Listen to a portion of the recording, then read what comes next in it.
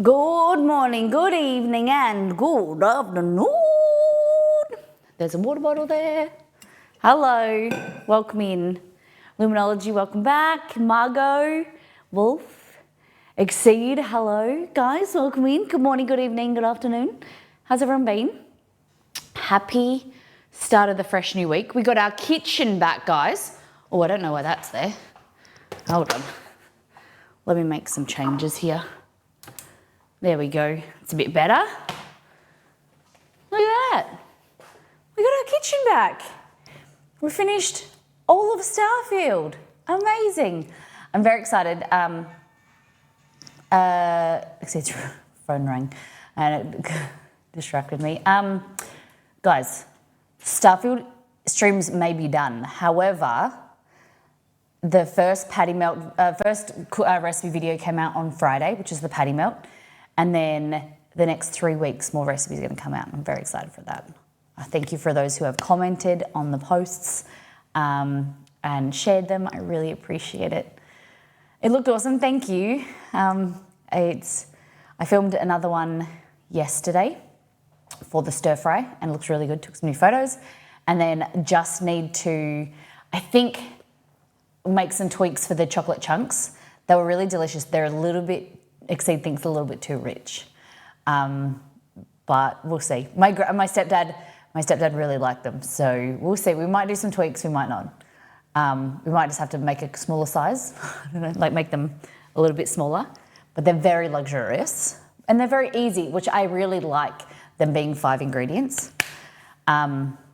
Anyway, before we continue, let's go back to last time on. We'll show you what we did on the last shrum. I was gonna fix my hair. And I didn't. I did my makeup and I was like, oh, I need to fix my hair. But then I didn't get around to it.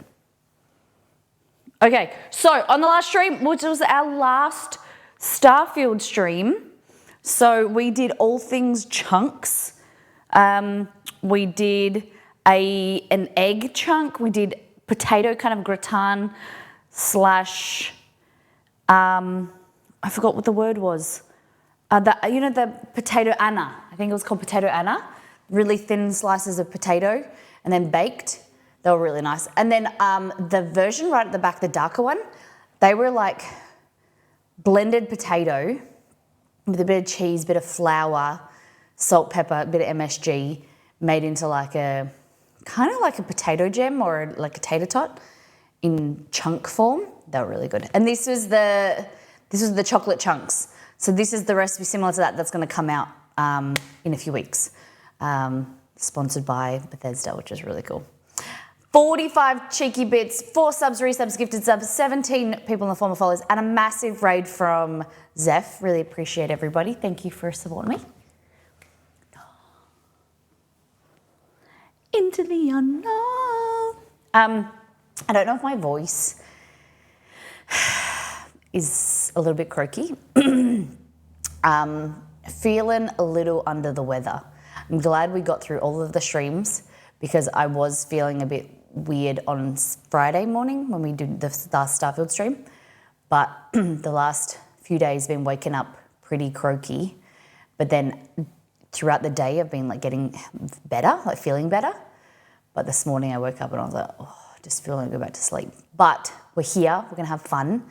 Today's menu is, we're gonna be making coffee buns.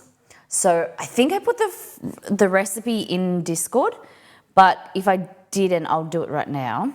So these are recommended to me by Zoe when we were at the Starfield event. Well, a few people, but Zoe sent me the recipe, who is a community member, which is very cool. It's very nice to meet people in person. But then Kim and her lovely husband from Bethesda, they were talking about these coffee buns that Zoe had made for them, and they're basically kind of like, the recipe, I'll post it first. Let me post it in Discord before I get distracted.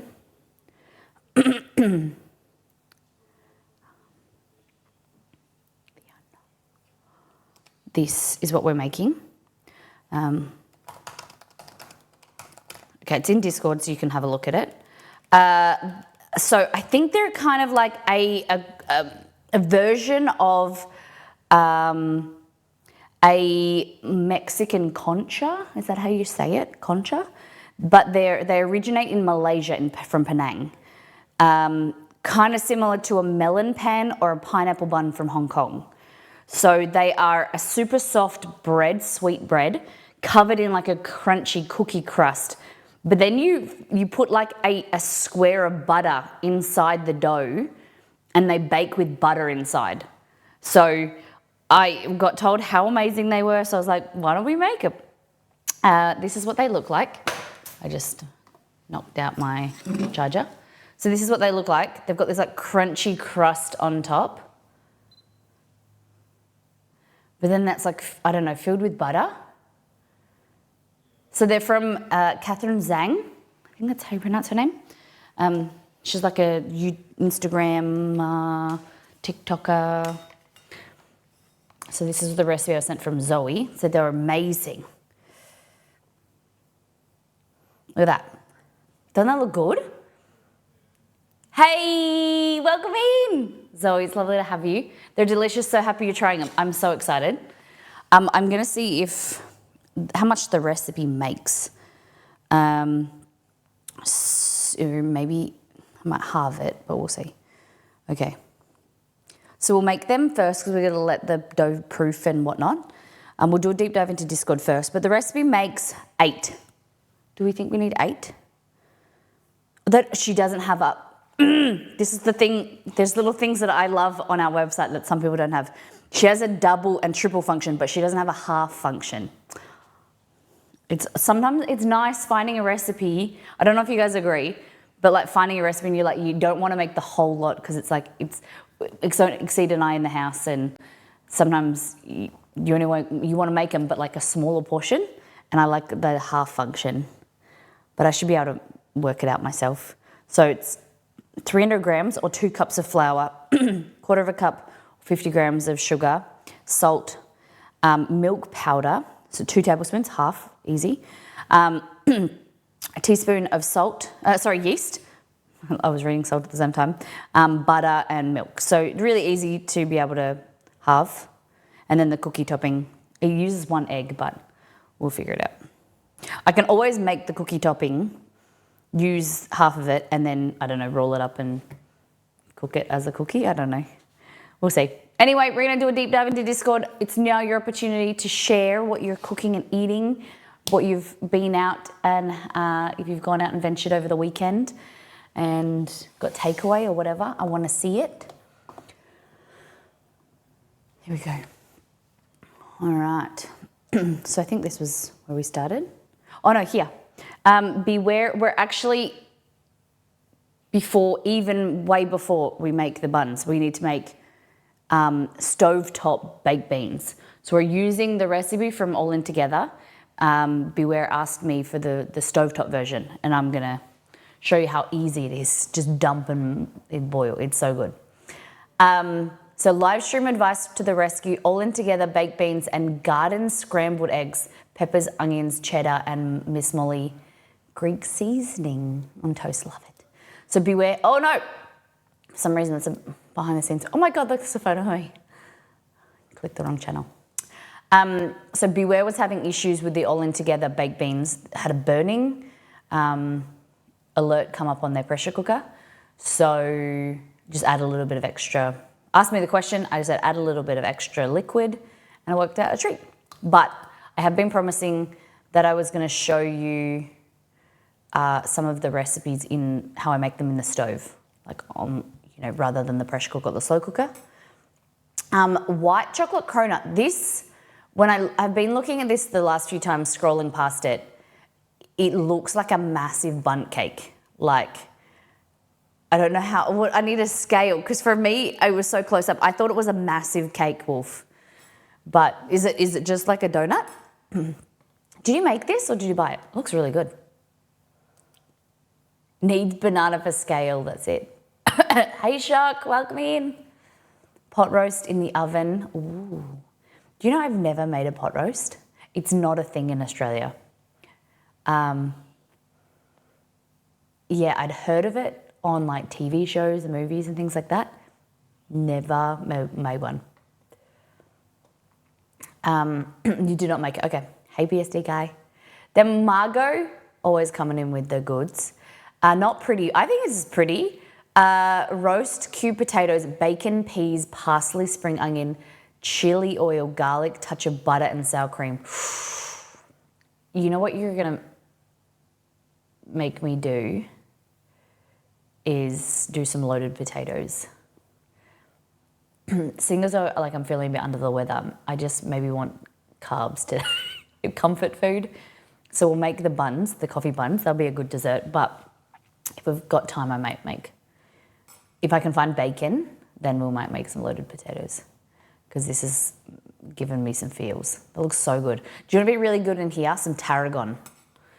I'm really loving tarragon at the moment. I'm growing it in my little garden bed.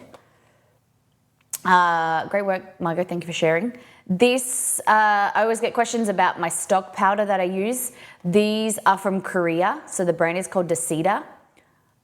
It's probably not how you pronounce it, but that's how I do it. This is beef bouillon, beef soup stock. It is so good. I haven't been able to find it for about a year and a half, well, no, 2 years since we moved down here. And we found a new Asian grocer more towards Perth, and I almost cried. And they had the really big bags as well. I almost cried. I had tears in my eyes. I was so excited because I tried to find it online. I tried to go to multiple Asian grocers, couldn't find it anywhere, and I found it. I know it's a silly thing to get excited about, but it really makes your food so much more flavorful. This is the mushroom version. I don't know why. I assume because they look like pretty similar. I assume they're from the same company, but I don't know. But this one's mushroom. I really like this as a vegetarian stock. It's got a lot of umami, beautiful flavor. And then this is the chicken stock I like. So chicken bouillon powder from Lee Kum Ki. It's made in the US, but it is Chinese. So these two I assume are Korean. And then this one is, the chicken is from China. Excuse me.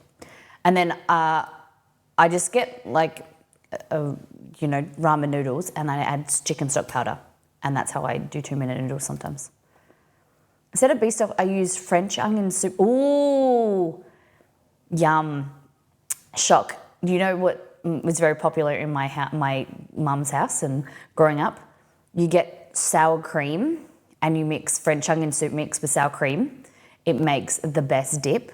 Or when you're doing like, what do you call it? Cauliflower cheese or potato bake, use French onion soup mix. That's my mum's hack. Like potato bake with French onion soup mix, it is divine. Because a lot of the French onion soup mixes have MSG in them, and the onion as well, beautiful amount of flavor, is so good. I have so many potatoes I need to use up. So doing so many potato meals, I like it. I literally eat an entire tub of sour cream and French onion with ruffles. It's terrible and fantastic. I do crackers, like Ritz crackers, with a layer of like a thin slice of cheese, and then dip it into French onion dip. It's good. Yeah. I love this.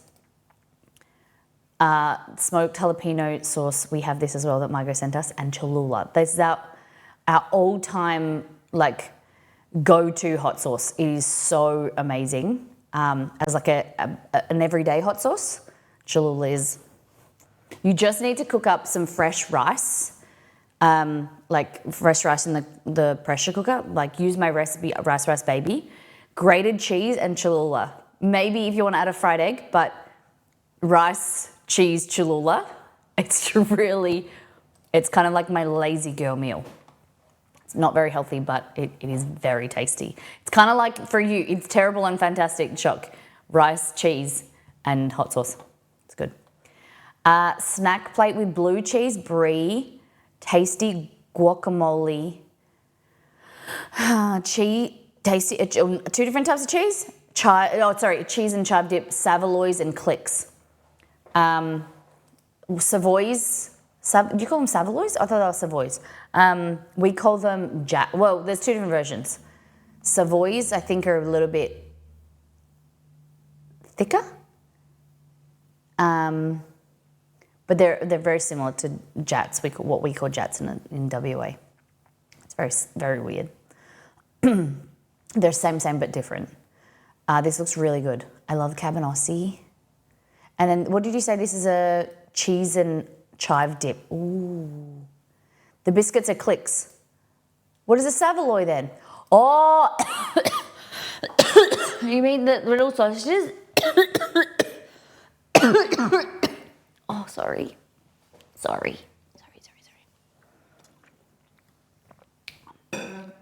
The Savoys are the little sausages. Is that what you mean? Not Savoys, sorry. I looked at the crackers thinking they were Savoys. The sausage, I get you. Very nice, thank you for sharing. And then a strawberry milkshake with real strawberry syrup. That looks good.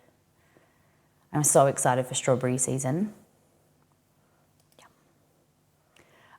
Shock, very proud of you. So this was Shock's mountain climbing food. Hostess cupcakes, looks like some salami and cheese. Is that nuts, pistachios? I don't know here. Fruit roll-ups, kind of like a healthier version. What else we got?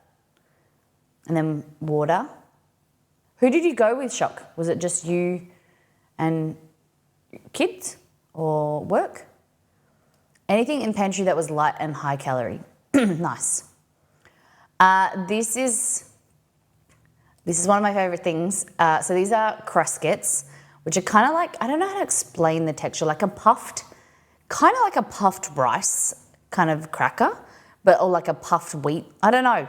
They're very light, super light crackers. Very delicious.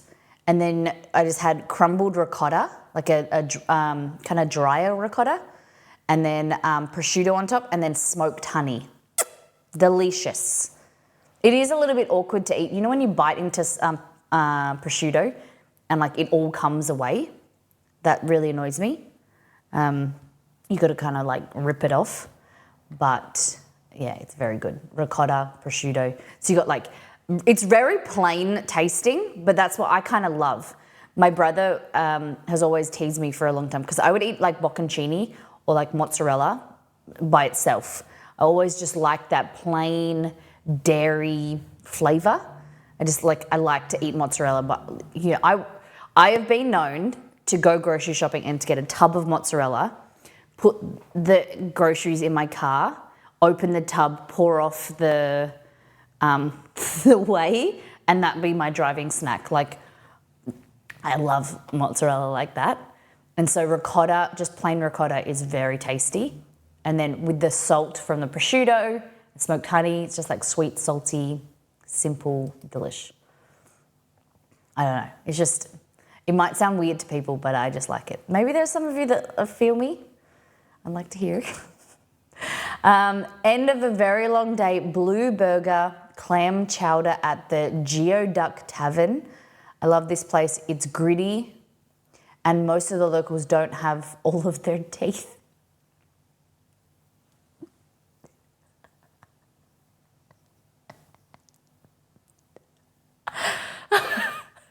Can you define gritty? What does gritty mean? It's gritty and most of the locals don't have their teeth, but the servers call me hun and their food is great. I love coming to the US and people call me ma'am or hun or like, just the way that people talk to you with so much more love. Do you feel me? Do you get what I mean? Like, some people think it's demeaning, but I personally, if someone called me ma'am, or the way that they speak to you in the US, usually the South, and they're like, darling, love, hun. I think it's because like the intent of it is sweet, right? And I think it's lovely. If someone come in and like was condescending and called me hun, it's a different story. Or like, was infantizing me or whatever like that. I get that, but like there's so much love in it. Like, oh, how you doing, sweetie? Can I get you something? Like, at a diner. It's so nice. Because, people mean it with regard, like a nice regard. It is depending on who's saying it, yeah. But if someone in Australia, when someone calls me mate, I hate it. When tradies come in and they go, oh yeah, how you doing, mate? I'm like, I'm not your mate. We don't know each other. Or like, bud? Oh. Dude? It's always depending on who's saying it. What's wrong with mate? It's depending on how it's said, but sometimes it can be, it's dependent on the term, like, and the way that it's said and the intent. But sometimes I think that it's a little bit, it can be a bit rude. It's like, it's like a young person at the grocery store calling an old lady hun or like darling. Like, it's dependent on who's saying it, where I think when you're talking to, like, it's just something that I grew up with, like when you, me ma'am or like there's a bit more, you got to give a bit more respect. I don't know, but like a tradie calling me mate, it's like, nah. I don't know, it's just, sometimes it's okay, sometimes it's not. It's really hard to explain. But I'm not a massive fan of dude or mate. Is it possible it's the same thing as Americans saying the other thing, but you aren't as familiar with the nuance in America? Yeah. I think it's like Margot said, it's dependent on who's saying it and how they're saying it. Like F-bomb, all about context and tone. Yeah. So like,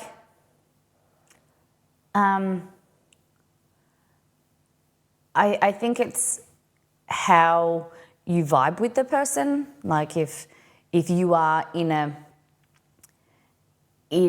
the kind of, it can be instantaneous. You know how you get a vibe from someone and like you're either comfortable with them or not comfortable with them, and like that instant, like you come into each other's bubble. Like you think of like you walk into a room and someone's aura or their kind of personality, you kind of click with or you don't click with, and it's completely subjective, and so people may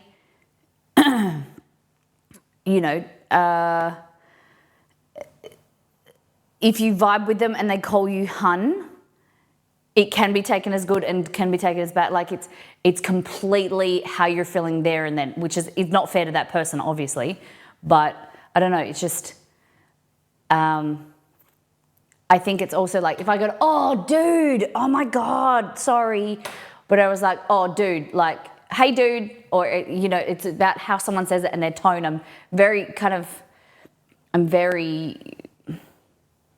I don't know. We should move on. It's just, I don't know how to explain myself. I think it's definitely very specific to the situation. Not of some people upon entry to a room. Yeah.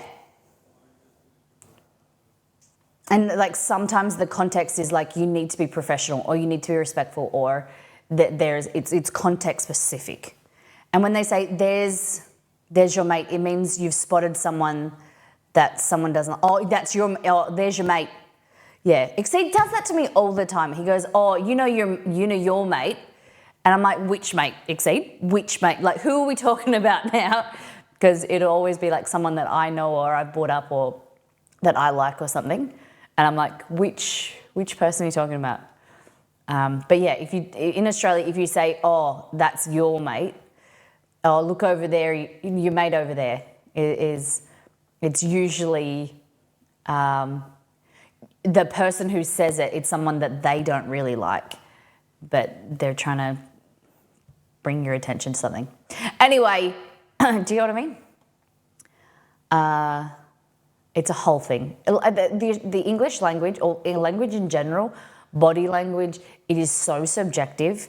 Even though, like, sometimes Exceed and I have conversations about, you know, we have an argument or whatever, and it's very tone specific. You could say the exact same thing, but if you don't say it in the tone that, you know, like Exceed will say something, and I'm like, oh, that's like, of course I'm going to get defensive because you were being, you know, you were saying it like this. And he was like, I was like, change your tone, because things can, your body language and your tone can mean a completely different thing, even though the word's exactly the same. You hear me? This looks delicious. Chef JT, blackened blue burger on butter toasted homemade buns with gorgonzola and caramelized onions. I think that's this one. Dang, that looks great. And then, oh, they're both the same. Served with hot paprika and garlic sesame roast potatoes. They look wedges. They're wedgies. They look good. Yum. Pickles freshly made but too warm to enjoy that night. Looks great. Delicious. Delicious. 23 months, so close to the double rainbow. Beware. Thank you for being here. All right, I need to get a wriggle on. Sorry, I need to stop saying sorry. I'm not sorry, but the conversation, I know it probably confused you. I don't know. Fawzi, Nabiyaki udon. So udon, some beef, mushrooms, tofu, carrots. I'm guessing that is this bottom one. Very nice. Some dumplings, some miso. Then we've got tempura prawns, 2 types of karage, vegetarian and prawn and vegetable, and some tamagoyaki, which is the egg, the rolled egg.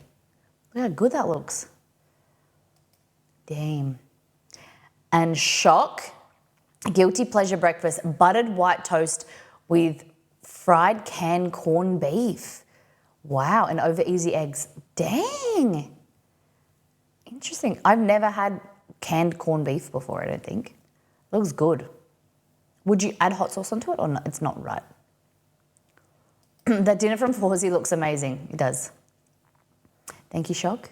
Thank you, Fawzi.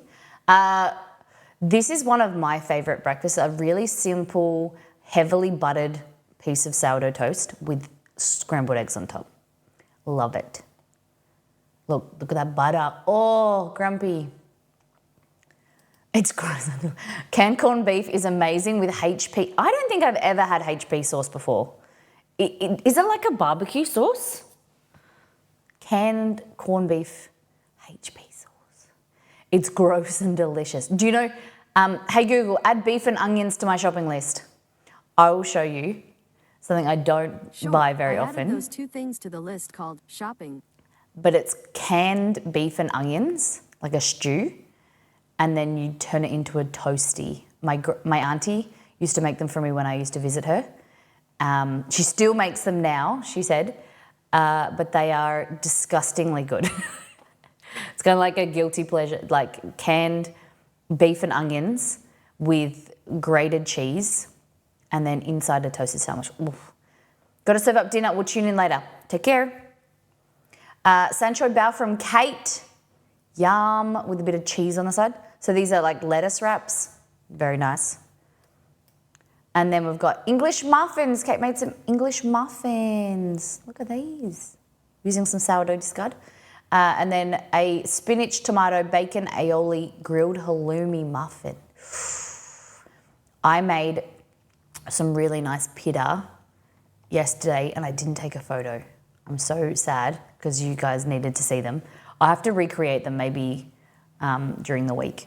They were bacon, cheese, lettuce, tomato, mayo in like a pita pocket. Oh, that's so good. I added them separately. Sorry, I don't know. Does that make it me turning? Covering the microphone, is that better? Hold on. Sorry. I don't like coughing on stream. But I have to. Or I'll die. This is Shock Found Milo. So Australian classic.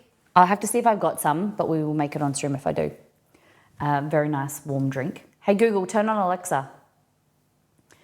Showing how to make Milo. Then we got on Alexa. Shock.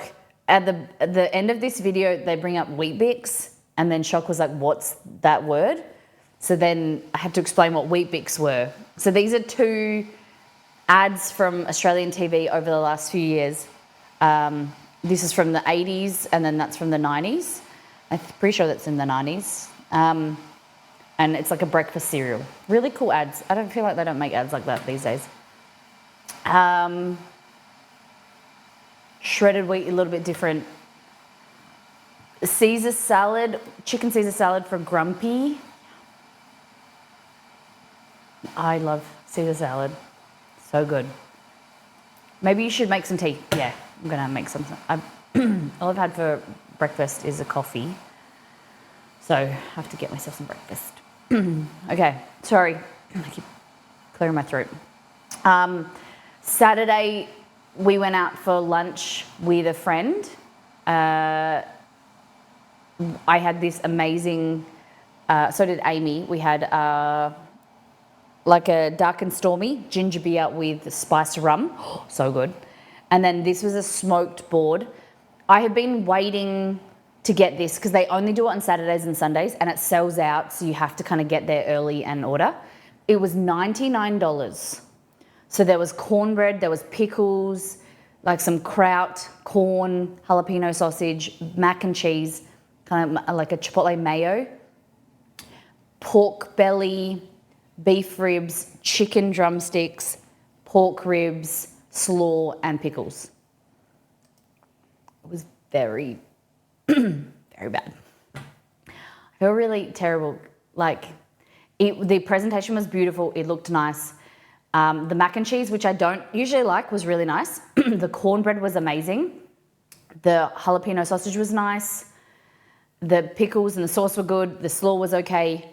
But all of the sauces that were on the meats didn't kind of like meld together. They weren't like you know when you go to like a Texas barbecue or a barbecue place, you've got like a similar kind of sauce that goes on all of them. The smoked chicken were like tasted funny, that all of the sauces were acidic. Some were Asian inspired, some were like sweet. No, they weren't even sweet. They were so acidic. The one on the ribs was so vinegar heavy. Exceed didn't even want to eat any of it. The pork belly was nice, but it was like undercooked, and it was like it was really chewy, and like, you know when you bite into meat and it's so firm and like stringy, it like hurts your teeth. I was so sad. And I don't usually I don't usually kind of like hate on food unless I buy it. Like it's like for $100 for its sharing between two people. It was really disappointing. Like Exceed, I was going to get it just for myself because I knew that Exceed probably wouldn't like the meat. But he was adamant that we got the bulgogi fries, which were really good. This is not bulgogi. No, was it bulgogi beef? Beef brisket loaded fries. They were really good. So he ate a majority of that. And then this, it was really disappointing. And so I took like some of it home to then eat later. But yeah, you know, if someone cooks for me, I will eat anything and I will be grateful and I'll eat everything on my plate. But when it's a little bit different when you pay for something, I think. I'd never be rude. I usually never really send something back. I just won't. It's like an experience. I said to Exceed, like we left And I was like, I'm glad that I had it because now I don't have to have it again. The place does amazing food. They do the best, like amazing chicken and waffles. But now I've tried it, $100. It was a bit of a stretch to kind of like convince Exceed to buy it. But now I've done it. I don't have to do it again. Like I'm never going to complain or really send it. Unless it's like undercooked or terrible. I never really send food back. I'll just get through it. But it's just having that experience. You do it and you move on type thing. But the cornbread, it got me thinking. That's why this week on Friday's stream, we're going to be cooking out of this cookbook, which is the Mrs. Wilkes famous recipes from Mrs. Wilkes boarding house, dining room in Savannah, Georgia. We were there in the US in 2019 and we got recommended by a community member. I'll tell you about it on Friday, but it's full of Southern recipes. I thought towards the end of today's stream we could look through and we could pick some recipes from here to recreate. It's all like Southern style cooking, like fried chicken, cornbread, slaw, things like that. It's really, really cool. So yes, that was my experience on the weekend. And then this is what I did. I was shooting, this is just me picked out my phone. That's a crayfish. This is the alien stir fry. This is the recipe that's coming out on next week. This week coming is the cocktail, and then next week's Starfield recipe is that alien stir fry. It's so good. You can do it chicken, you can do it, any protein you like. It's very yum. And then these are photos from my phone, not professional ones because I haven't finalized the recipe yet, but this is chocolate chunks. This is the last recipe that will be coming out for Starfield. Just trying to figure out what topping, if we do like a glaze or whatever. I think we're not going to worry. But it's a chocolate mousse cake. It's very nice. Look at that.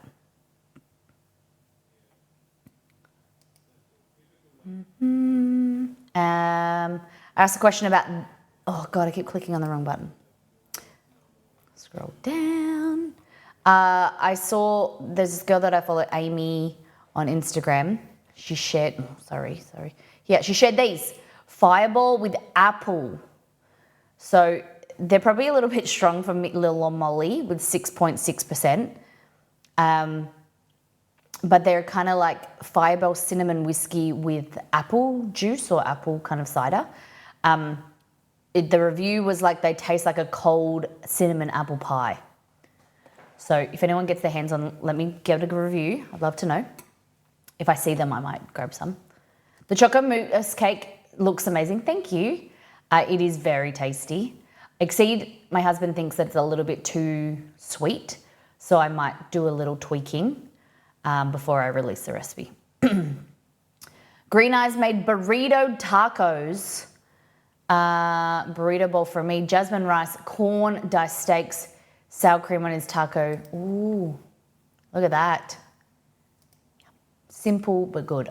I would love this. The bit of hot sauce. Yum. Thank you for sharing, Green Eyes. This is what we're making today. And that's it.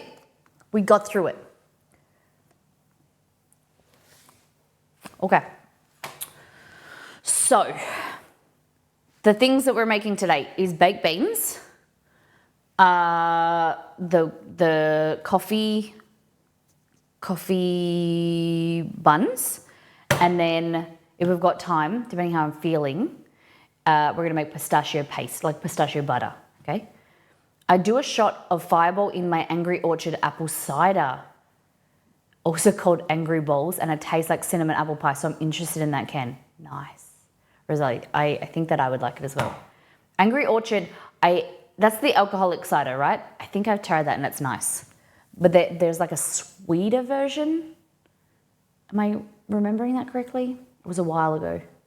Is it sweet? Because some of the cider can be too dry for me. Okay, we're just gonna go into the back. I haven't even got my pedals out. And we're gonna see if we've got some Milo. No. Sorry. Hey Google, add Milo to my shopping list. Is it in there? I added Milo to the list called shopping. You guys somewhat not know what these are. Okay. This might be an Australian thing, I'm not sure. Have you guys heard of licorice bullets? This is like old people food, but they're so good. So, tell me if you know about these, tell me if you are outside of Australia. We call them bullets. Yeah, so they're like this. Hold on, just trying to get it to focus. Hello? Shit face, hold on. Okay, so this is what it looks like. Literally licorice, and they're called bullets. So inside, they've got licorice inside, and these ones are milk chocolate. Old people food. And licorice is kind of old people food. Like, growing up, my grandparents used to eat licorice, like, and bullets. So we always joke that it's old people food. It's I'm not going to hate on you if you eat it. I eat it. But licorice, all sorts, is like what our grandparents eat. They're like layers of like a candy, coloured candy with licorice, a different colour candy, and then it's like cut into a square. We're old. We are old now, aren't we? We are old. I don't usually like licorice, but I bought these. No. So what got me started was my mum went to the Yarra Valley Chocolate Factory in Victoria a few months ago when she was over east, and she bought me this like pack, and it was these chocolate covered licorice. They were incredible. I haven't had anything like them, so I bought these to try and see if they were similar. They're okay, but the ones, if anyone goes to the Yarra Valley Licorice Factory, send a girl some chocolates, or treat yourself. They're really yummy. But yeah, American old people candy, Werther's hard candy. Oh yeah. So from my granddad likes Werther's originals, or the chewy ones. And the other thing he really likes is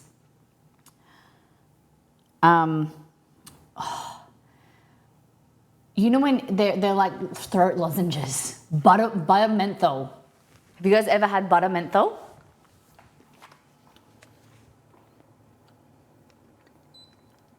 My heater is. Butter menthol reminds me of my granddad. They're marketed as throat lozenges, but they've got so much sugar in them. They are legitimately candy. We used to steal them from his top drawer when we were kids. Now he's got older, he always has it like in his chair near the living room. But when we were kids, he used to have candy or lolly, we call them lollies in Australia. He would always have lollies in his top drawer on his bedside, and we used to steal them from there. But yeah, little things you used to do as a kid. All right. Hey, oh yeah, I'm gonna make a cup of tea.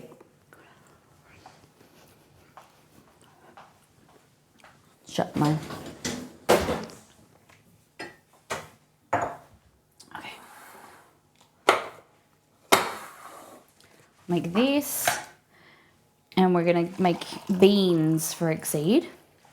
Okay, so making the all in together beans. Please, oh my God, do I not have beans?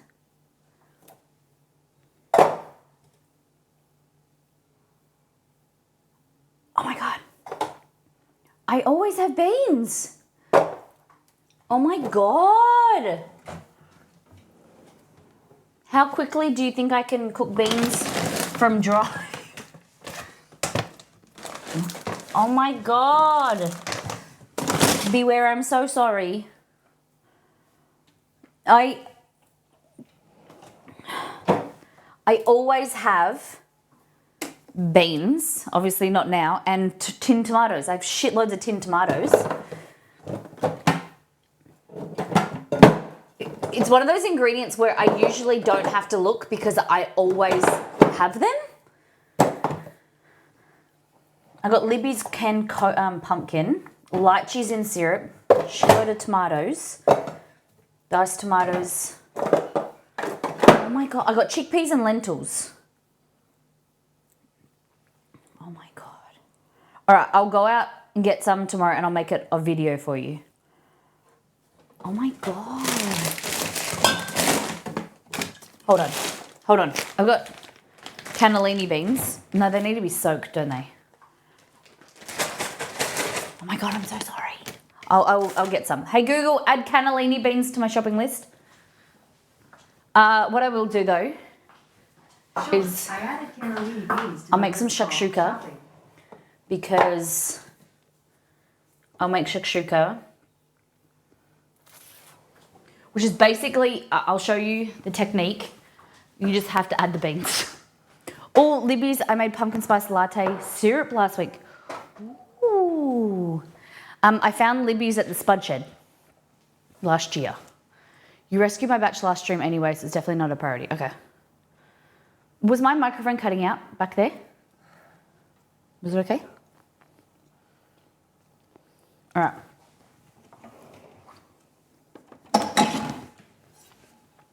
So,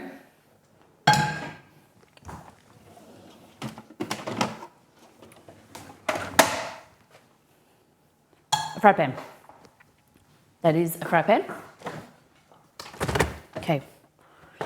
So ideally, you want some like sausage, something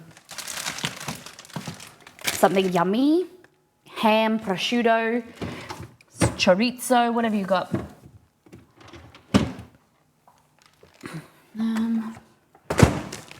So this is what I usually do. Autumn is top tier for food. We're in spring now for us. Mike was fine. Thank you, Kana. Is that how to say your name, Kana? Kanaki? Right. Hey, Nito. Okay. So I start with onion. Kind of always do red onion. I use red onion, purple onion primarily because it's sweeter, doesn't hurt your eyes. I know I've been saying I need to sharpen my knives. I was supposed to do it on this weekend, but I got distracted by work, filming and playing Starfield. But I will do it during this week because it's very frustrating my knives being very dull. Okay. Some.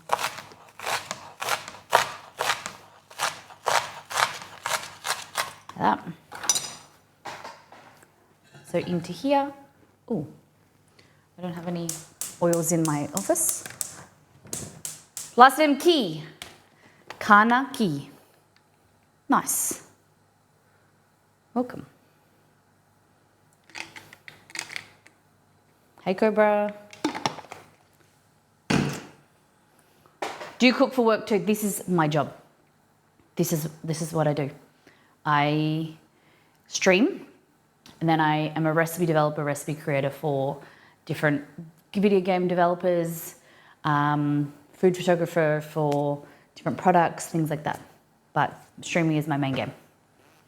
And then we have a website, so I develop recipes for our website, take photos of them, content create, make videos and things like that for social media. Yeah. But originally, I am a nurse, a qualified nurse. I put too much oil in there. Hold on.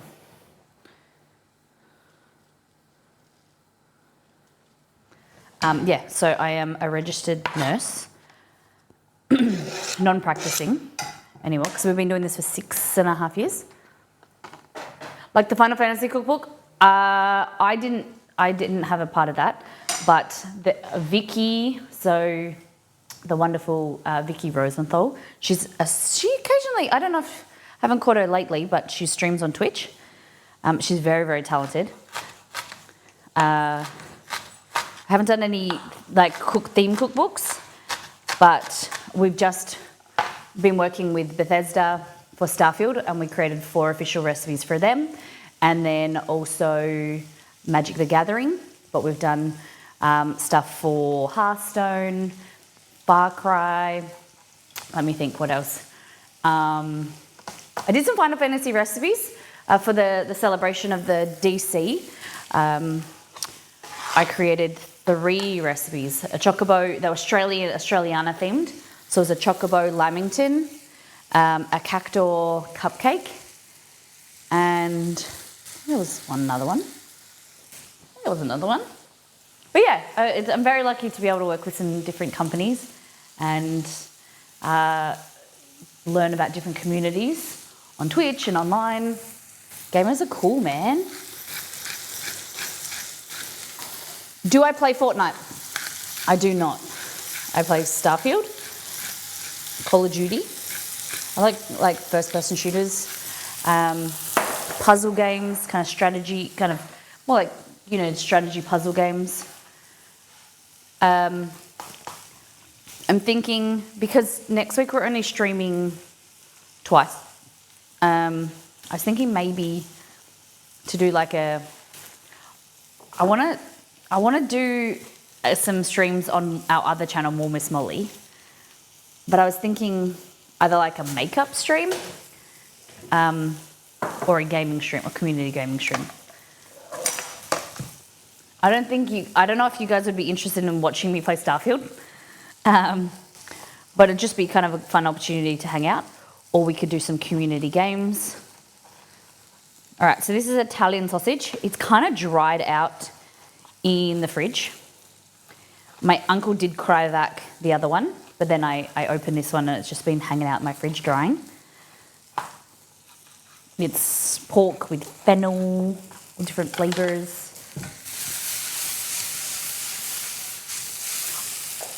There you go, Chess.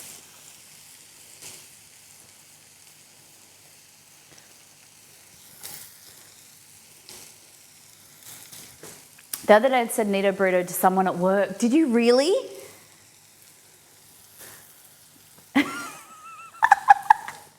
How did that come about? How did you say, oh, that's Nito burrito? Nothing to see here, guys. Moving on. Nothing happened. Okay. So you could rehydrate this in some water, but I'm hoping I could just like fry it up. Like that. Just add some salty pork flavour. Delish. Okay. Then, in here, smoked paprika. Cumin.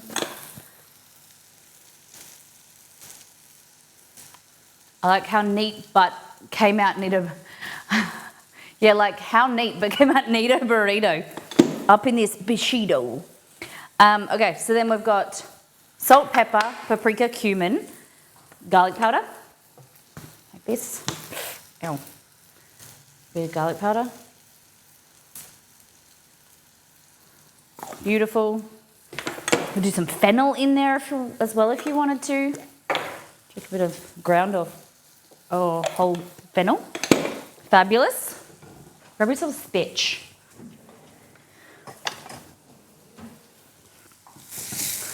I'm waiting for a day I bump into a fellow Mollytopian. I stick out with my Molly mug, tote bag, and hut. Oh, I love it. When I'm in Melbourne, how many of you guys are going to PAX? Exceed and I aren't, but I know there's quite a few of you are.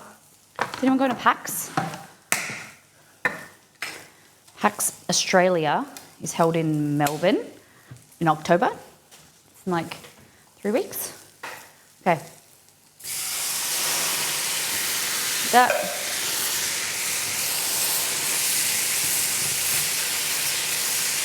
So there's a recipe for shakshuka in First Things First, our first cookbook. You can grab that online. 75 other recipes. But then you just want to cook this. See how it's very kind of like pink, almost pinkish red. You want to keep cooking it and caramelizing it, and then it will become deeper and richer and more flavorful. Okay. Tweak the seasoning as you want. I'm going to cook some eggs in there too. Have you considered applying to something like Hell's Kitchen or MasterChef? It's not really for me. I know that I may come across as like a more confident person in my kitchen, but I get like super nervous. And I also, like, I'm really not into drama or, like, I'll have a joke, but I'm not like into drama or those type of shows, if you get what I mean. Like, I'm always really conscious of how the producers can edit and manipulate stuff to then how like you're portrayed. And a lot of it's about like more drama than less cooking. I did get an offer to go on My Kitchen Rules.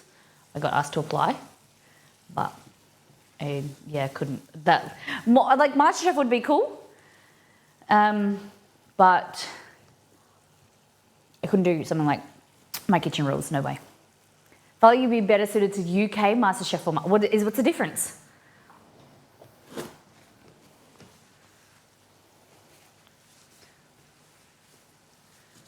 Yeah, I'm a little bit more introverted, I think, than people think. I can get loud and talkative, but that's when I'm nervous. Yeah.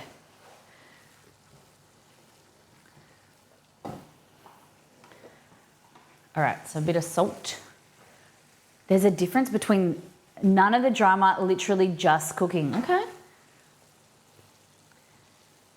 The British community are more easygoing. Okay, I'm just gonna grab some eggs. 1, 2, 3. I'll just have one. Okay. So what you want to do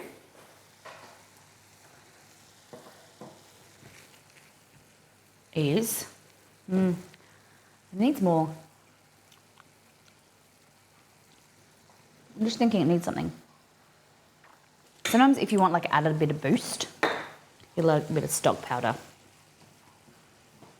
But usually I do bacon, sausage, chorizo, whatever you like. Okay. So cooked it down. See how it's gone deeper and darker? Now you want to create a little spot and then crack an egg in here, like that. And then I kind of just spread it out, the white, so it's got somewhere to kind of like sit and poach.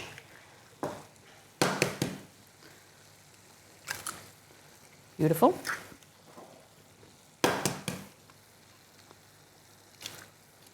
Beautiful. So I would often do this breakfast 2 or 3 times a week for Exceed and I, and we would just eat it on toast. It's really easy, it's really versatile with what ingredients you've got. You can add heaps of veggies like bell peppers or capsicums, cheese on top, hot sauce, super yum. Unrelated, I got a tarragon plant on the weekend and I was like, great job.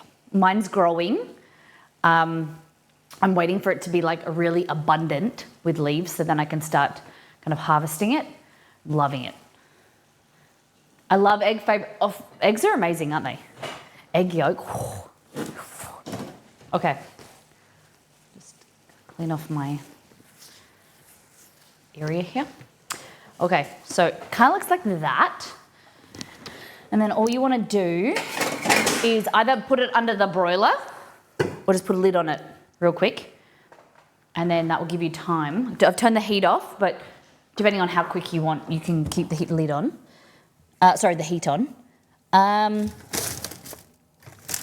If I was bread, there we go. Just grab some bread from the freezer.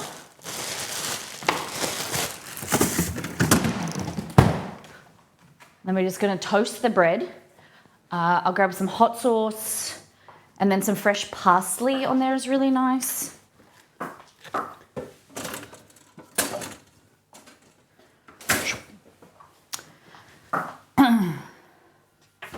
is a Cholula.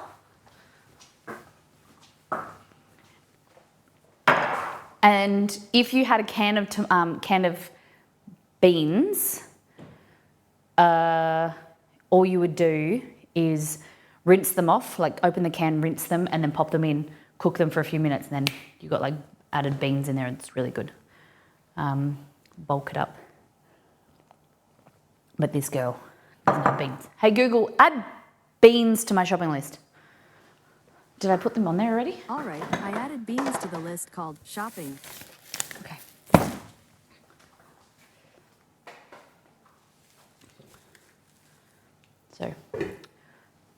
So with the beans from All In Together, beware, on everybody. So I can explain to you what I do, but I'll use the ingredients. So here, oil, salt, onion. So cook in the pan, dice up your onion, and then cook that in the fry pan with your capsicum. Cook that, and then literally add everything else, and then let it simmer for like 20 to 30 minutes, and that's it. Like you just basically one pot, like one saucepan, or like a wider, deeper fry pan like that, and you just add everything and then just let it kind of simmer. You want to cook your onions and kind of caramelize them first, and then add your bell peppers and or capsicum, the same thing. But then add everything else and then just let it simmer on the stove. It's so easy. But then you got the flavors a little bit different from what I've made, because this has brown sugar and more kind of like a smokier flavor. They're so good, really good. Would you consider having a Patreon or a coffee? Coffee? We have thought about doing a Patreon in the past. However, it feels weird to have like multiple places for people to support us. Of like, you know, to get content, you got to like pay for Patreon, you got to pay for a sub, whatever. We would really prefer to have the ability. Like I've kind of given the feedback to Twitch quite a few times, is that it would be really great if streamers could create their own level of subs. So like we would have like a $10 sub as like one tier, and then Twitch would take a portion of that, but then we could create content for that, and it would be like a all-encompassing kind of support, how to support our channel, because you're really disjointed if having like a Patreon and I have to create content for Patreon, but then people are subscribing on Twitch and they're not getting that, but you get ad-free viewing on if you subscribe on Twitch. Do you get what I mean? The best way to support us is buying merch and tipping. Like goals are a little bit hard because like I don't know what to do goals for. Like I possibly will just do them for groceries and have it like just down the bottom, just so people just know that that's what we're working towards. And yeah, I feel as though if we did a Patreon and I created content solely for Patreon, then people who are supporting us in other places. Delicious. Thank you very much. Horak just comes in with 5 gift subs. I really appreciate that. Thank you very much. It's a fantastic way of not only supporting the stream, the community, but you're gifting to the community, ad-free viewing. I really appreciate that. Thank you.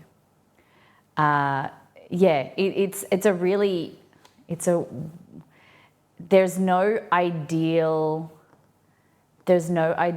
kind of platform for that type of thing. We don't really push subs as much because the only thing you really get for a sub is ad-free viewing. There's no great perks that we can offer. That's why at the moment, that's why we do, if you're a subscriber to the channel, make sure your Discord's linked, because then you get access to my recipes, like the recipe testing team. Do you make YouTube videos? Have you checked out YouTube? Yeah, all our recordings go there. There's YouTube videos that were released for Wizard of the Coast magic recipes. I feel with Patreon, there's always pressure to create content monthly. Yeah. Well, it's the same with Twitch. Like, people can watch our stream for free. And so, like, what is the other, and with ad blockers and things, there's people, like, our subs aren't very high. Like, I earned I think it was $300 last month from subs and ads. And, like, that's why, like, sponsorships and things are so lucrative or so important to us, because that's how I earn money. Like, I don't know how to incentivize, like, what to do if you guys want to support us, because for a sub we earn $2 to $2.50 for a sub, out of the, but you guys in Australia pay like $10, $9 to $10, $8 to $10, like, and it's really hard to be like, hey, pay all of this money, but then all you get is ad-free viewing. It's a really weird thing. So that's why Exceed and I always say, if you'd like to, we'd like you to get something for your support. Like, obviously you might get some lovely warm feelings, but like merch is amazing, cookbooks, ebooks, gifting them to other community members or your friends and family, buying merch is amazing. We have merch we store in our house, heaps of silicone mats. We're, kind of running out of cookbooks, but the ebooks are there. It's a great way of supporting us. But yeah, but with Patreon, there's always pressure to create content monthly and for it to be new content in order to, that monthly payment. Yeah. And it's like, I want to create recipes on the website for free so you guys can make them. And then eventually with that traffic that you guys people are coming to the website, we can put a small amount of ads on there to create revenue. But like, that's why I'm only streaming 2 days a week now, because I need more days to do recipe development, like make content for social media and things like that. But a great way that you guys can get involved that's free is commenting on my social media, sharing it, reposting it, like liking it is amazing, because we work so hard on those videos and sometimes they get like 200, 300 views. And like, that is a fantastic way of, like, if I post in Discord, can you like and comment on this? That's huge. Like, please do that for me, if you want to support me. And I know that everybody's doing it tough. It's a really hard thing to be like, hey, you guys think cost of living is really high, but can you help me? You know what I mean? Like, I'd like to, you guys to be involved with the community, but not feel like I have to rely on community support to keep me in my job. But like sponsorships and things, they pay well, but you guys kind of engaging with that is fantastic. That is so great, because the brands see that engagement and they are encouraged to do more sponsorships as well. There's so much stuff in my house, the mailman has to train the gym to push through my letterbox. I love that. All right, so this is, look at that. So we've got nice eggs, still a little bit runny. And then you've got your gooey kind of egg yolk, like that. Looks good. And then you can put some parsley on top, or so we were doing a voting thing for the Oppenheimer or Barbie stream. As of next month, we're going to go back to the ingredient and do the mystery box. This September has been a write-off. We've had so much sponsored streams, so many, we're going to Sydney, we're going to Sydney next week, and it's like, I feel a bit weird about not doing anything, but I have the Oppenheimer stream that we're going to do at the end of the month, but it's kind of just been a weird one, and like it's hard to like go back. But yeah, if you like, if you guys want to do the ingredient thing, are you interested in that?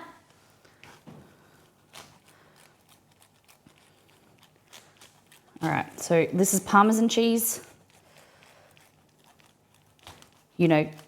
active chat, answering my questions, reposting social media, buying merch, tipping, gifting subs. That's the best thing. They're the ways that you can support me.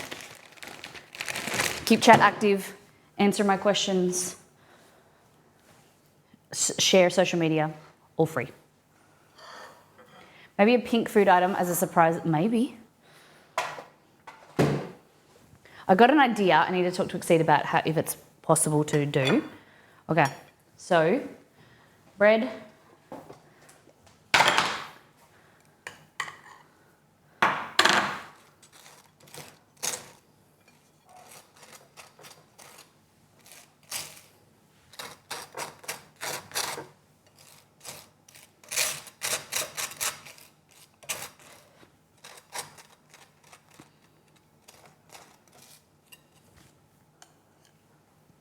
Barbie. I'm not that talented. But yeah, and Nito, I'm so grateful that you want to support, and I'm just trying to figure out a way, like that we did the goal thing, and for we did a pizza oven goal, and you know we didn't achieve it in like maybe 2 months. So maybe just groceries there, or like tried everything and just trying to figure out, like some things stick, sometimes don't, you know, it's very confusing. All right. So like this, and this one's Exceeds.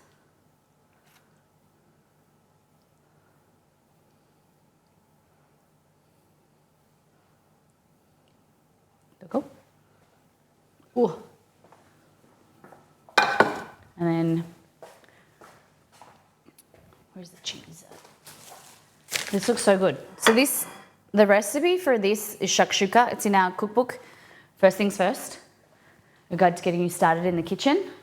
It's like a basic cooking cookbook that's got a guide to kind of like what equipment to have in your kitchen, ingredients, how to like basic cooking skills, and then also 75 plus recipes.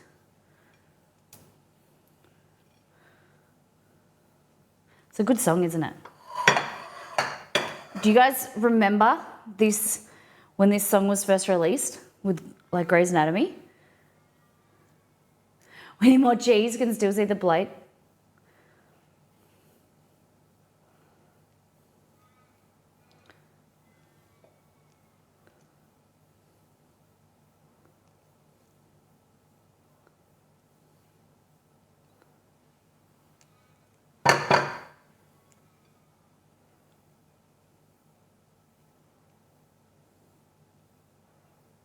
There we go.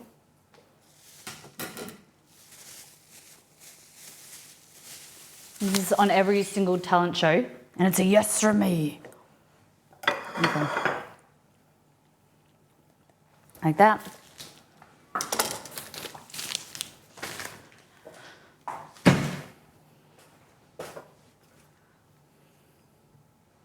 Hot sauce.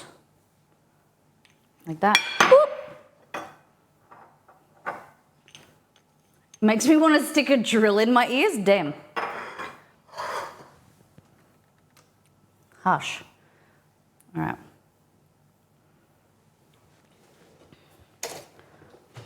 Ready?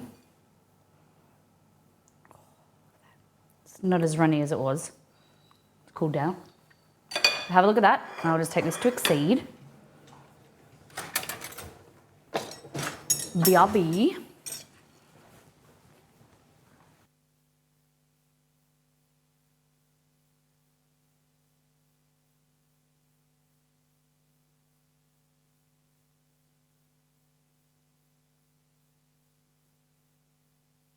All right, let's make some coffee buns.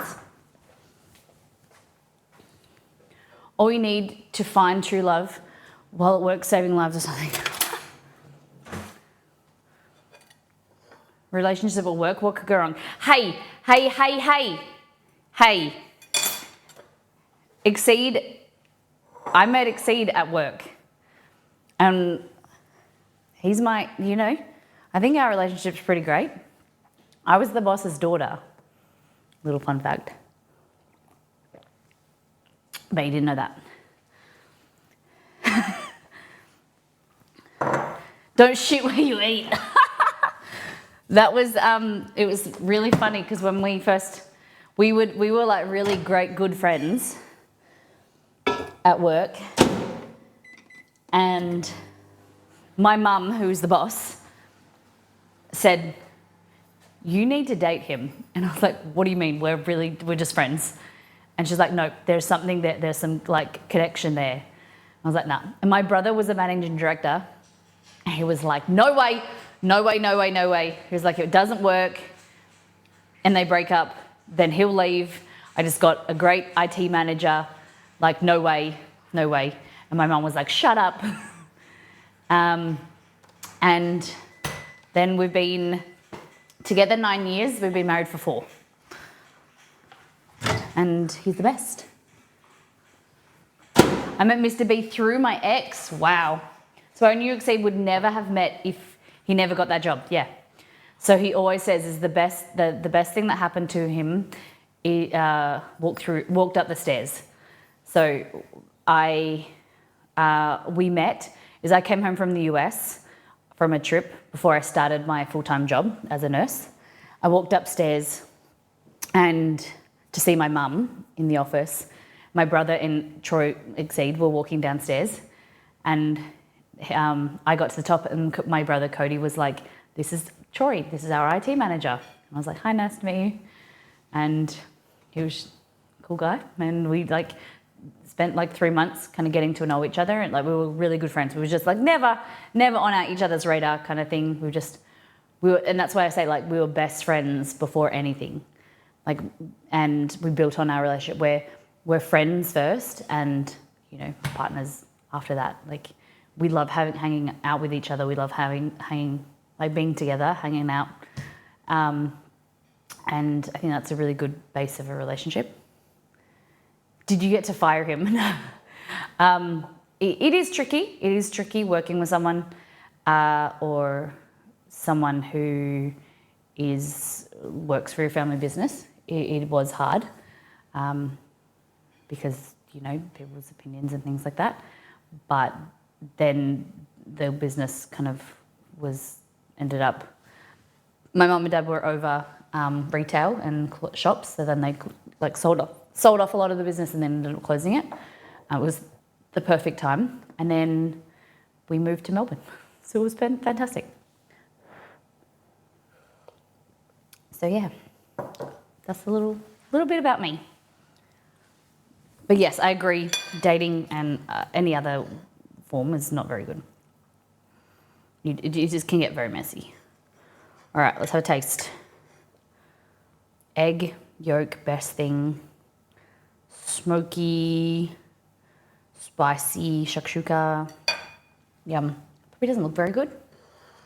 Oh, I could tell you, I do have another story that is how we got engaged. That would make you cry, though.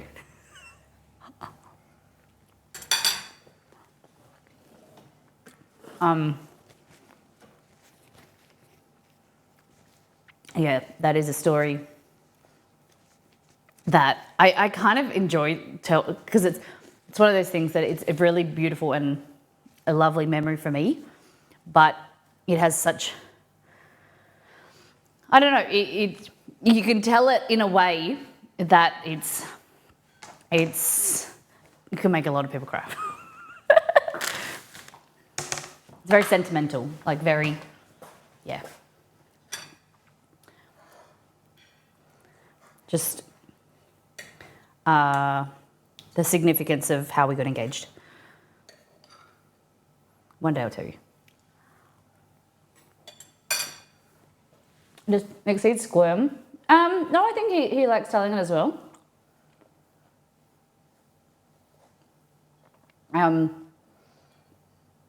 I think, yeah, I've never really asked him. But when I've told people in the past, he gets on board and he kind of lets me tell, like, because it's a bit, it's about his mum who passed away, and now I feel like I have to tell you. Yeah, I don't think so, but I'll ask him. Maybe it's like not the exact, because he's very humble and he's very kind of laid back. I don't think it would be like the way that he doesn't like that kind of like limelight or like that focus on him, I suppose. Do you guys have a cool story how you got with your partner or how you got engaged, things like that? I want to hear it. Tell me. I'll tell you mine one day if you tell me yours. Molly Nick's an engagement theme stream. You want me to make Nepalese food and like do Nepalese kind of theme? Do.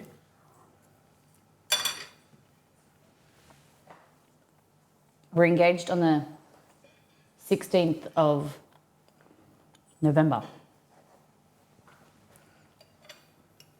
So maybe it's coming up. I'm sorry, I've got to eat this. I'm feeling a little bit unwell, but then we'll get into food. So far we have a mum that passed away, the date and the location.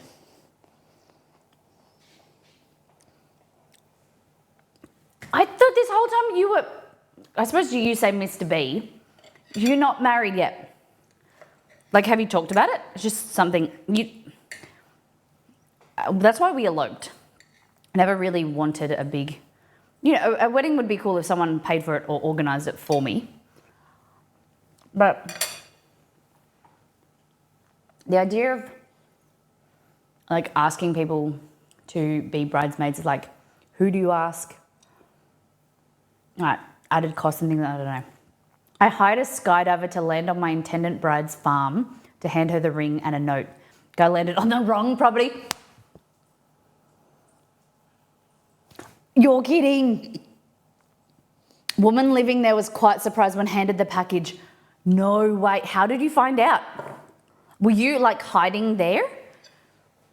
Oh my God, DeSoto, that is hilarious.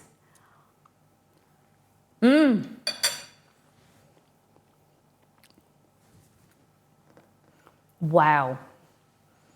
I was waiting in the shed, and then did you get a call? Like, how did you know that they landed in the... Oh, you watched him land next door. Oh my goodness. What a great story though, how it came out in the end. Oh my gosh. That's hilarious. Did your wife see him land as well? What a thing, be like, that was actually for you. Oh, did he run to your wife? Or how did that, or did you run out and be like, it's this house, mate? I need to sneeze. Okay. While I try and sneeze, let's make these buns. Intended bride was told to be out back to watch for a surprise. Oh my goodness. Lots of fast talking fix it. Oh my God. I'd be like, oh, your surprise is, over there now. Oh my gosh. So there was another, I suppose when the guy landed, there was just people watching him land. So he just got mistaken by the property. Wow.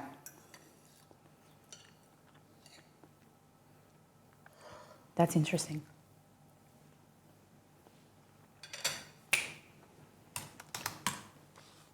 Okay, so we need bread flour, sugar, milk powder. Okay. Bread flour, milk powder. I don't think I've ever cooked with milk powder before. I can't get over the smell. Bakers recommend it in their recipes, but growing up on a farm, we would feed milk powder to the sheep, like the baby lambs, and I just can't get over the smell of milk powder. It's filthy. I don't think I need that. So, I love the smell. No way. Do you really? All right, I'm just going to get the mixer.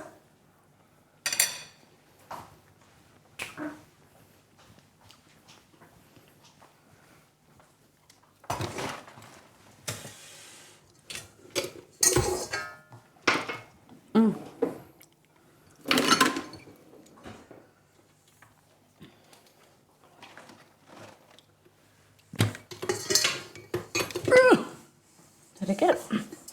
My wonderful husband, he's a lot cleaner than I am. He's a lot more organised.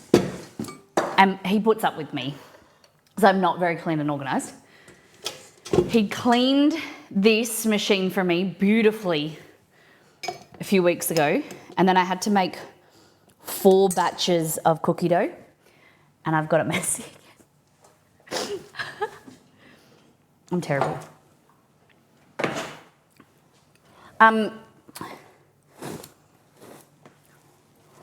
Yeah, so I will tell you our engagement story one day. Probably not on this channel, like just when we kind of have more intimate like community stream. You know what I mean? Like it feels like weird talking because you never know who's here and who's watching. Like it's not really, I don't know.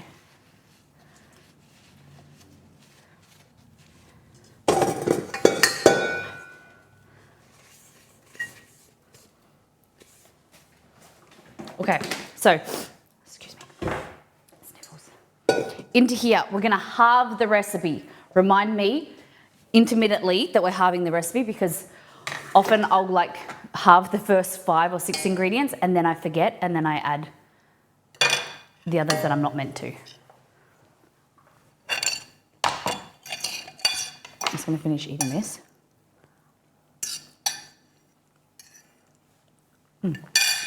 Oh, so good. So into here, 300 grams divided by 2 is 150 grams of bread flour.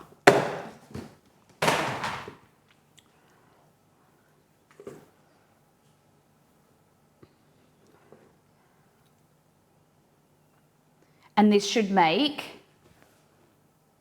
4 buns. I think that's enough. I think 4 is completely enough. Okay. 50 grams of sugar, so 25 grams of sugar.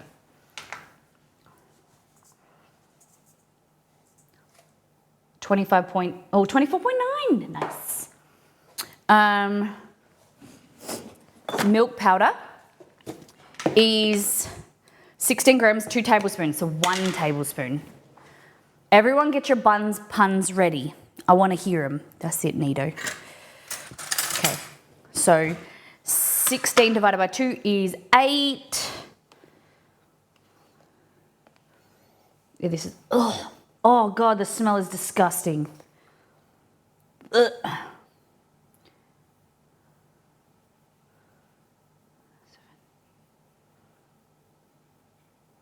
I probably should have put like malted milk powder. I like malted milk powder. I just don't like milk powder. Ugh. Okay. I'm not reading the instructions. Combine the flour, sugar, salt, milk powder, instant yeast in a bowl. And then I add lukewarm water. Milk, sorry. Okay.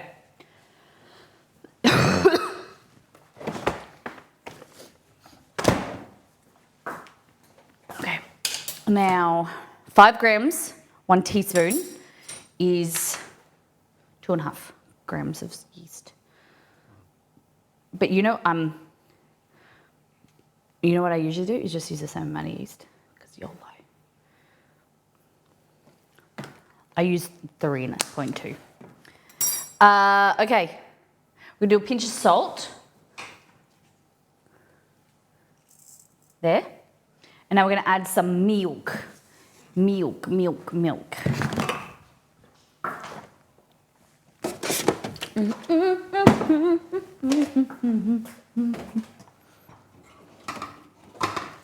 Okay. 200 mils. So we're gonna do 100 mils.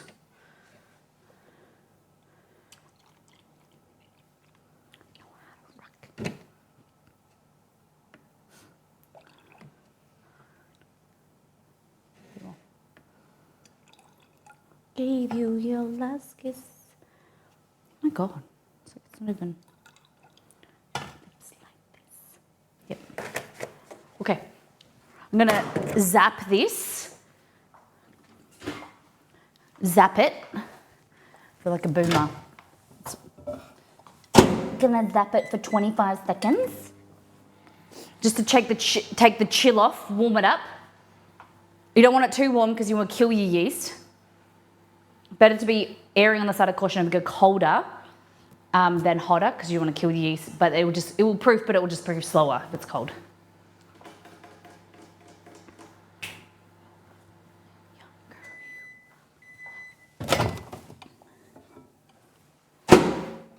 Ooh, I think it's too hot. No, just mix it around. It's all good. Fabulous. Okay, so we're just gonna chuck this in here, like this. Plug this in here. So we're making coffee buns. They are from, oh my God, I don't think I've ever plugged this one in here. This is from, shit. Take that out. Catherine Zhang. It's a Malaysian recipe. But basically, it's kind of like from conchas, based on like the Mexican kind of bread. Hey, Maddie. Okay. Hopefully this works because we're really doing a small portion in the mixer. And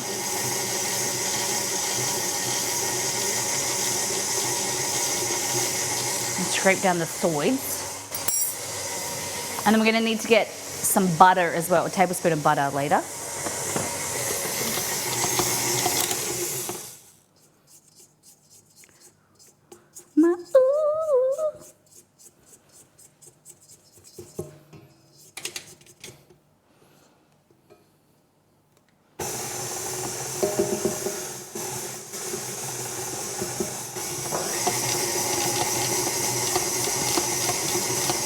Okay, so just let that mix. So it says, mix into a rough dough forms, add the butter and knead for 5 minutes. Okay, sorry, 10 to 15 minutes.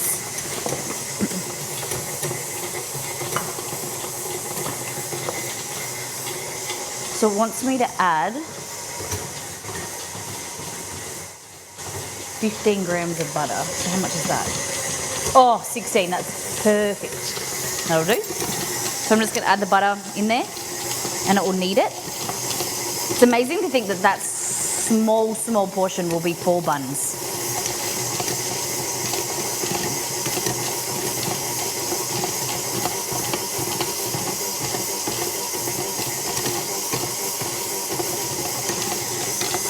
I don't know, did any of your machines do this? Like this thing, like, this thing comes out, I don't know. I usually get a hammer and like hammer it back in.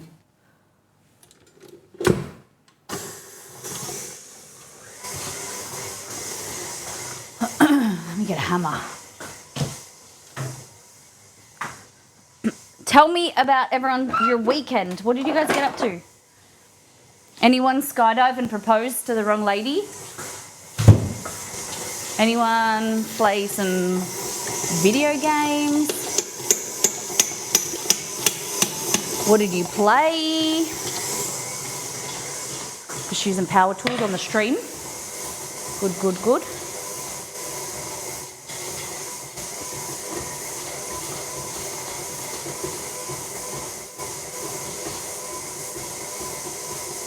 Come on. Starfield, how are you going? I am loving it. However, I think I'm playing too much main story. I want to stop and I don't know if I should do Vanguard or where I should go, what I should do. Is it your birthday today?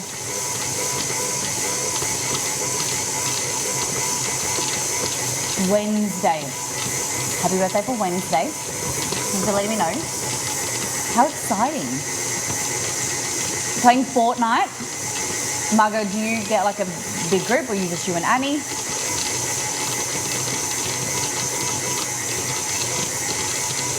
I haven't played Fortnite since it like first came out.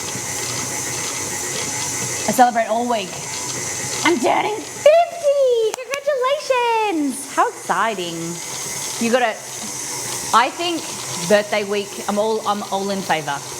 My lovely Exceed spoils me for my birthday. I'm a big birthday person. I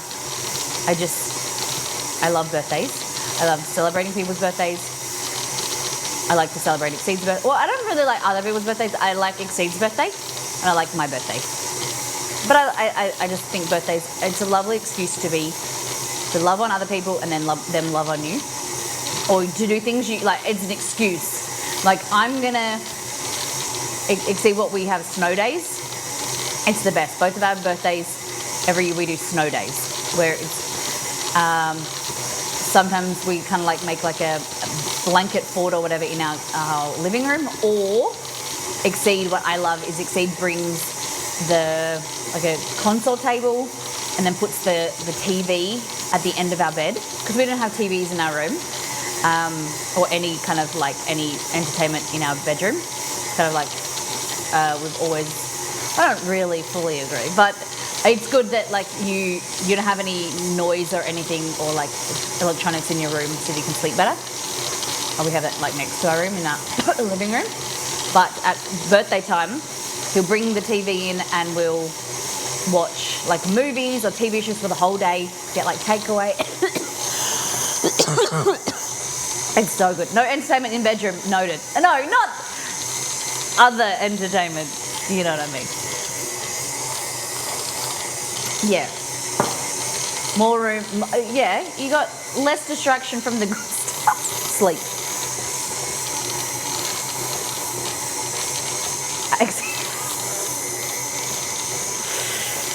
Oh, you guys.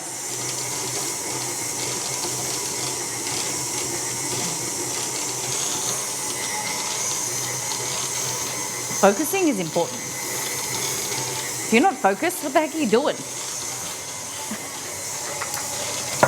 Okay, we're doing that. And then while that's mixing,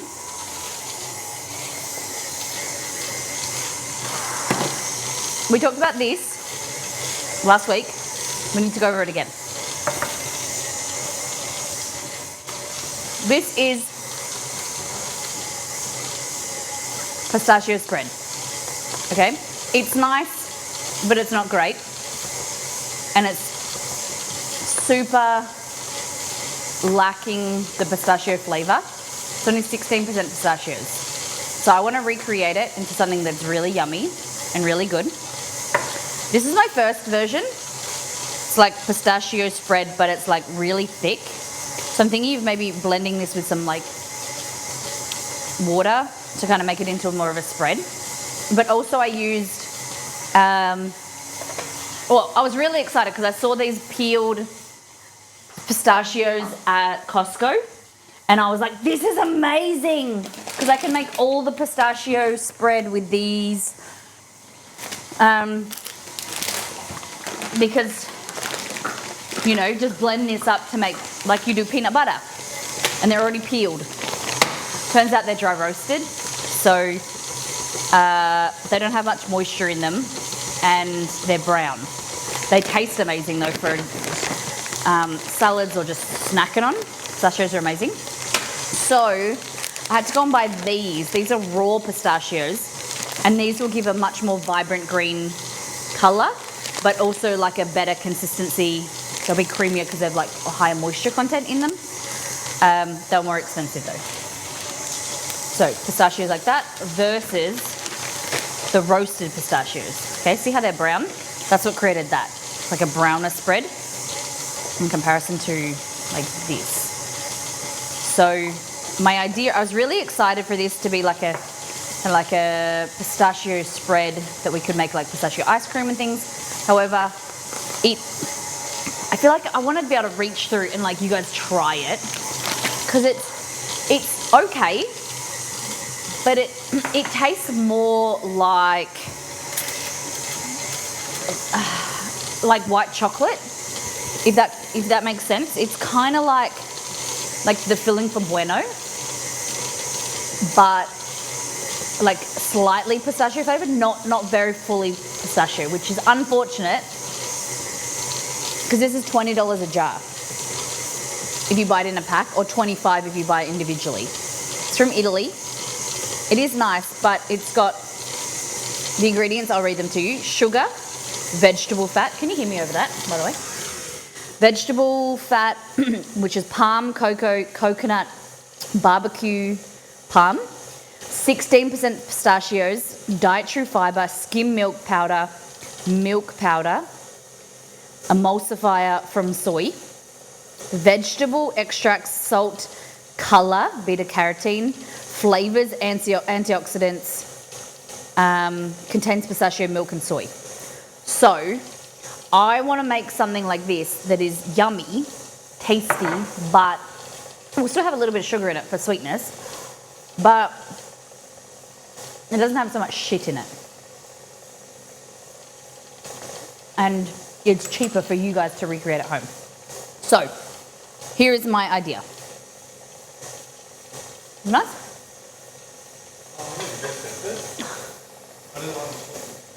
Okay, sorry.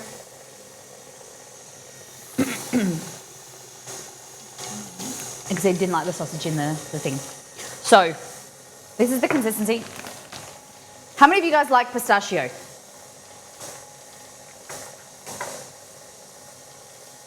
So if you can buy this, it's from Melbourne company that import it from like all the rage, like on Instagram at the moment, social media. The marketing's really clever. It's kind of marketed as like the new Nutella type thing for pistachio. So it is nice, but it's expensive. And it's not as good as it could be. So I want to get that smoother, see if we can do that. And then we're going to try and make some kind of like peanut butter but with pistachios first, and then see if we need to add like some milk powder or whatever and reverse engineer that. Cool? Cool. That can keep doing its thing because that's looking real good. How many of you like pistachios? I need to grab this, and because I want to make like pistachio ice cream, I want to make pistachio bread, pistachio custard, pistachio like filling for, what do you call it, like what is it, pistachio, like a choux pastry or whatever. You've never heard of pistachio, Chezzy? They're not. Pistachio macarons, oh, they're very nice. Okay. No, never. Okay, so this is a pistachio. Looks like that. They're very lovely flavored. They're like a bit florally nutty. Okay. So that's my paste. Not a huge pistachio fan. Hey, Leggy! What's crack-a-lackin', hombre? All right, so I'm gonna add. Oh, I like them in baklava too. All right, so a little bit of hot water. And then we're just gonna whip it. How's things been? You're trying to survive? I'm sorry to hear. What's been happening?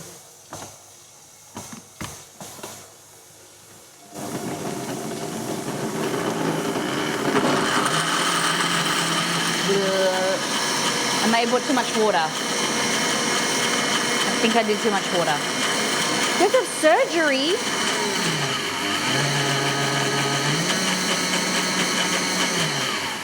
Langy, what's been happening? Okay. That's kind of better, but it kind of like needs to be warmer. Oh, that is good. Wow. That is just pistachios. That is good. It's very creamy. Holy shit balls. And I just added water. Wow. And the flavor of that is so good. Wow. Pistachios and sugar in there.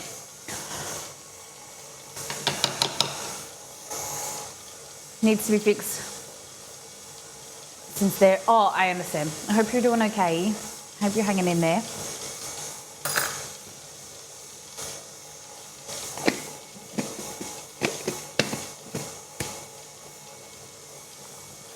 Is it covered? Like, I know that insurance, like everything in the medical world in the US is very tricky.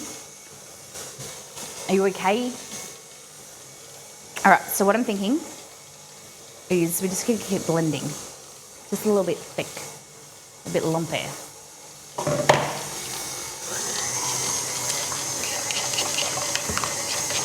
Okay, I'm so excited.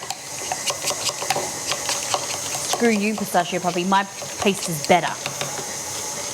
Or will be better. Because there's so much oil in pistachio, I think the biggest thing is like warming it enough so then it creates like an emulsion.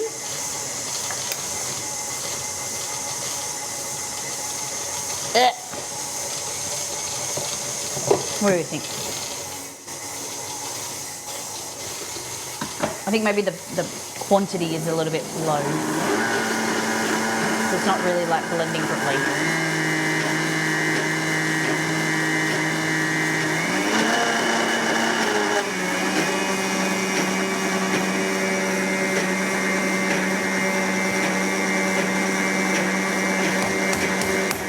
Blend, baby, blend. Disco Inferno. Blend, baby, blend.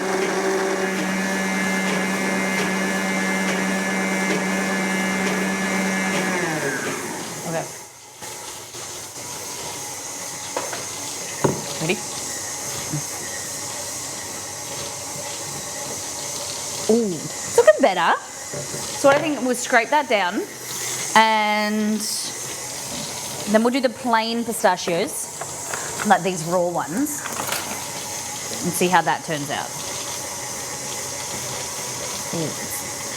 I like the consistency.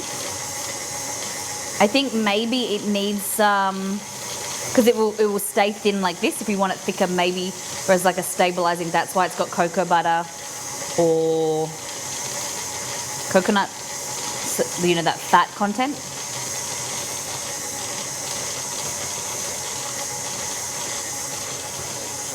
Okay. Hey, Libby. Into there. We're just going to take a quick detour over here to this guy. Nice. Getting there. Smoother. Again, we're doing a smaller consistency, so going to scrape the bowl down frequently so that it mixes properly. That's looking real good.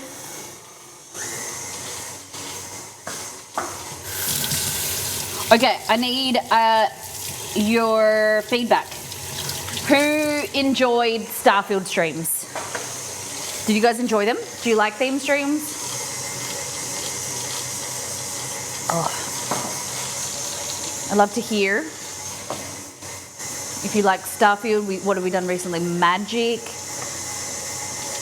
Did you guys have fun?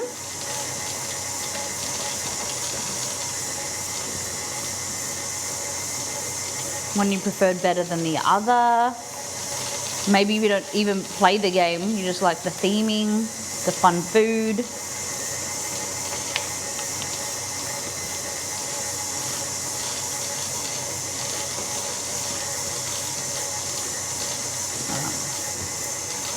Basically scrape this down as good as we can. my little mini spatch.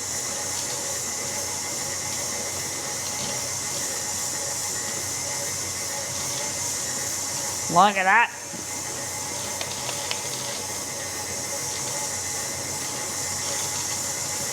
Okay. I don't want to rinse this out because it's got good stuff in there. You enjoyed? Thank you, Ches. Okay. So into here, we're going to add some of these pistachios.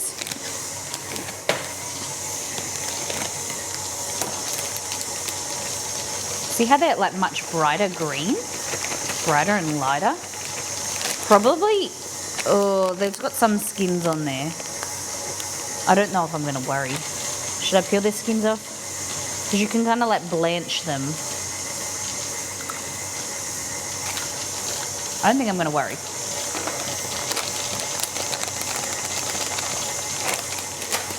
They're not very flavorful compared to like the roasted ones, but we just need it for the color and the vibrancy and in their raw state because they've got more oil, they've got more moisture. I'm going to add just a touch of water, about a quarter of a teaspoon. And then all we do is blend, blend, blend, blend. They're going to go chunky and it's going to be hard to blend, and then we're just going to keep going. Delicious.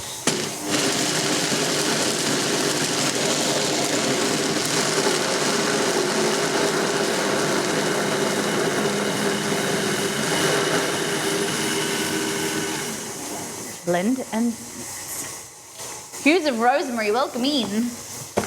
Maybe I might bring this over here so you guys can see.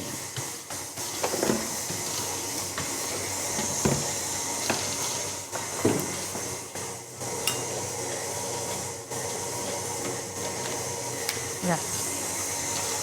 Hello. Oi, we got it right. Roscoe, I didn't even see. I'm so sorry. I was like, I was standing over there. I just saw hues of rosemary. Roscoe, how was your stream? Thank you for bringing your community over. Welcome in, guys. We are making pistachio spread. We're making coffee buns. We've made shakshuka for breakfast. How was your stream? I was like, haha, I have taken credit. Hello, everyone. My name is Molly. Cooking stream here. Pull up a chair. We stream 2 to 3 times a week. We recreate different food items from games, TV shows, or movies. We just finished an epic lot of streams for Starfield, and now we're just making regular fun food. A little bit of an intro to who we are and what we do is this.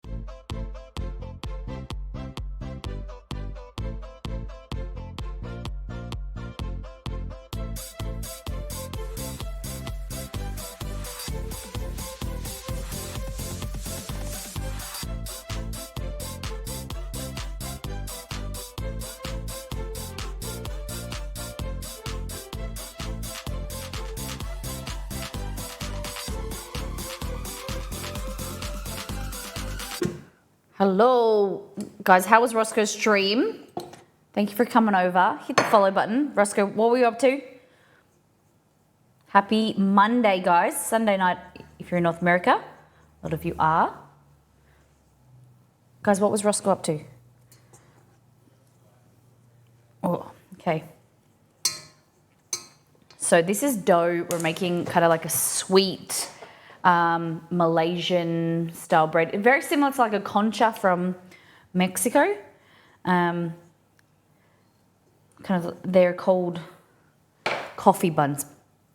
Kind of, you know how different cuisine is shared? You know, very similar in different places around the world. All right, so we're just kneading that. And then here, I'm trying to make pistachio spread.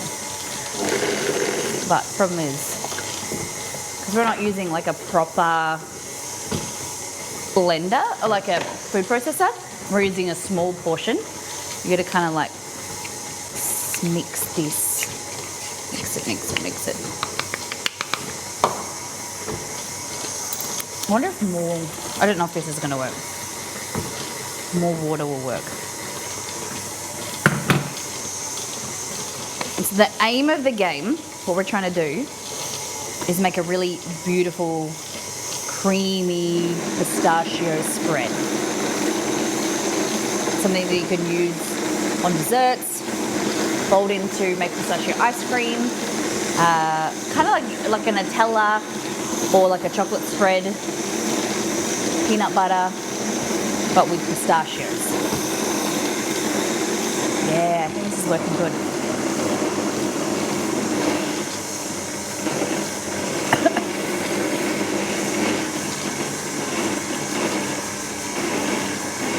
Seems like it's doing something. So these are raw pistachios. Unfortunately, we couldn't really use these. These are roasted pistachios.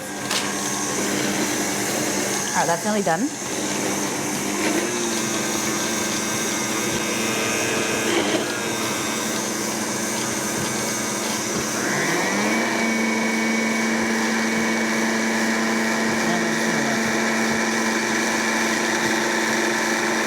But the question I was asking everyone the other day, what did you guys get up to on the weekend? What games are you playing at the moment? We've got people playing Fortnite, we've got people playing Starfield, Elder Scrolls. What did I see in Discord? Exceeds nearly finished Disco Elysium. So his first playthrough of Disco Elysium, he's really enjoying it. He's a bit late to the party, I think, but have you guys ever played Disco Elysium? Then he's keen to get into Baldur's Gate. All right, and the new, because he's waiting on Cyberpunk, the update for Cyberpunk to come out, and then he's keen to play that.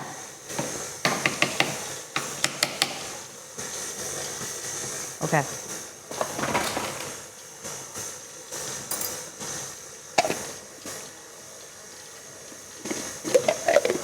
So just kind of want everything to be down the bottom.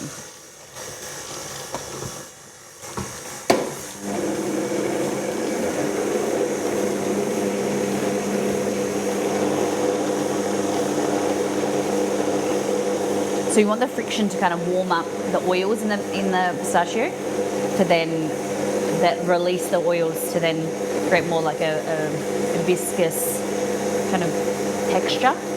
A smoother texture, and then just friction just takes time. Can't really see in there what sucks, but stuff is moving. So is it a plain pastry? It's a plain pastry that you put flavour in between layers before cooking. I have pastry question because I've failed so many times. This here, like in terms of pastry, we're doing some like kind of bread buns, but you can ask me pastry questions. This is a dough that we're making, like a sweet coffee bun. Look how beautiful this dough is. Look at that.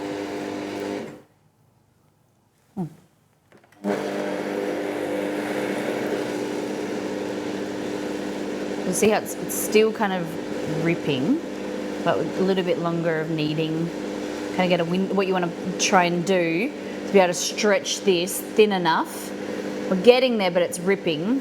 You want to create, like it's called a window pane, so you want to be able to see through it. We're getting there, but it's ripping, so it just needs a little bit more kneading.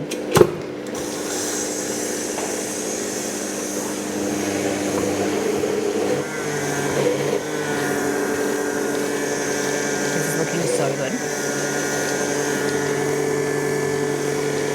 Dough Mama said, no, that's all good. Ask me your pastry question. What type of pastry are you trying to make? Okay. It's out. That's down here. Okay. Oh, the other issue that I did have is difference with this here system compared to using a food processor. This is like a lock system, so the steam builds up, and unfortunately when it's released, you can get a bit of spitting. So you got to be really careful. You know, not mix it for too long. Release that steam, the pressure. Because what happened to me, it opened itself and it splattered all along here last week. Look at the colour difference though. It's a bit more vibrant green than the roasted one. But I'm just scraping. See how you've got some smooth edges, but then under here you can see the chunks of pistachio. We just want to make sure we get that. Let's spread it all around to create a nice homogeneous butter. Fabulous.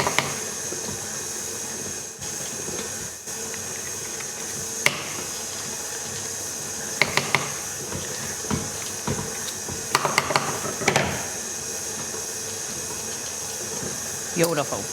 Like that. Put the lid on. Let's get down to business again.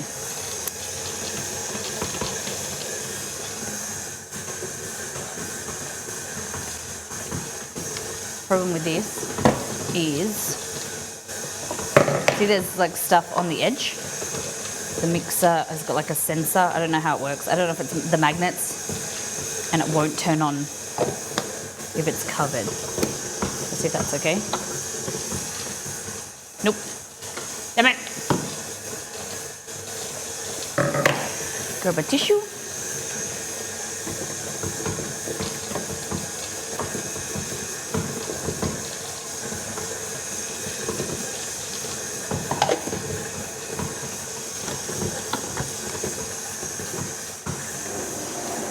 Lovely. It is a little bit fiddly. It's a bit frustrating. I really loved our Vitamix. No, not a Vitamix. This is a Vitamix. Our NutriBullet. I love the NutriBullet because the bowls are bigger.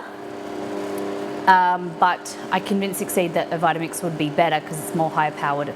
The blender is fantastic, but these are really small and they aren't as good as a NutriBullet. Because like the one for a shake, like a smoothie, they're too small. Like the volume isn't bigger. I don't know if I might get the smaller one of these, the cup, to go on there. It might be better.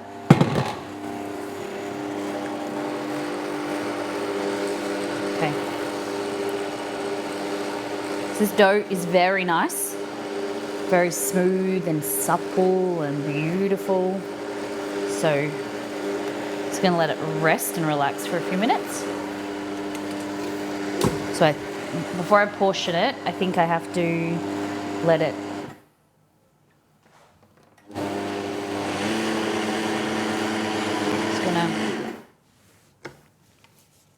ready? Ooh, looks good. Okay.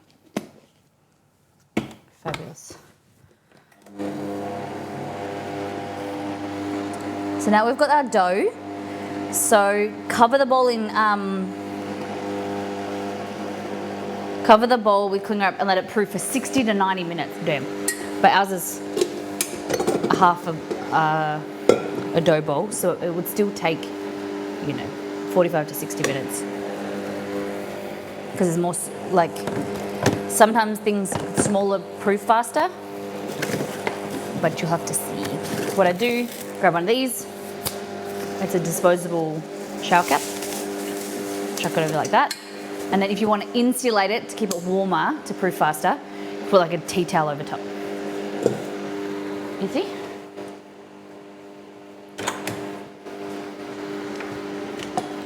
Like that.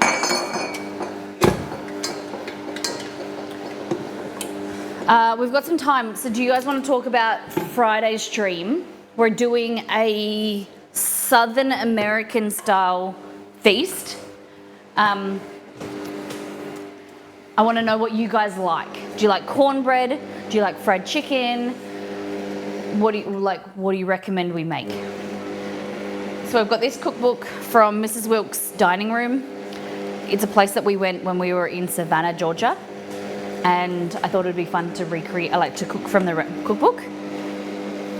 Exceed and I've been watching when we're in Sydney some cooking shows and on YouTube and things. I found this cleaning my office yesterday, but we haven't cooked from it yet. So basically we were recommended a place in Savannah that, Savannah, Georgia. We went, it is like nothing you've ever experienced before.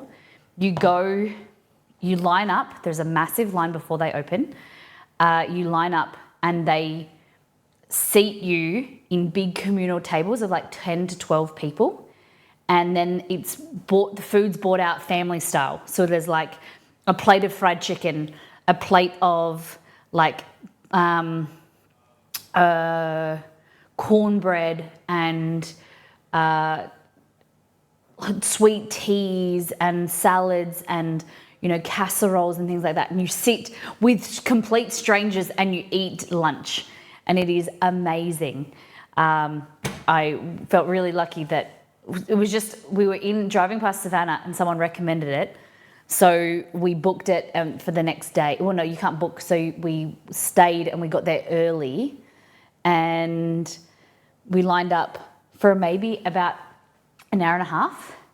And it's in this little quaint kind of neighborhood. It's so much fun. It was the best experience to get like authentic Southern style cooking. The food was amazing, but the experience was amazing.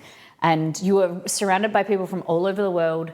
People would have been there multiple times. We met a couple who were from Florida, and they drove up from Florida to Savannah just for the day to come there. It was like their fourth time going, and they raved about the food. I think it was like $20 to $30 per person, cash. You pay after you leave, but then everything's as all you can eat. Like you sat with 12 people. We met, we were the only Australians, but we met people from all over the country in the US. And I gave myself away because I said to the table, I was like, sorry, excuse me, can you pass me a napkin and a serviette? And she was like, a what? And I was like, can I have a serviette? And she's like, what's a serviette? And I was like, napkin. And then we just got all laughing and, you know, discussing about where we were from. And some ladies were on like a ladies' weekend. And it was the best experience. And so we bought this. I met Mrs. Wilkes' great-great-granddaughter. So she was the lady that started it. It was a boarding house in Savannah. So I read you, see if the story's in here. Since the 40s, I've been owner and operator of Wilkes Dining Room and Boarding House. Here it goes. On November 24th, 1965, Mr. Wilkes and I bought the old house on Jones Street that houses a boarding house and dining room. We had never purchased the house because the area was fast becoming a slum area.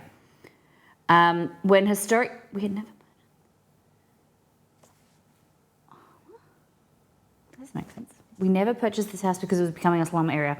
When Historic Savannah formed, we were the first to restore a home of this era. It took 1 year of hard but interesting work to complete the project.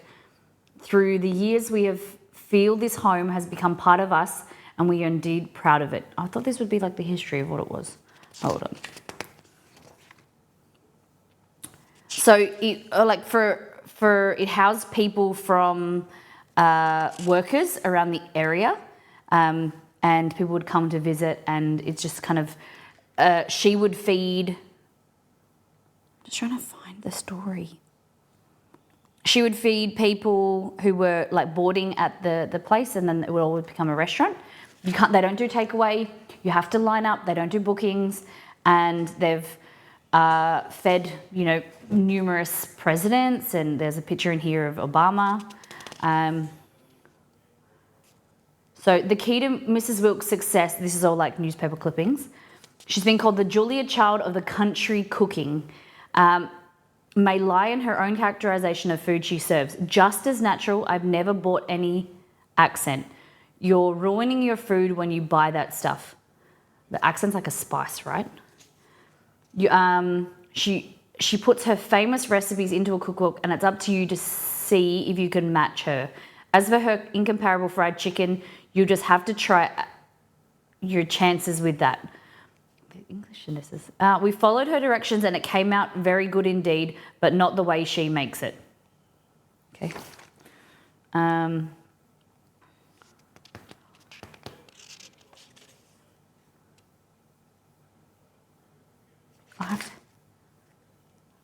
I just thought it would have a really nice kind of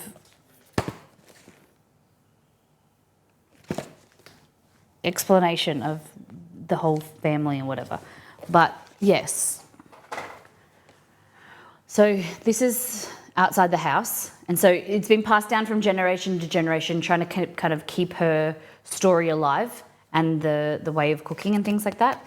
So it is an amazing experience. If you're in the US, you're southern. It's very southern. Yeah, like the way that they greet you and they make you feel like, you know, southern hospitality, it was that. It would like make you feel like you're the most important person, you know, at that moment, and really welcoming. The food was amazing. They couldn't, you know, help you, you know, more. It was just, it was phenomenal for Exceed and I. There's so many recipes in here. But I was thinking like something that you guys recommend. I could see if there's a recipe and we could make it. So like there's oyster stew, Brunswick stew, crab stew, onion soup, salmon soup, giblet gravy, milk gravy, lemon barbecue sauce, hollandaise sauce, Swiss cheese sauce, tartar sauce, mushroom sauce, barbecue sauce, cocktail sauce, sweet and sour sauce, cranberry sauce, pepper jelly, and cream sauce. Blue cheese dressing, salad dressing from the boarding house, tuna salad mold, tango salad, lime salad. Oh God. How about this? The Australians would get a kick out of this, or non-Americans. 1.5 packages of the lime jello, hot water, pineapple juice, evaporated milk, cottage cheese, crushed pineapple, mayonnaise, nuts, sugar, and salt. That sounds like vomit. I can just imagine the texture. Lime jello with cottage cheese, evaporated milk, pineapple. But then I was like, okay, it's a dessert. But then it goes mayonnaise and nuts. Oh my goodness. Oh wait, the tango salad. Hold on. Lemon jello, boiling water, sugar, half and half coffee cream. So does that mean that's half and half like milk? Kind of half milk, half cream? Because there's coffee cream. That confuses me. Pecans, crushed pineapple, cream cheese. But hold on, the kicker, pimentos. Pimentos, a jar of pimentos. Whoa.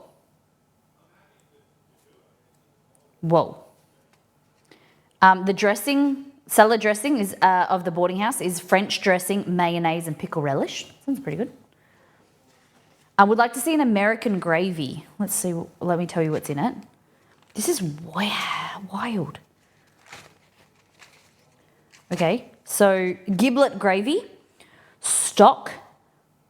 Fat drained from stock, eggs, boiled and chipped. Excuse me? So they're like chopped up boiled eggs in a gravy? Huh. Flour, chipped giblets. I think chipped means chopped. Oh, Mrs. Welk's so crazy gal. Yeah. Okay. Gravy with chopped boiled potatoes. Boiled eggs is different. Okay. So coleslaw, summer salad. Okay. Cranberry orange relish. Chicken salad. Nice. Carrot salad, vegetables. There's a lot in here. Congealed strawberry salad. It's got strawberry jello, boiling water, frozen strawberries, bananas, sour cream, nuts, crushed pineapple. I'm not yucking other people's yum. It's just very different. Potato salad, green layered green salad.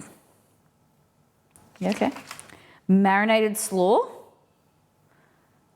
Shrimp dip. Cracker nibblers. Has anyone heard of anything like this? Okay, the fried chicken. Here we go. So she makes her fried chicken. Okay, you guys are gonna have to explain to me this. What is 2.5 pounds fryer cut into pieces and sprinkled with salt and pepper? Does that mean like a fryer chicken? I'm assuming because there's no other chicken in here. It says 2.5 pounds of fryer. I've been around, I've read some cookbooks, but I've not. Pour the milk and water over the chicken pieces and allow to marinate for 10 minutes. Okay. So all she does, oh my God, there's no seasoning. Oh my God, guys, there's no, the fried chicken is 2 tablespoons of evaporated milk with 2 tablespoons of water, 2.5 pounds of fryer cut into pieces and sprinkled with salt and pepper. That's it, salt and pepper. And then it's all-purpose flour. So you pour the milk and the water over the chicken and allow to marinate. 4 tablespoons in total of liquid is so interesting. But then she just dips it in plain flour and deep fries it with salt and pepper. That's it. Same recipe may be used for pork chops. Interesting. That's such a simple fried chicken. Mine's overkill then because I use like paprika and garlic powder and salt and pepper, oregano, maybe some MSG, like a heaps of flavour. Sometimes simple is best. Sometimes I'm going to have to try it, aren't we? We're going to have to make this. We're just going to figure out what a fryer is. I'll just get like a whole chicken. I never heard the term. Chicken and dumplings, and it's got a little logo on it that says family favourite. I like that. Pepper steak, liver creole, liver and onions, beef bourguignon. Country style steak. We love a good country fried steak. There's no ingredients. So it just says, trim the edges of fat off steaks. Pound the meat with the neck of a cola bottle. This is wild, Mrs. Wilkes. Trim the edge of the fat off steaks. Pound the meat with the neck of a cola bottle. Sprinkle generously with salt and pepper and a dash of garlic powder. Dip the meat in 4 and shake. Dip the meat in 4 and shake. Fry quickly in oil until brown, but do not overcook. Brown on both sides, turning quickly, and I think that's a typo. I think it's supposed to be then. And reduce the heat to low and finish cooking. Boil 1/2 cup of minced onion in another pot with 1/2 cup of water for about 5 minutes. Then the steaks are cooked as desired. Leave about 2 to 3 tablespoons browned crumbs, in brackets not burned, in a skillet and heat the fat from the steak to it. Add the onion and 3 tablespoons of flour. Stir in slightly browned. This is what it says. Slowly pour in 3 cups of hot water until it thickens. Add salt and pepper to taste. Serve the steaks with a side of rice. The gravy may be poured over the steaks and rice. Nice. So I think they've taken and written up verbatim her old recipes. Chop suey. I love it. Pound the meat with the neck of a cola bottle. I love that. Country fried steak reminds me of beef schnitzel. Yeah, it's kind of like fried chicken, but it's fried steak. It's very nice. Kraut and frankfurters, chicken tezzarini, spaghetti and meat sauce, lasagna, chili, barbecue pork, spare ribs. What do we think? Beef hash, mullet, flounder, oysters, angels on horseback. What is an angel on horseback? A pint of select oysters, 12 slices of bacon, 1/2 teaspoon of salt, An eighth of a teaspoon of pepper, eighth of a teaspoon of paprika, 2 tablespoons parsley. Drain and wash the oysters and lay each oyster across half a slice of bacon. Wrap with seasonings, roll bacon around the oyster and fasten with toothpick.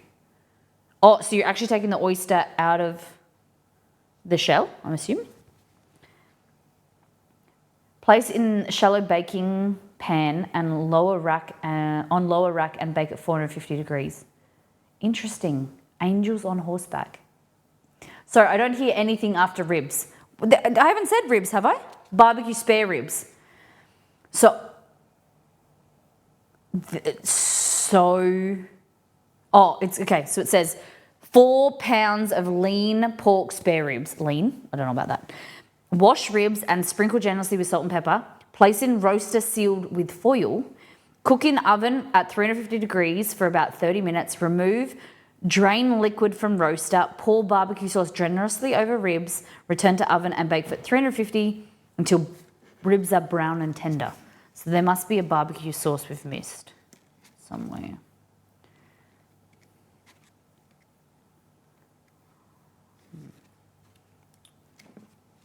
Oh gosh. Soup. Giblet gravy. Lemon. Oh, is that the lemon barbecue? Oh, barbecue sauce. A pint of vinegar. A quart of catsup. Is that ketchup? It says a quart of catsup. C-A-T-S-U-P. Catsup. Hey Google, what is catsup? I don't have my earpiece. It's run out of battery. According to Wikipedia, chicken katsu, also known as panko chicken or tori katsu, is a Japanese dish of fried chicken made with panko bread crumbs. It is also popular in Italy, Hawaii, London, California, and other areas of the world. Shit face. I dropped it. Red tomato sauce, yep, okay. Cayenne pepper, black pepper, mustard, juice of 3 lemons, damn that's acidic, Tabasco sauce, and sugar, okay? So that's the barbecue sauce. Interesting? Okay. Shrimp Newburg, beef stew, baked oysters, beef hash, mullet, flounder, angels on horseback, we're back to where we were. Barbecue chicken, main dish curry shrimp, baked chicken, a lot of oysters, deviled crab, shrimp tetzerini. What's that before? Chicken tetzerini. Catsup siri. Hey Google, what is chicken catsup? According to Wikipedia, chicken katsu, also known as panko chicken or tori Hey, katsu, Google. is a Japanese dish of fried chicken. Is catsup another word for ketchup? According to Wikipedia, ketchup or catsup is a table condiment with a sweet and sour flavor. The unmodified term now typically refers to tomato ketchup, although early recipes used egg whites, mushrooms, oysters, grapes, mussels, or walnuts, among other ingredients. Okay. Okay. All right. So that's what our pistachio paste looks like now. So I'm going to add some water into here. I want to blend it a little bit smoother. But I'm going to add some salt, a little bit of sugar. So, salt, and then sugar.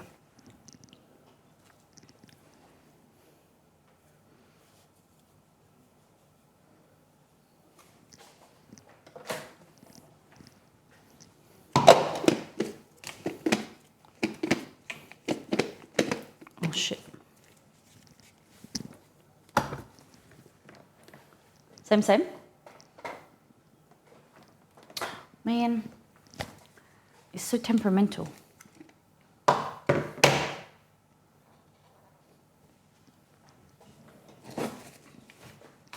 Okay. Then we've got individual ham casserole, bacon casserole, beef stroganoff. Like, this is not stuff that I would say was southern. Okay. Chicken cacciatore, crab cakes. There's so many recipes in here. I think it was like $20 for the recipe, cookbook. Okay, vegetables. baked chicken pie, chicken sausage. Ooh. Have I made something from here? Beets, curried cabbage, fried potatoes, French fried onions.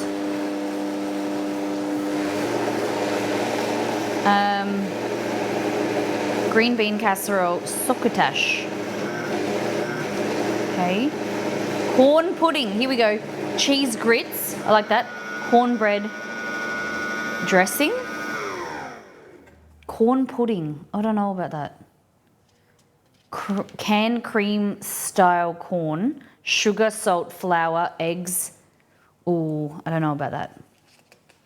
I want a cornbread recipe. Baked beans, curried broccoli, Chinese cabbage, steamed cabbage, potatoes au gratin, sweet potato souffle. I don't know if that would be good. Puffy mallow sweet potatoes, squash casserole, glazed carrots, cauliflower, corn on the cob, cream style corn,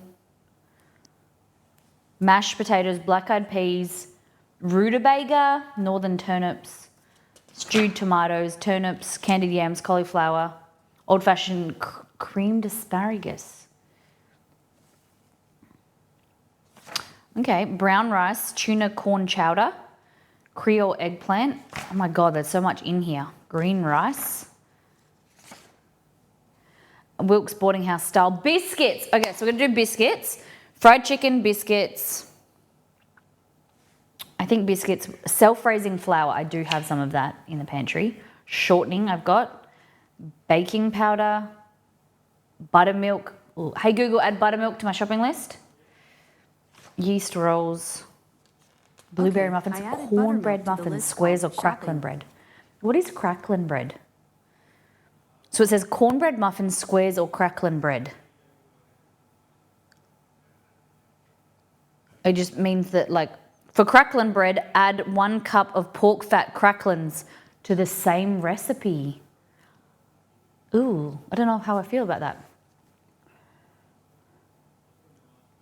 So you would mix in pork crackle to the cornbread. I don't know how I feel. It has no, like, so her cornbread doesn't have like proper corn in it. I would have assumed that it would. Cornmeal, plain flour, salt, milk, salad oil. I think it's going to be like vegetable oil. Hey Google, what is salad oil? Egg, baking powder. On the website tarladalal.com, they say, salad oil is a blanket term for any edible oil used in salad dressings. Do you want a little more context? No, pancakes, Mexican cornbread. Okay. This one's got jalapenos, Sorry, bell peppers, I don't have pimento. any information about that. Fried cornbread rounds. Quick biscuits.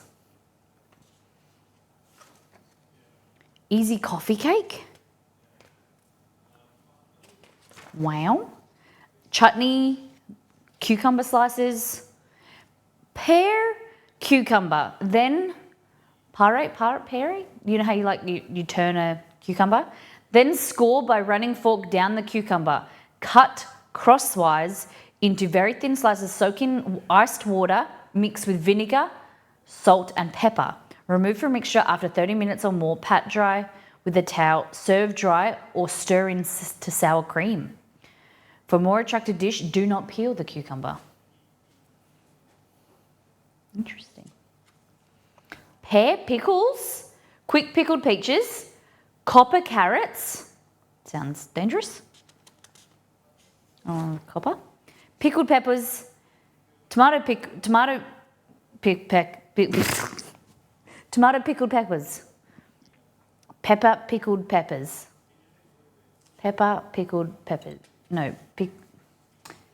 pickled tomato peppers, tomato pickle, I don't know. Tomato relish, watermelon pickles. What?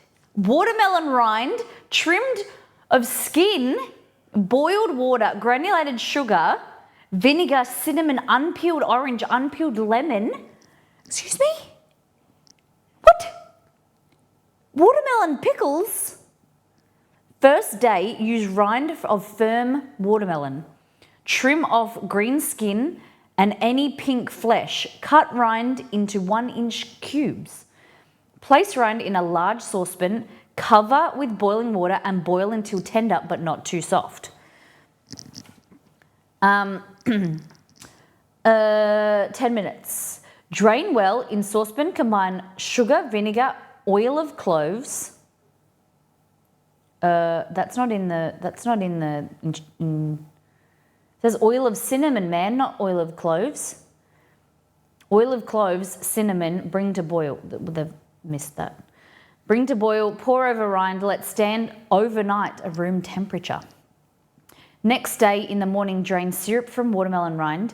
In a separate pot, heat water to boiling point and pour over rind. Let stand overnight. Third day in the morning, peel unpeeled orange and lemon crosswise. What? Quarter each slice. Add orange and lemon to watermelon rind in syrup. Heat to boiling point. Turn off. Turn at once into 4 to 6 hot sterilized point. What? I'm struggling. Turn at once into 4 to 6. Put into 4 to 6 sterilized pint jars. Seal and store in dry place. Okay. Using the rind, that's some real depression era food. Yeah. Guys, we're like halfway through the book. We're on to desserts. Betty Joe's cream cheese sheet cake, instant cocoa icing, curried fruit, chocolate slush. Chocolate slush is flour, margarine, pecans, whipped cream, powdered sugar, milk, instant pudding, chocolate instant pudding, vanilla instant pudding. Okay. Wouldn't that be like an ice cream? Mix the flour, butter, and pecans. Huh? Okay. Chocolate slush, you would think that would be a drink. I would think that was a drink. Chocolate slush. Sounds like a milkshake. Flour, butter, or margarine with pecans to make like a base. Press it into a pan and bake. Cool. Mix 1 cup of whipped cream, powdered sugar, and cream cheese. Spread over crust. This is like better than sex. When I say that, better than sex, it's actually a dessert, or it's called Robert Redford dessert. I have made one. I have a recipe half written. I need to put that in the recipe testing team. The better than sex. Oh, we've made it once. It is delicious. It's very rich, but it is bloody good. The best dessert. So when I said it sounds like this is better than sex. It's not mean. It probably sounds good, but you know what I mean. Mix both puddings, milk to thick. So she calls it chocolate slush, which Robert Redford pudding or better than sex doesn't similar to chocolate slush. It's not a very good name. Apple cake squares. Pecan whiskey cake, I can get around that. Pineapple upside down cake. Pineapple upside down cake. Chocolate pound cake. Easy pound cake. Georgia pecan mist cake. 12 egg whites, powdered sugar, 12 egg yolks, salt, pecans. That's it? What? Pecan mist cake. So all it is powdered sugar with egg whites to make a meringue, then egg yolks, pecans, and salt. What?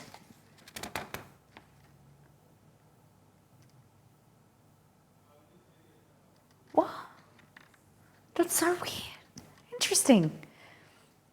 Pound cake, sour cream pound cake, Mildred sour cream pound cake, fresh coconut cake, watermelon, White Mountain frosting, Ruthie's graham cracker cake, Ruthie's graham cracker cake, Ruthie's date orange cake. I don't know who these people are, these Ruthie.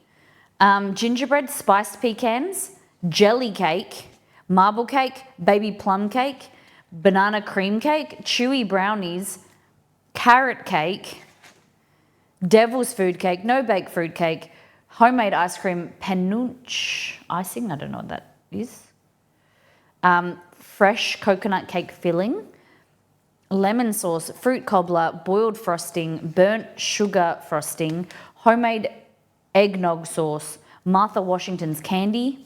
I want to know about this. Yields 200 pieces. Mix together 1 can of condensed milk, 2 boxes of confectionery sugar. Holy dooly. 1 stick of butter, 1 quart of finely chopped pecans, 2 teaspoons of vanilla. Shape into, it sounds good though. Shape into balls and then melt, oh my gosh. In double boiler, melt 12 ounces of semi-sweet chocolate with 1 block of paraffin wax. Keep on low heat, dip bowls into mixture using toothpicks. Okay, so it's condensed milk with sugar, then pecans covered in chocolate. Sounds pretty good, right? I don't know about like all the sugar though, but it does sound good. It reminds me of, in Brazil, you have a brigadeiro, which is like a chocolate candy, which is very similar to this.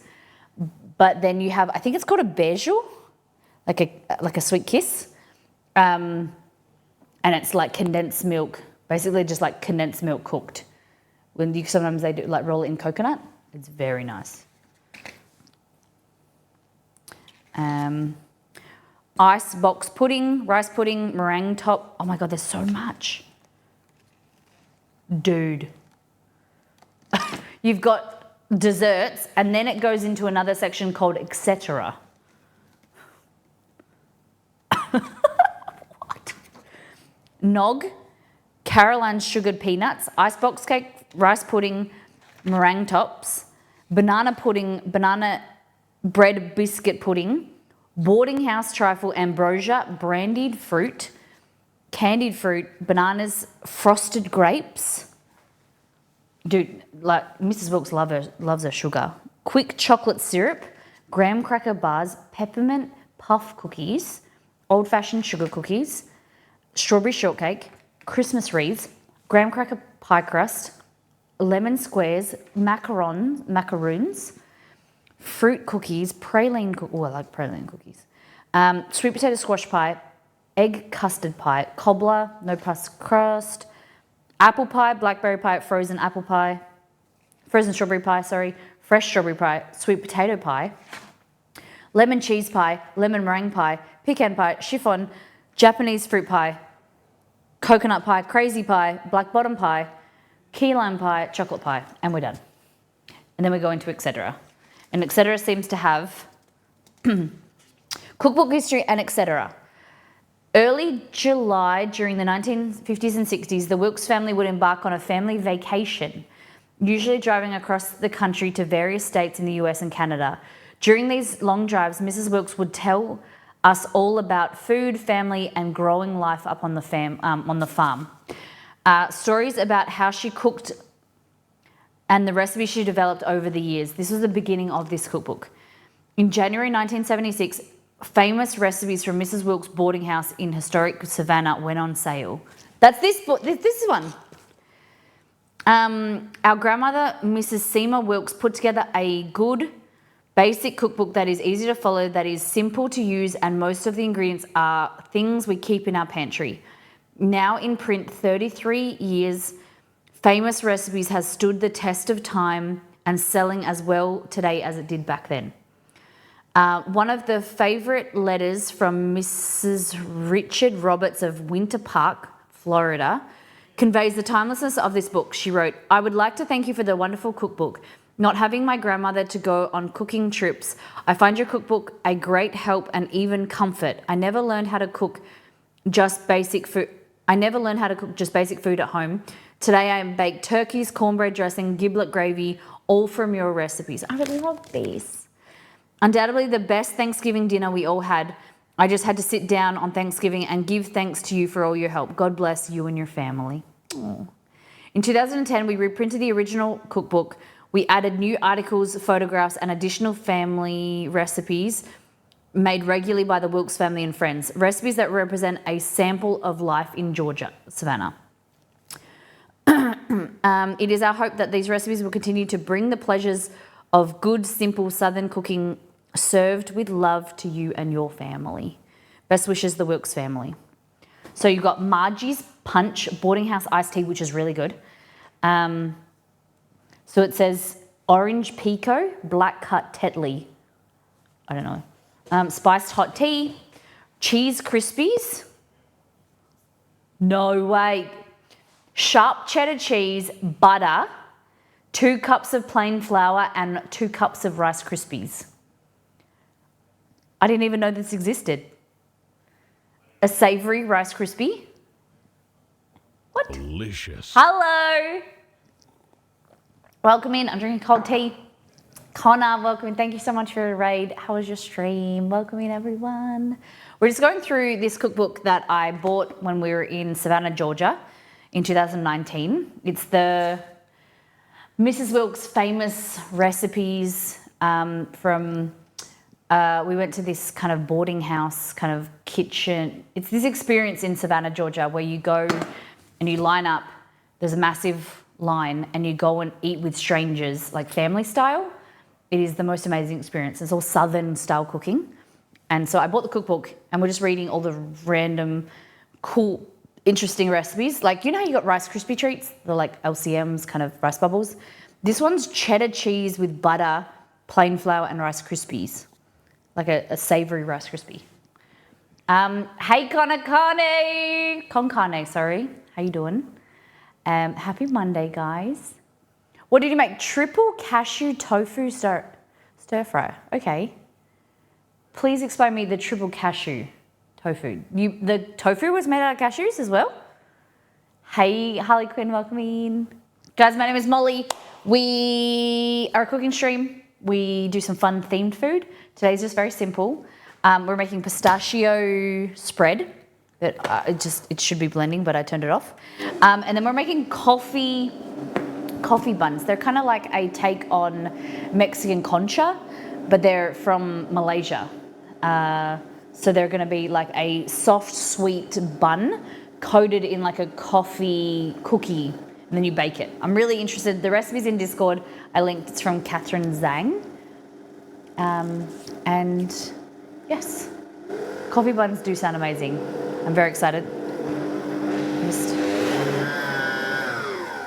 This is my pistachio spread. So I bought this spread. It's called Pistachio Puppy. It's okay. It's I'm trying to recreate like a version of it that's better. It's a bit like very sugary, kind of like, it tastes more like white chocolate than it does pistachio. So I'm trying to like make a pistachio spread that is tasty. So this is what we've got so far. This is literally pistachios, a bit of salt and some sugar. And we're gonna make, this is roasted pistachios. So this is one I made the other day. And that's really nice. The flavor, because it's roasted, is a little bit more intense. Cashew sauce, roasted cashews in the veggies, and cashew spread. Oh, nice. Nice. My husband Exceed loves cashews. He doesn't think that dishes are complete, like a stir fry or Asian food, unless it's got chopped nuts on top. Anytime we have a stir fry or sangjoy bao, everything he likes to have nuts on top.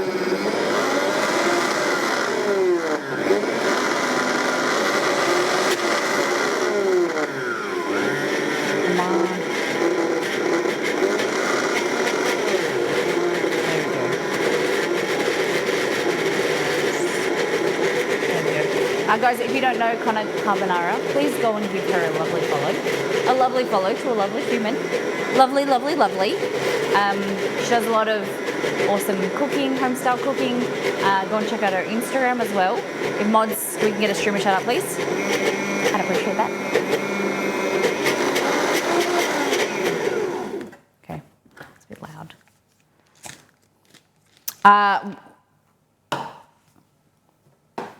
Connor, or both of you and your husband, do you guys do like I know that you do cooking, but do you do like any, not on stream maybe, but do you game? Do you like playing video games?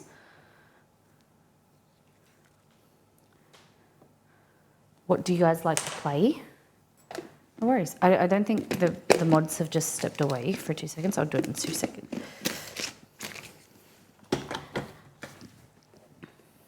They're asleep. Oh my God. Hold on.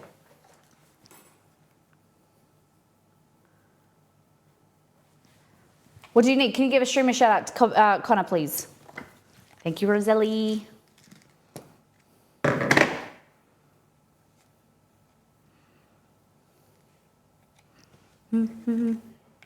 I couldn't hear with the machine. My bad.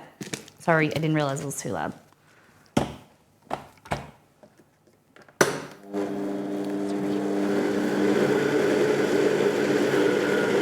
won't turn it on too high. I'm old. No.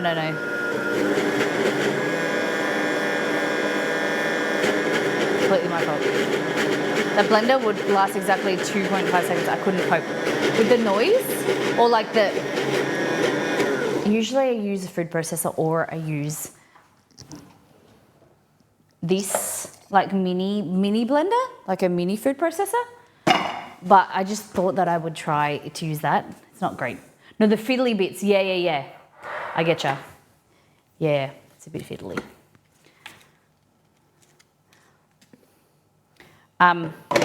Like doing that, making peanut butter and stuff in here is so easy. But you need like a larger quantity. So I thought I'll just use that and it'll be easy. But it does look complicated, doesn't it? Okay. Just trying to scoop. Making my life more difficult than it needs to be using it, but I just want to scrape down the side so it's all kind of smooth. I just put it all down my arm. Okay.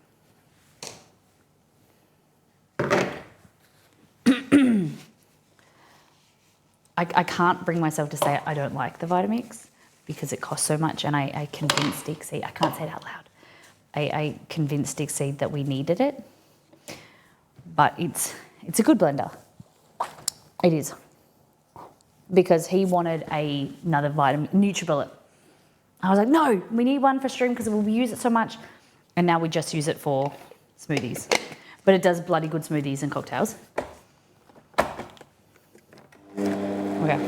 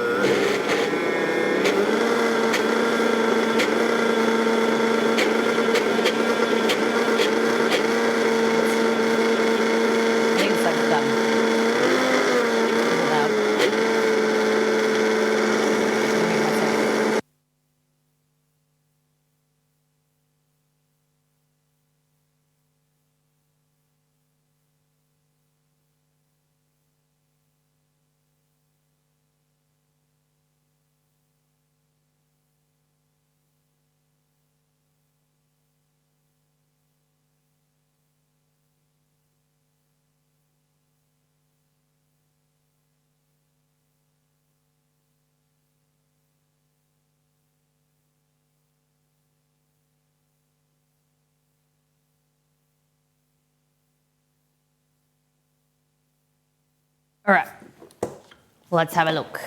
Oh, it's very hot. Don't touch that. Oh, it's so, ooh, yum. I told you the only thing I want from my mum is her Vitamix. Yeah, I wasn't sure if that was the Vitamix or the KitchenAid. I don't remember. I remember you saying that. It is. It's very high powered. It blends things really smooth. It's just the cups, I think they need to redesign. Okay. All right.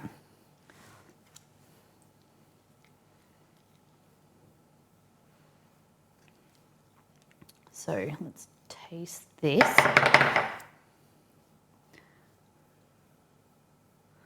I wouldn't say it's as green as I was expecting. Like I thought it would, online, the recipes I looked at were like very vibrant. This is a little bit more brown. Like, it is more green, I suppose. It's more brown. Yeah, it is. Okay, must be the lighting. But, so that is, you can get it smoother because we can blend it like this with a little bit more water. See how like spreadable, kind of like creamy that looks? And that's just because we've added water to it. Whereas this is thick. Kind of looks like guacamole almost. The flavour, much more pistachio. But it kind of tastes, oh, I prefer this one. The roasted is so much better. I feel like this raw one tastes kind of like a bit funky. Like it's got a nice flavour, but it's got a weird aftertaste. Kind of like, you know when you eat guacamole and it goes like, it sits and it goes a bit brown, like, and you eat that brown bit? How it's like, something about it. I think maybe it needs more sugar. I don't know. It is more floral, but it needs something. I think I like this one. I think I like that. Like I think that would be good. Because it's roasted. It has such a stronger, deeper flavour. Whereas this is much more light. I don't eat.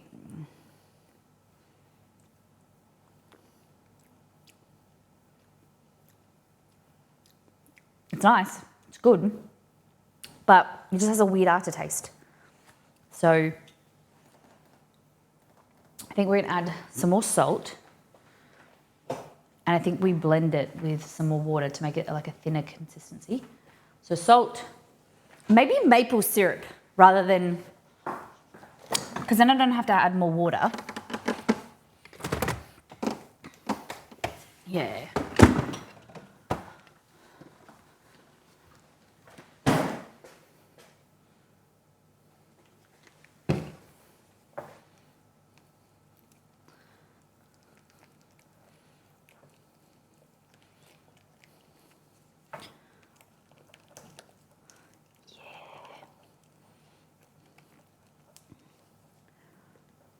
Of course. Thank you for the raid. I hope you have a great week.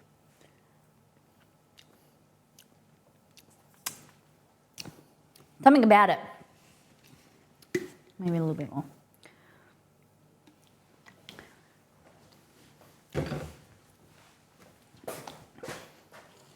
And then, how's that dough going? It's like not even... Nothing's even happened with it. What's the time? 11 o'clock. God damn, these buns. Okay, I'm gonna pop it into the oven to kind of let it proof.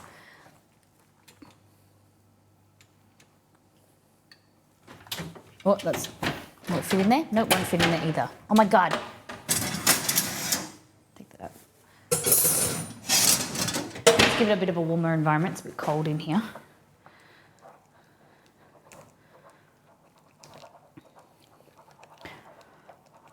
All right, so what I'm thinking, if we add some cream, because like this has milk solids, right? And I understand adding cream will then give it a it needs to be refrigerated, won't last as long. But this has vegetable fat, palm, cocoa, coconut. I don't want to add coconut oil to it. I don't have any cocoa butter. We could add white chocolate. Do I have any white chocolate?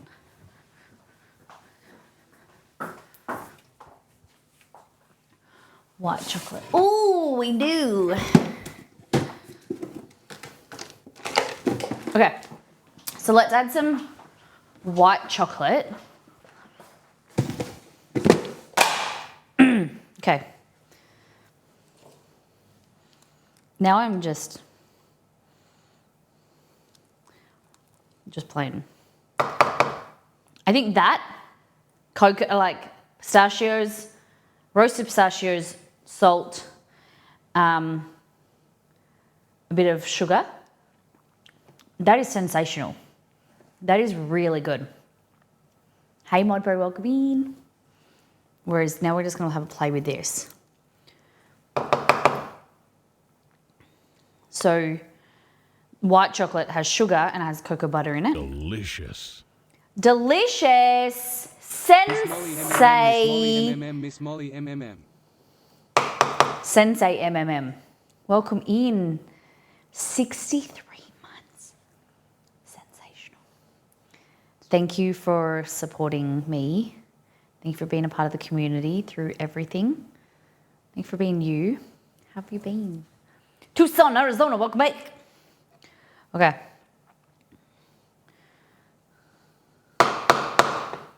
All right, so into better scraping. Like this. Okay. I'm thinking of just adding, I don't really want to melt it. Do you think I should melt it? Thank you for the entertainment. I want to say, oh, I don't think of myself as entertaining, but obviously I'm entertaining in some way. Thank you for enjoying my entertainment. Because it's really weird to think that like me cooking is entertainment. Do you know what I mean? Like when you say it out loud, it doesn't seem real, but I get it. I laugh at myself all the time.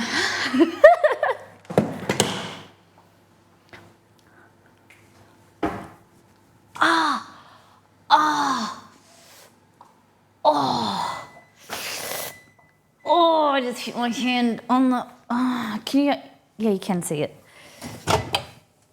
Oh my goodness.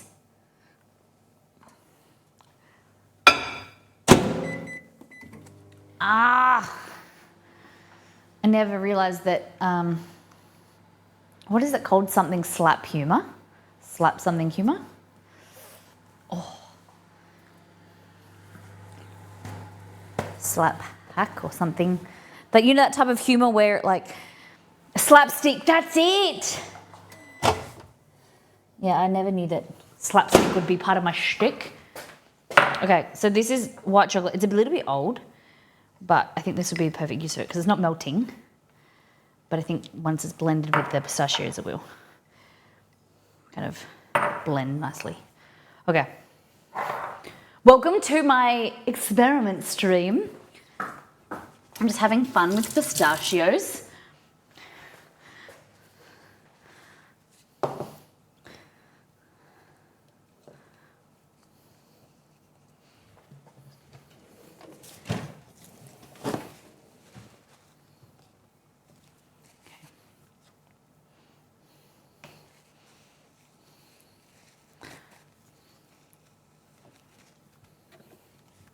Slapstick, yeah. It's like when you like get hurt and things like that, like comedy where like actually slapping each other. Come on, man.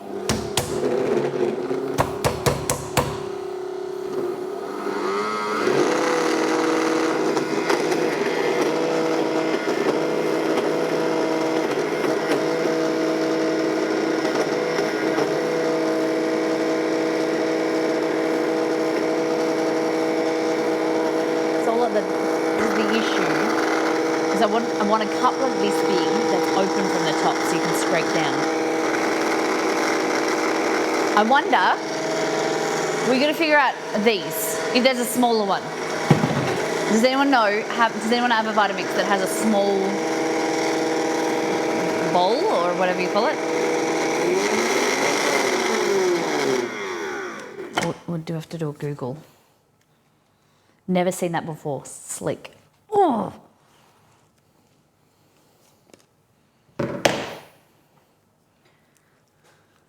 Because gravity, when you flip it down this way, everything falls to the bottom.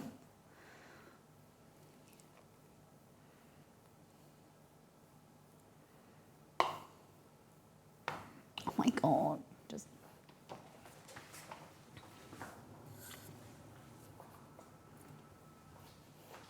Okay.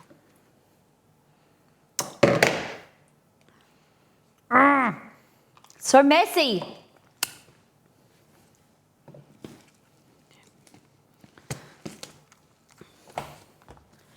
Gotta like, you can't even hold on to it. You have to go like, shit. Like bring it to the, it's burning.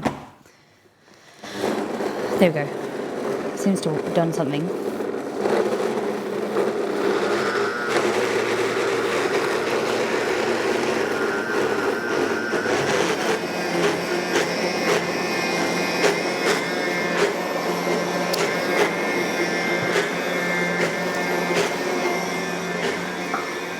Doing something.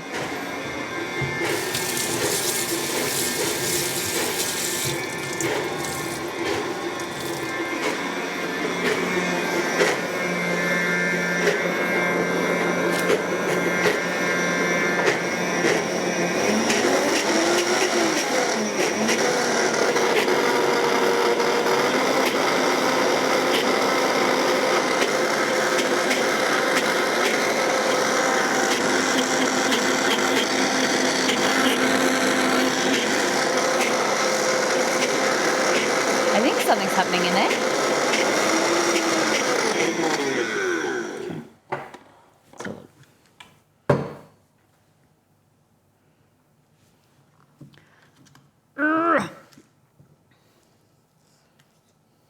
Ooh.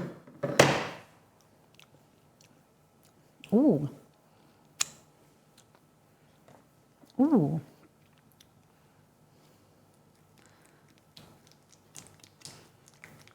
Now it's definitely like white chocolatey kind of flavour. Pistachio.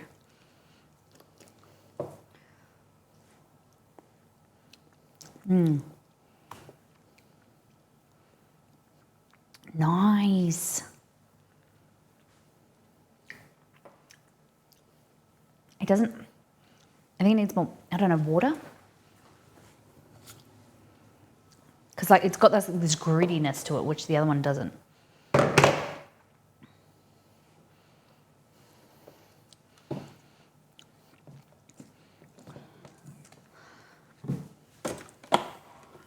this. So you could easily do like, which I'm trying to kind of avoid, is doing like cream,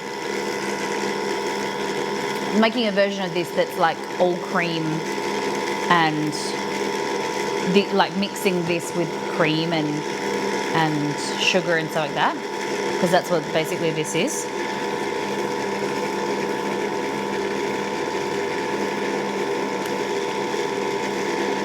Yeah.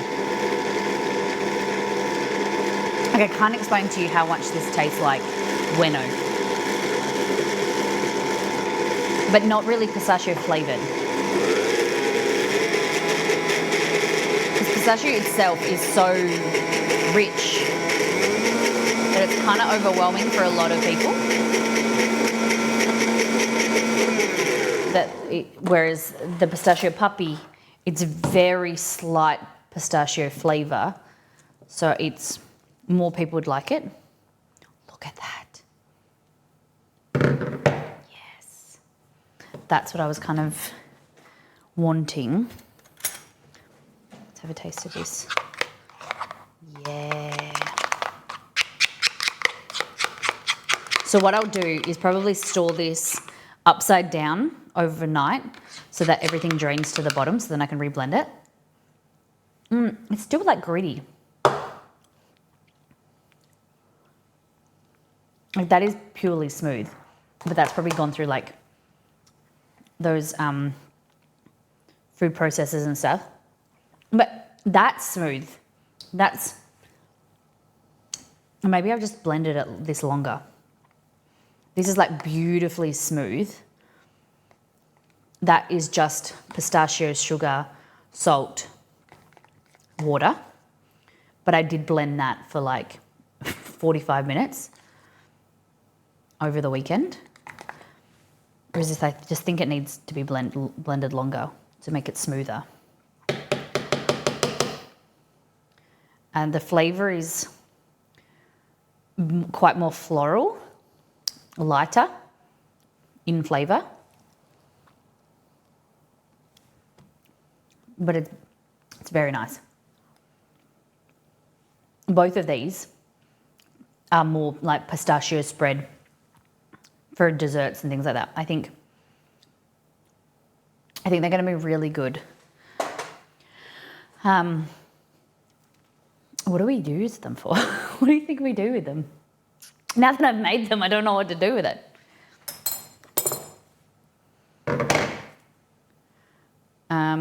We could do like a pistachio, I was thinking like a pistachio custard in, not today probably, because I want to keep blending this, but like a pistachio custard to then make into an ice cream. Ah! Good one. Yeah, like make a pistachio ice cream would be really nice. I'm struggling putting this lid on. Yeah, so I think I'm just going to kind of keep that on 5 or 6 and just let that keep blending.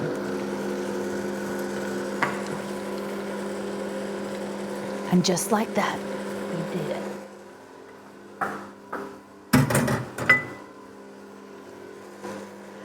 But out of that one, and I prefer this.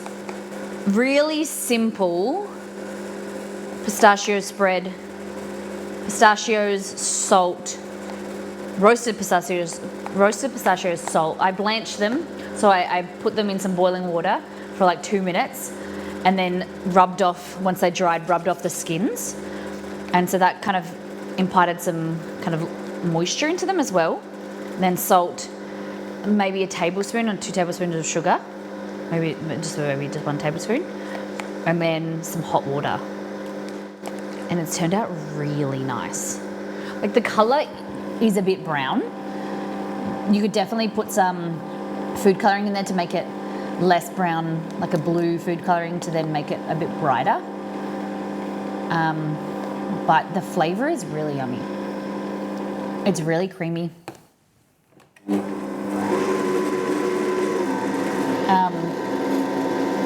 Whereas that, the second version we've made today, that has like sugar, white chocolate in it. It's a bit more richer, but also the raw pistachios have a much different flavour. Whereas the roasted just adds like a depth of flavour, and it's, I think, I have to ask Steve what he thinks, but I prefer roasted nuts. Like roasted peanuts are better, so much better than raw peanuts, or even like roasted cashews.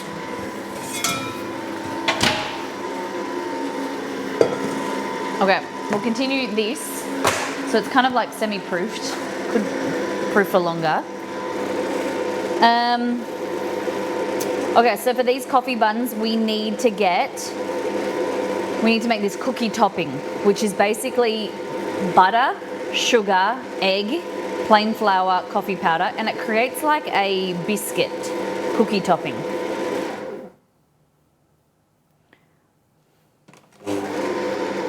So we need instant coffee powder, hot water together, soften. Okay, so what do I need? I need to put that bread flour back and all of this stuff. If you're just joining us, welcome in. We just made pistachio spread, and now we're going to be doing coffee buns. So I've linked the recipe that we're making from Catherine Zhang in Discord, so check it out. We're going to make the cookie topping. So it's kind of like a soft, sweet bread with cookie I feel like no, that's the wrong button. Cookie topping. And then they're filled with butter, which I don't really understand. What's your opinion?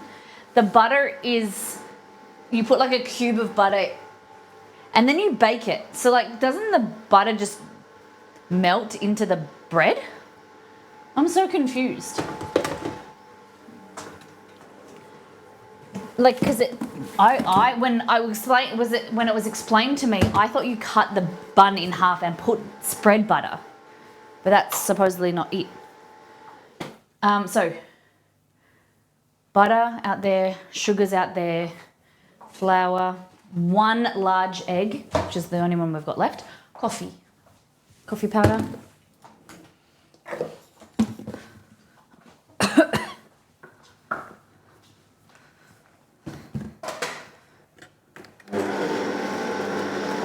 Okay.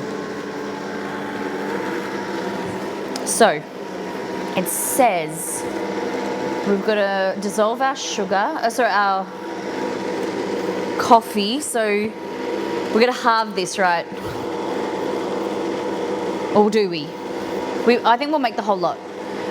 So 3 teaspoons of instant coffee powder into a little bowl.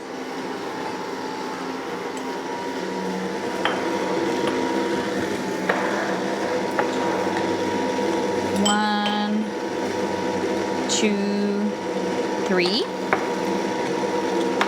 1 tablespoon of hot water, hotish.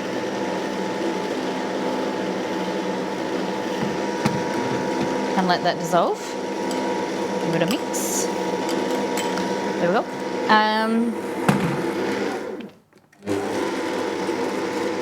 Then we want 80 grams of unsalted butter, so 1/3 of a cup of unsalted butter.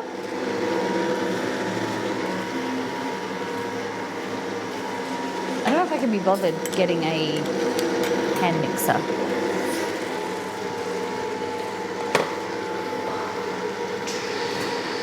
Yeah.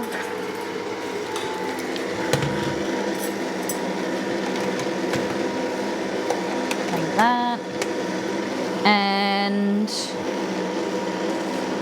65 grams of sugar. So, grab this. Scales. Like that. Okay. So, we need... Yuck. 80 grams of butter.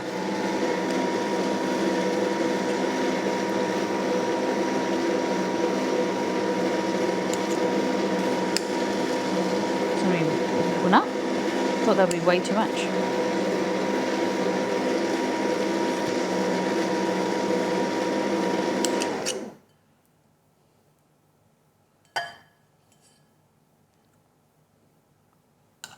$82, $79. Yeah, okay. There we go. All right. So 80 grams of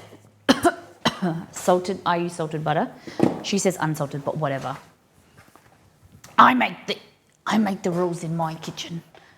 I'm just gonna omit the salt. Well, she doesn't put salt in here. Yeah, but whatever.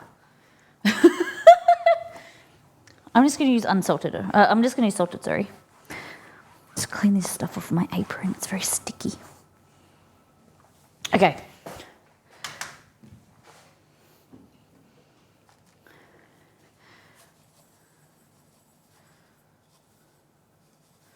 All right.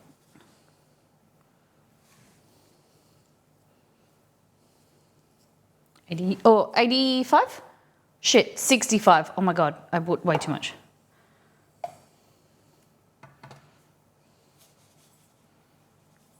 I'm not paying attention.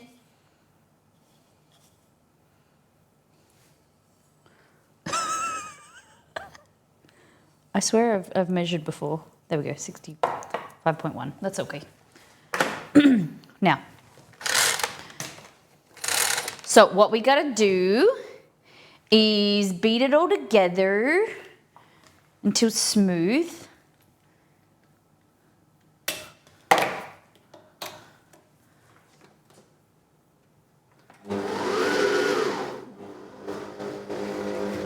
this, and then we're gonna add the egg, and then we're gonna add our everything else.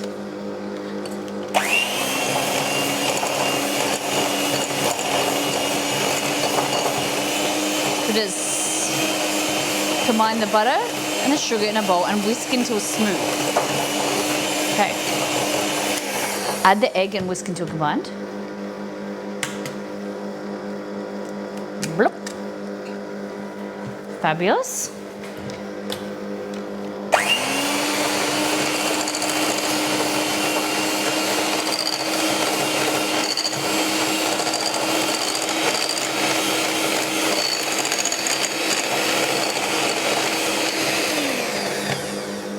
Okay. Add the cooled coffee mixture. Done. Fabulous. Mix it again. That looks gross. Just want to scrape down the sides.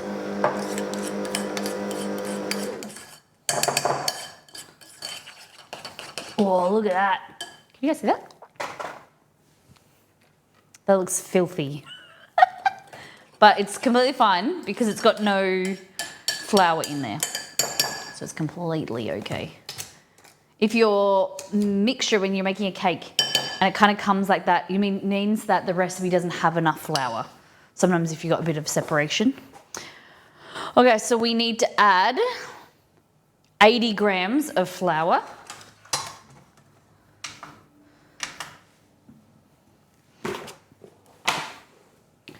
So all-purpose plain flour. No baking powder or anything.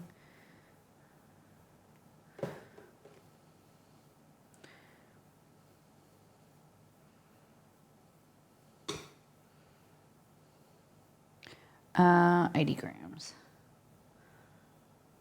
Okay, 80.2. That's okay. All right, so it says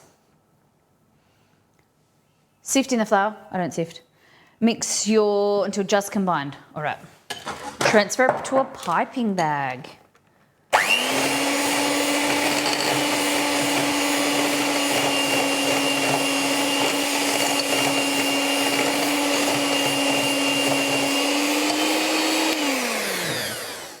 All right, so then I've mixed it, right? But you can notice that there's the stuff around the edges that aren't mixed in. And I just do that with a spatula because then I'm not over mixing. Cool. And pop this in here.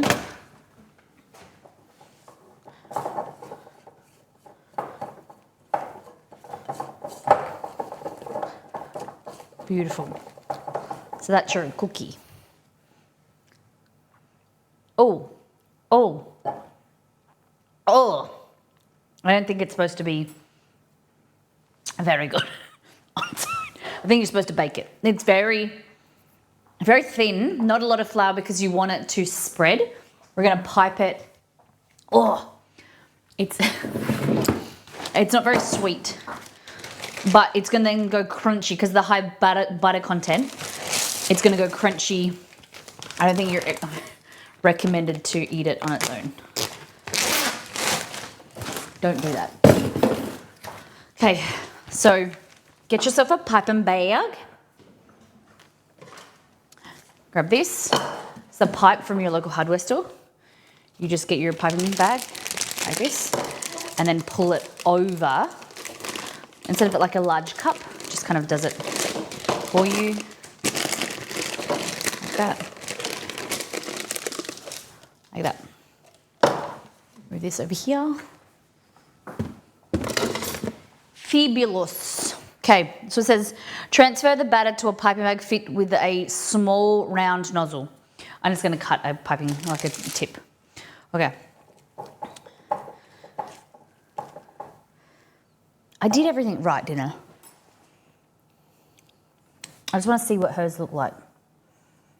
Yeah. Okay, I think it's right. It just has really minimal amounts of, like, you know how I said, like, it looks like it's separating before? Like, it looks like that now, but it's because the high butter content is gonna go really crispy when you bake it. That is my suggestion. Went through the bowl. Okay, straight into there. So now that's why I use the pipe. It's my little hack because I can holds the piping bag open for me. I did look, Wilton, some baking companies sell piping bag holders, but they're so expensive. This was like $5 at the hardware store, and it's a lot larger as well. There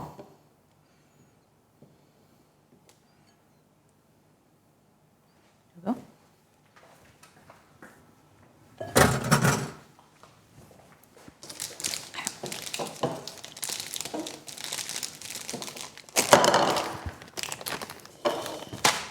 Grab that.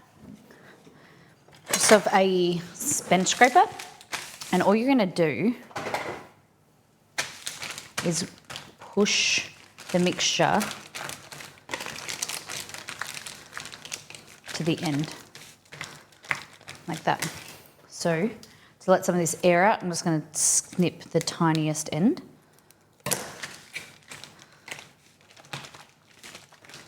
Like that. There we go. So when I'm ready, I can cut it a lot larger, but it will come out.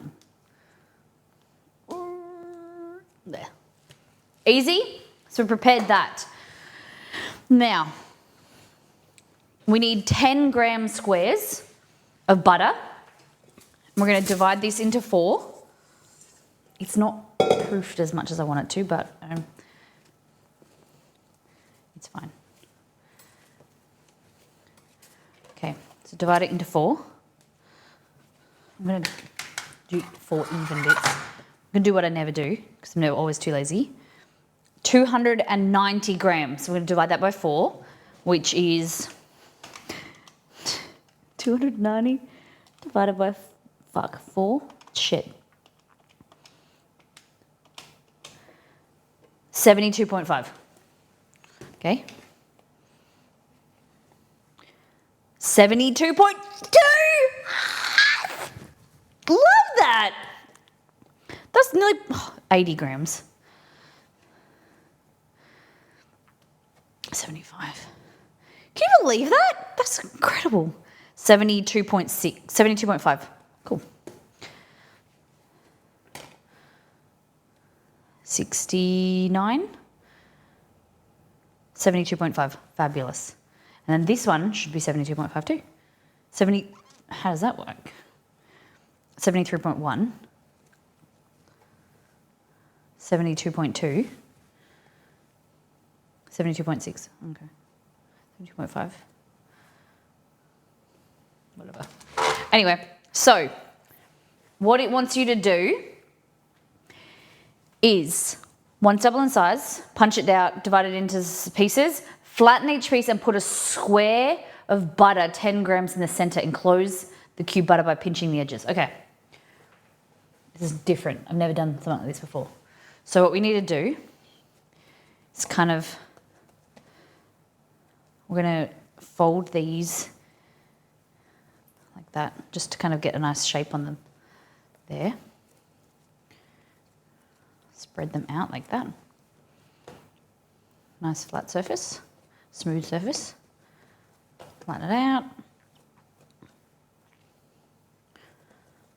You want to just kind of let it relax for about 10 minutes, because we've been handling it. And now we need to get some butter. So about 10 gram pieces, okay? I might use cold butter, because easier. Do I have cold butter? Oh my God. Yeah, I do. Do I have butter, guys? I just went and got a little bit of butter the other day from Costco. 6 500 gram packs. So this is 6 pounds of butter.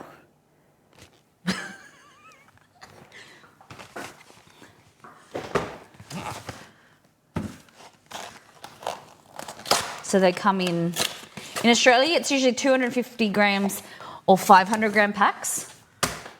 So a pound, half a pound, all buttered up. I don't often buy Devondale, so I'm interested to try it. There, like, it was either Devondale or Lurpak, but Devondale were on sale. I was like, I don't love Lurpak that much that I won't buy it. You know, this is a good deal. So what do I say? 10 gram squares. I like to be buttered up.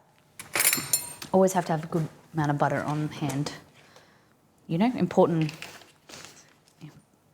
events. Okay.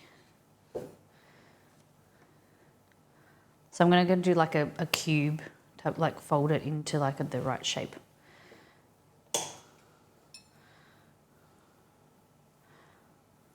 Like that, kind of like a mound. Pop it in the center.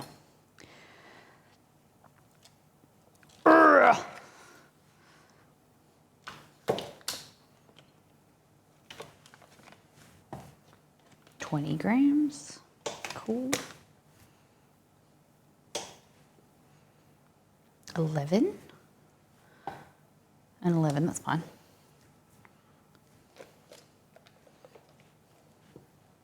12, it's a bit much. 11. Yeah, cool. I feel like I should make it a little bit smaller. A bit naughty. So it just looks like that. Stretch it out. Okay, put your butter inside there. And then you're just going to pinch these together, kind of enclose it. Never done this before. Put butter inside a bun. I'm kind of all about it though. Kind of digging it.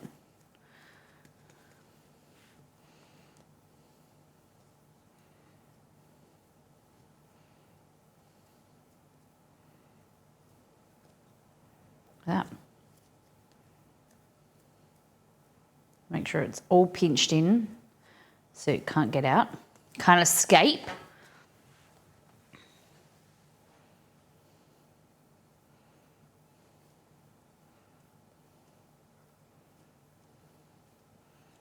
So you need to make sure it's really pinched. Really taut. Taut like a toiga. Where is that from? Taut like a toiga. I hope it's not naughty. All right. Okay. Fabulous. So then, is it Austin Powers?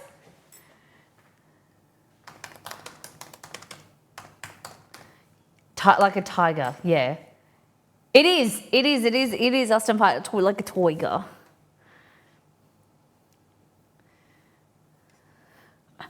All right, so enclose it in, place the dough balls on a baking tray and cover them with cling wrap, double inside. Ugh. Gold member. Guys, what are we gonna do? We need to let them proof again before we can continue. I'm tired. What else should we make? Oh, okay. I got steak. Do we make steak sushi? Do we make a steak and salad? What do we do? I've got 2 really nice steaks. What do you think?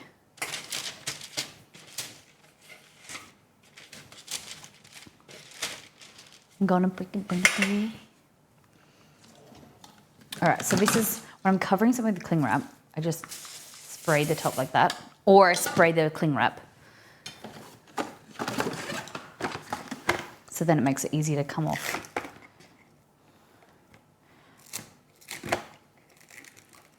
Proofing and setting are it's so annoying, isn't it?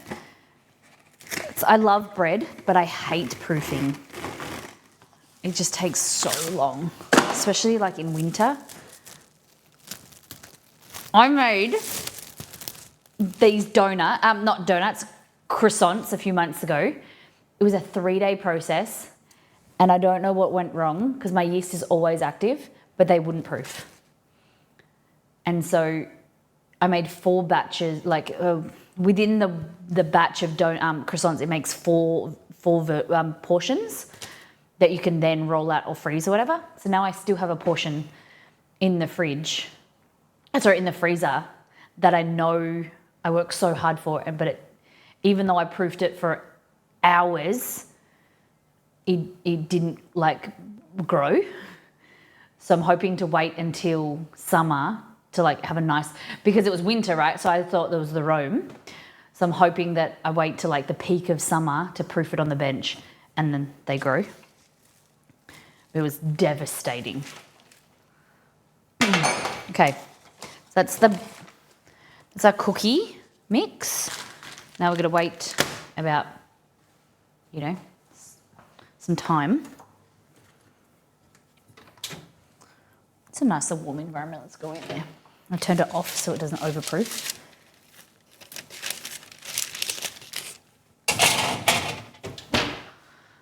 Oh, goodness me.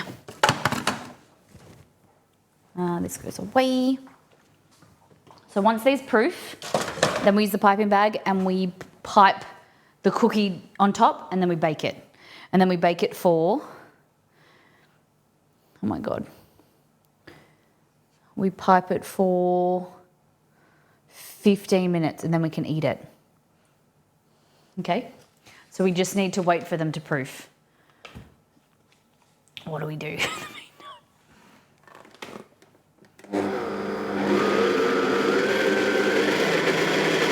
Just blend our pistachio butter. No, I think the steak. So how do we want to eat the steak?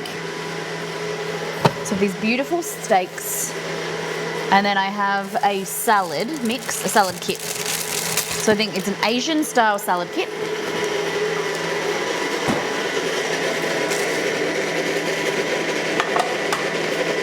Steak for me and a big steak for Exceed. He doesn't love steak. So I always get the big one for me. Because you know how some men love steak, love the meat. I get to have it. Okay. Steak. What kind of sauce goes with steak? Should we make wedges? Steak salad for lunch. What could go with it? I'll take that off now. See how it's going. I think it's too hot. Too much pressure. I can't undo it. Oh yeah. Oh, yes. Look at that. Oh, you can't see. Hold on. Camera, change. There we go. Look at that. Look at that. Still needs more blending. Still a little bit more gritty. It's getting better. That is nice. It's more luxurious. It's good.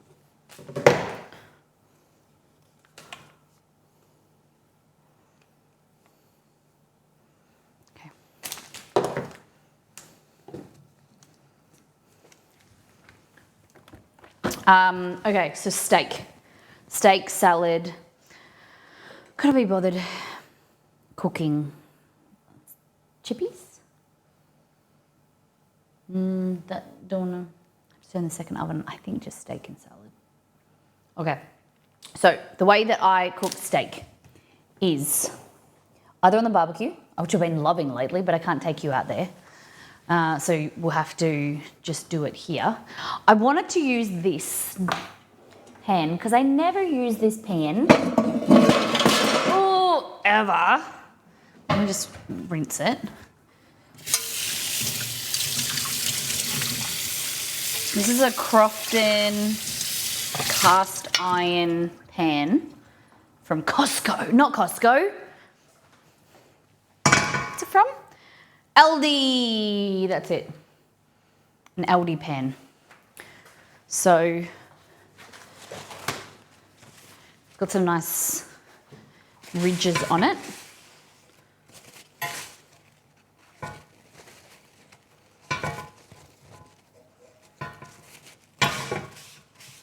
There we go. There we go. Heat it up. And I defrosted on this tray. If you want to defrost meat really quickly, put it on like a metal tray like this, and it helps distribute the heat better. So what I got here, steak. So this is top, I don't know what it's called. I always forget. So it's from Costco that I buy it in a bulk pack. I think it's called top rump, I think. They're really thick slices. They're amazing. I usually buy them. They're really tender. I usually buy it and thinly slice it for sushi, beef sushi. But we've been having them as steak and so good. So heavy amount of salt. One of the big things that sets restaurants and chefs apart from home cooks is salting. Chuck roast? No. Rump. We call it rump. Hey Google, what's the name for rump? On the website zgrills.com.au, they say, rump steak is also known as round steak or bottom round. Do you want a little more context? Yes, this is top round, I think. I have to figure out the name. Maybe it's very lean. It's very tender. Sorry, it's not very chewy at all. Okay, so salt, and then we're going to do pepper. Like that. Might make it a bit more coarse. And it's like $23 a kilo. $22 a kilo at Costco in bulk. And I usually pay for it at Woolworths, the local grocery store, like $30 a kilo. So I just grab some, freeze it. It's fantastic. It's a bit leaner. You wouldn't want to do like a stew or anything with it. I need to go and get got olive oil in my office because I was filming a video in there yesterday. Oh. Have you guys heard the new Miley song? I was listening to it in the car yesterday. Okay, oil like this. Put oil on the steak rather than in the pan. There we go. Wash my hands.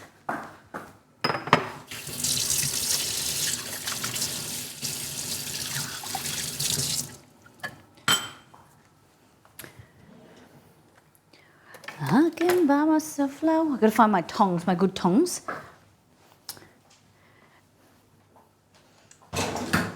Hey Google, add tongs to my shopping list. I was the young one. I started to dig her. She's developing a cool. Yeah. I thought it was a good song. All right. Ready?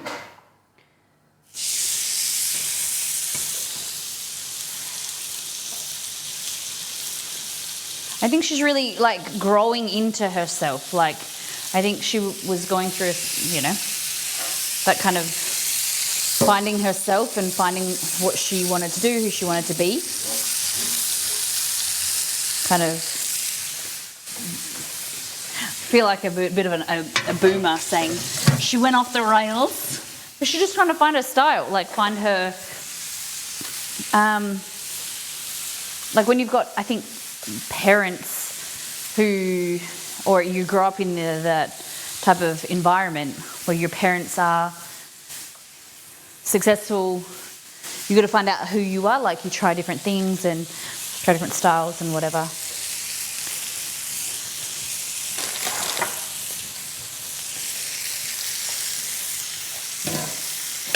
Her situation is a complex one, born into stardom, yeah.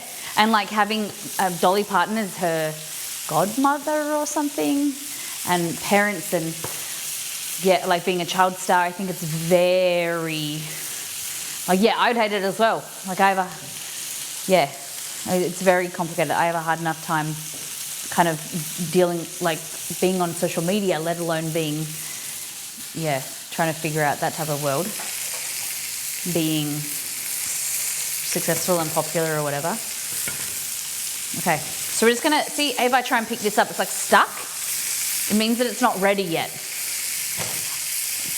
I'm not ready. So when it lifts, it creates like a crust, and then it will lift itself. It'll just kind of pull away from the pan, and then it's ready to flip. Okay, these guys, come on, proof faster. This Asian salad kit, pretty dope. I think they're like $5 from Woolies. We like them. I don't really buy them very often.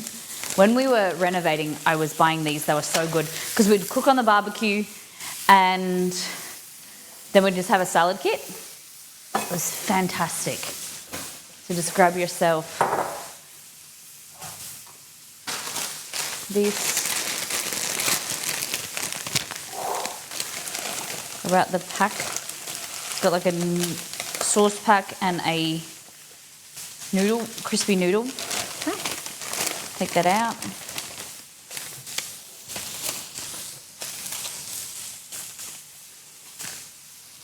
I suck at salads. So even like this, look, it's grated cabbage and like carrot and stuff. It's better than, I don't know, I just don't have the creativity. I'm getting better at it. I think October we're going to do one salad stream. And that's my idea, is to do one salad a stream. We'll call it, what do we need? We need a pun. Something October salad related. Saladtober. That's really lame. But I've got to lean into getting better at salads. Okay, look at this. It lifts off. You ready? I'm going to pick it up.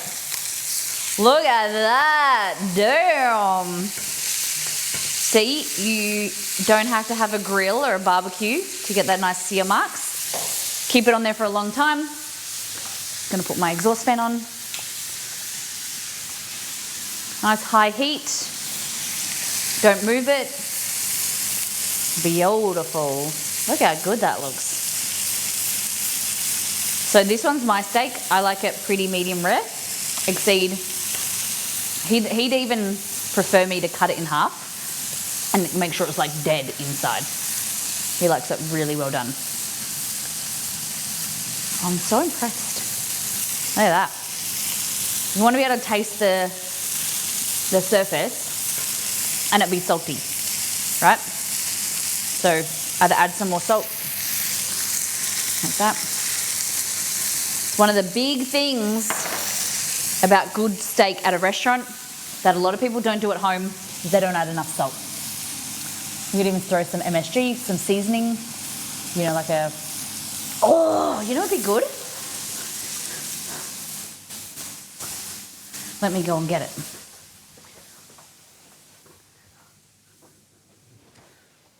Where did I put it now?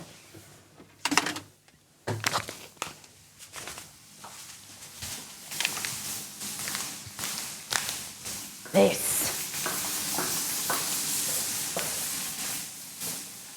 Some of this on it.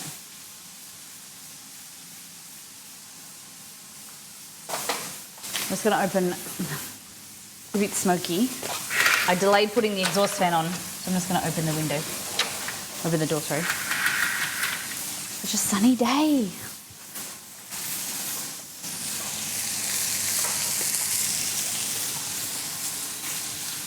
Okay, so this is a smoky, this is that rub. Just grab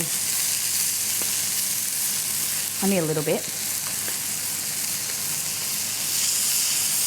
Oh.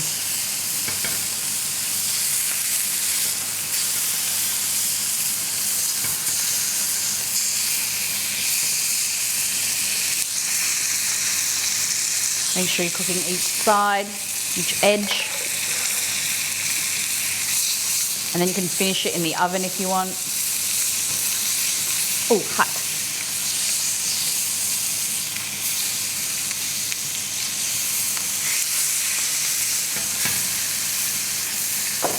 Yes, doesn't that look so good?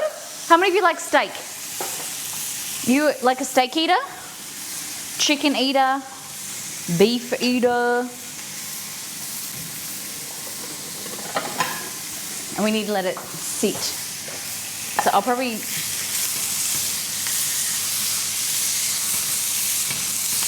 They're really thick, so you need to cook them for quite a while.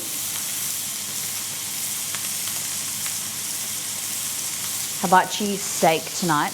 We're always sous vide when making it at home. Ooh. I'm a beef eater. Okay. It's quite... I think I'm going to cook it a bit more.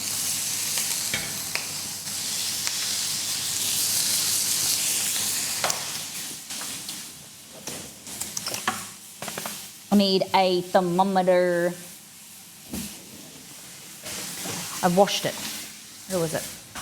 Here we go. I didn't wash it.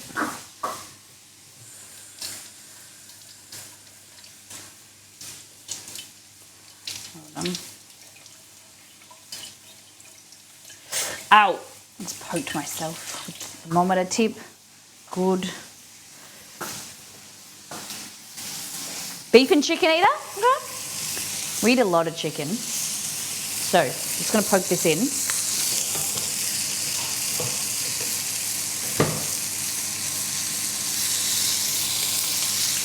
So, we're at 77.2 at the moment, Fahrenheit. 25 Celsius. All right. And then this one.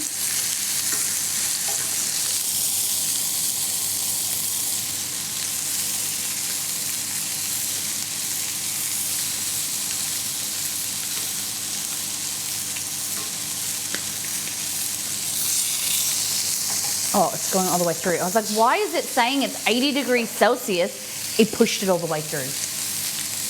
Okay.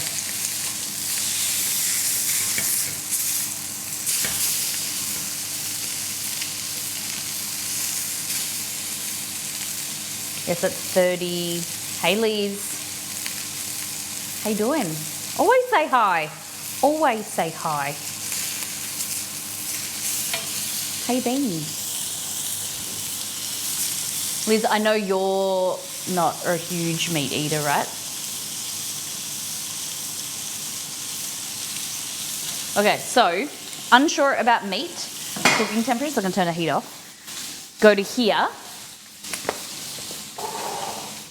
First things first. Okay, go here. And we're going to flick to. This is the steak, so it's showing you. These are like different lamb. To chicken or like a poultry, pork, beef, right? So we're using at the moment, we're doing a top round. So you're looking at around like here. So at the top up here, so it's doing less work than these big muscles here. It's kind of like more inside here. So it's a bit leaner and a bit tender. So then if you go to meat cuts cooking method here, shows you some stuff. Here, safety guide. Ba-ba-ra. So this is telling you cooking tips. So we're looking for red meat. 50 degrees Celsius to 120 Fahrenheit is rare. 63 Celsius to 140 Fahrenheit is medium. 71 Celsius to 160 Fahrenheit is well done. Okay? To achieve restaurant quality dish, be sure to season well with salt. Look at that.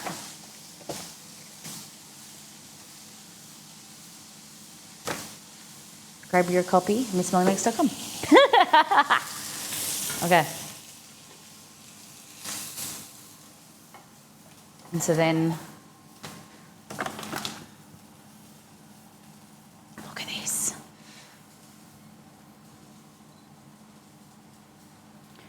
Not too much red meat, to be honest. Yours is looking delicious right now.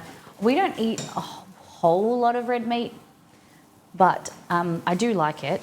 It's just more expensive, right? Look at those steaks. I did turn that. I said not to turn it. And it's like the grill marks are going this way and that way, cross hedge.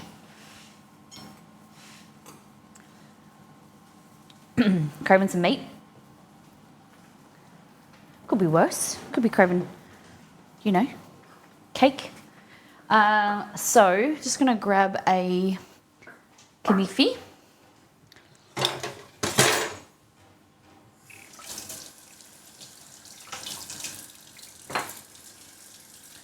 A toast to the room.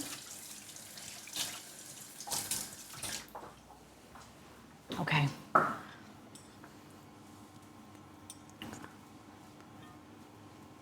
To the brown. Okay. So you can take this little end off.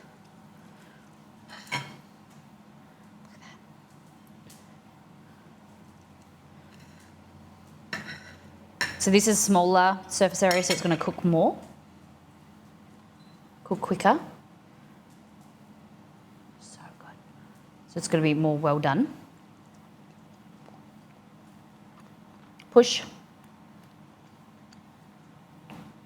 This one here, oh, sorry, I realise it's not. See here, if I press, it's kind of softer, and see how more of the meat is moving? Like if I press there, see how the whole kind of steak is moving? Like if I press here, see how it kind of like the whole steak moves? Because it's like reacting to that pressure. And that means it's like more rare, right? Whereas if I press here, there, see how there's less movement?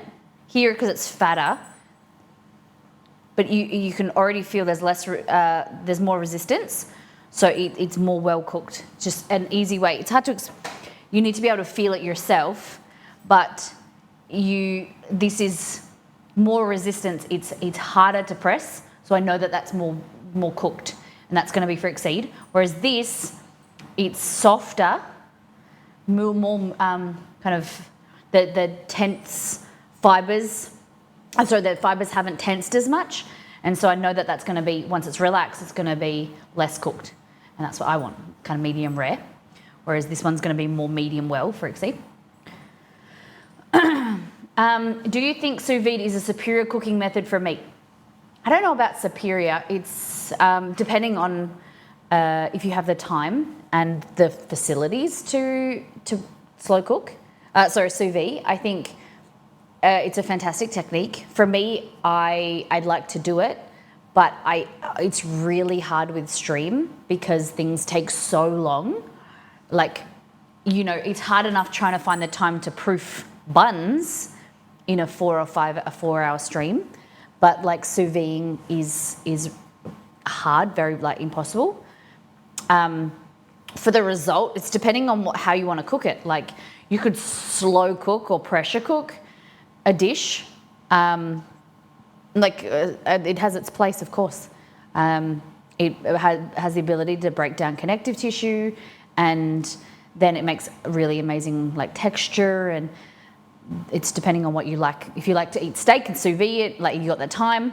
Whereas like in my style of cooking, and I like to think of an idea and then cook it there and then.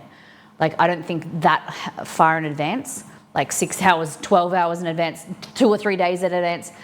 Sometimes if I want pizza, I want pizza now. Like, or it's hard for me to think 2 to 3 days ahead to make dough unless it's like a special event.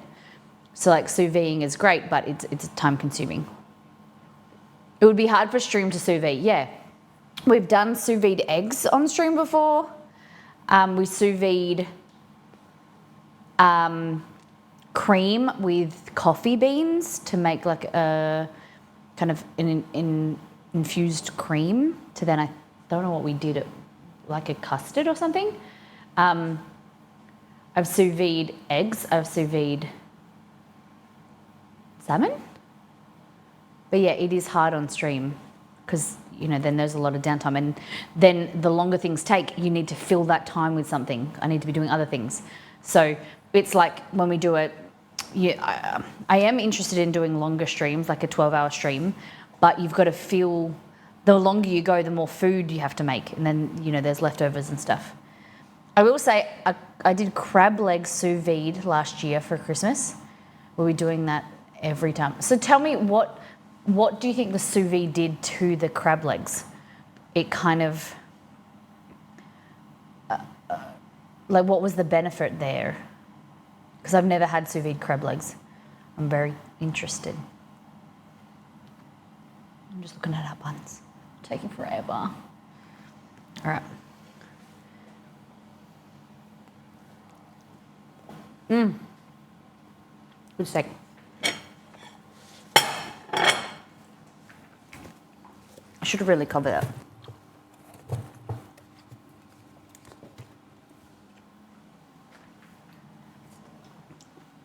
Oh, the butter to penetrate fully, I think. Not sure, but definitely best crab legs I've ever had. Okay. Did you peel, did you just shell the crab? That's cool. I definitely would be keen to do more stuff. But if we can figure out some recipes, you're more than welcome to send them in. Recipes that sous vide that take 3 hours, 4 hours without all the talking. Because it's not only like these buns, it's not necessarily the proofing time. It's like me starting stream, making breakfast or doing all things food and stuff that delays them being made, and then it gets postponed, and that's what makes it hard. So unless there's a recipe that we start stream, get into straight away, goes into the sous vide, that's doable. Yeah. You're so nice. Okay. They're growing, but very slowly. Part of me just wants to take off one and bake it. You know that's bad? If I just take one of the 3, put it on a tray. What do we think? What do you think, Jess? And then I make the other ones later. We might have to make them again. Because they haven't really proofed very much.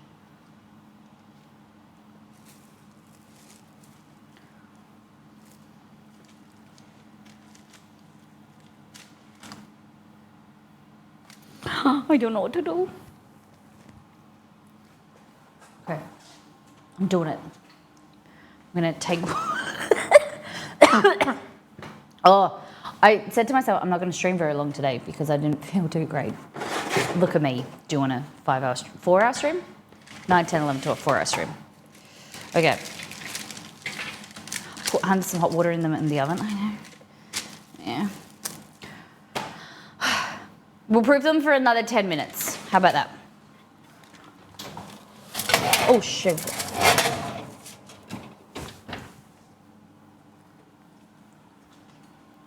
Okay.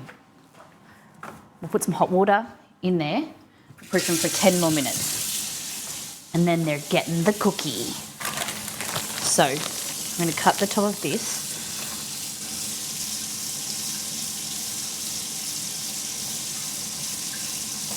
I think maybe a bit bigger. Hello, Chester. What's happening?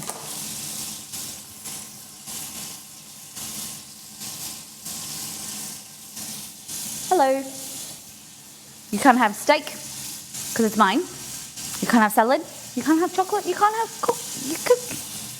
coffee. That's what I was looking for. Okay. So, I put this back.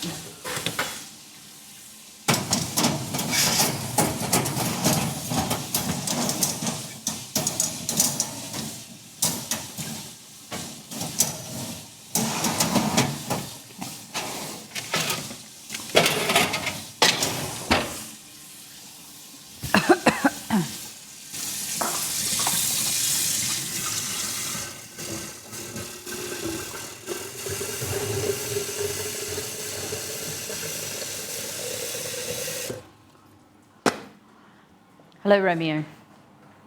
I don't want to put it in that.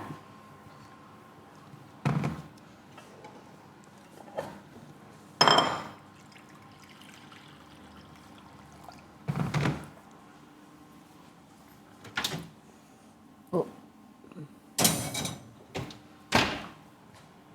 Hey Google, set timer for 10 minutes. Okay, let's make this. Sure, 10 minutes. And we're starting now. Excuse me. Okay.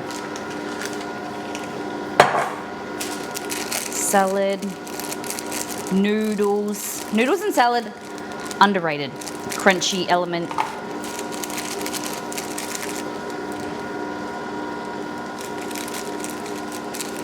What do you think, Chess? Do you agree? You like noodles?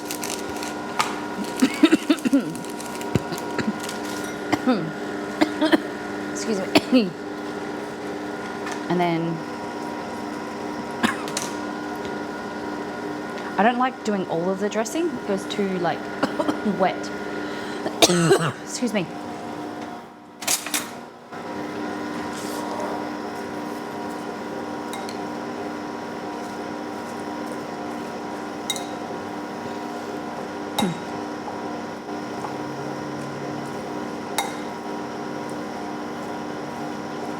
There we go.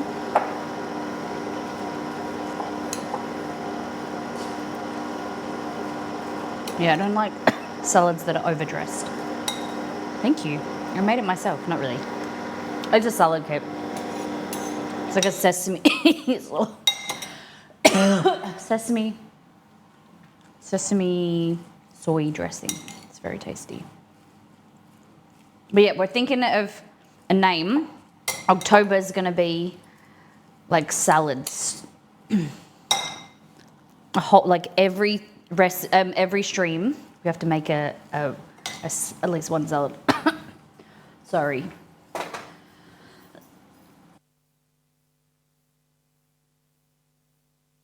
Oh, wash my hands. Hey Google, do I have a timer? Yes, you have a 10-minute timer. Yes, I'm looking for suggestions. One of what we should call the month.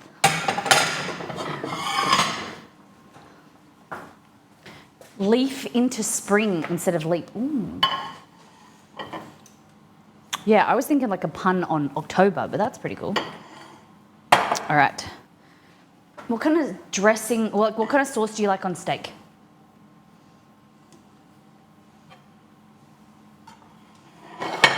What do you think? Last time I made a mushroom sauce. I was like, do we? No, do you know what I'm going to add? This amazing, if you guys live in California, you have to go to Bola Vista. I think you can order it online. This is so good.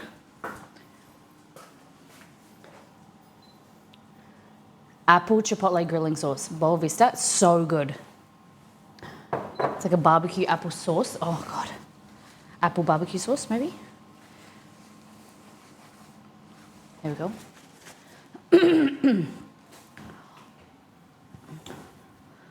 Rosemary, just give me a herbed steak, rosemary and salt, okay. And then so, salad.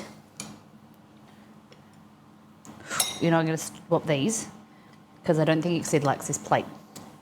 He doesn't like the texture of it.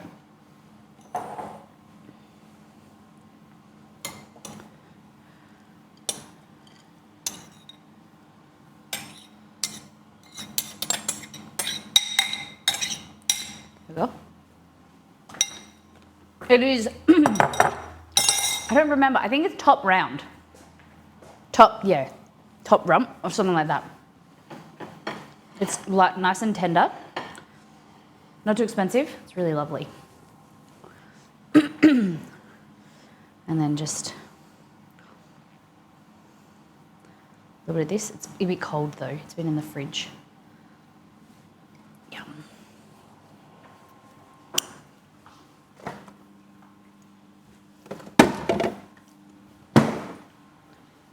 And then a bit of salt, more salt, a little bit of pepper.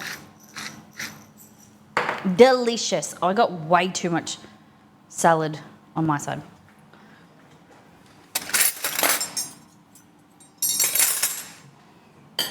I'll give him some of my salad. There we go. Because I'll eat more meat than him. He likes more salad.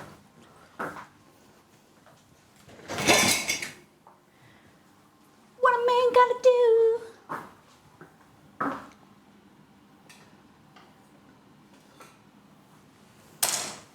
Trying to find a knife.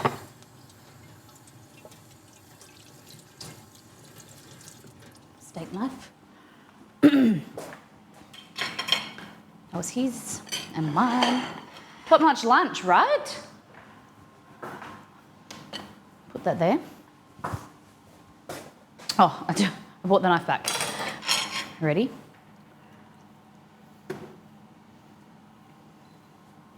Okay. Here's steak. Ready?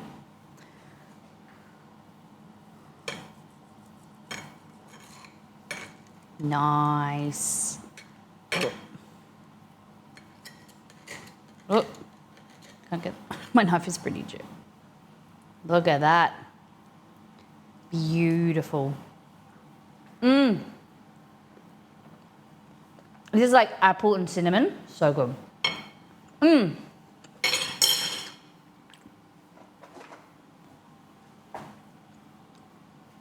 Did I see a question about pumpkin spice?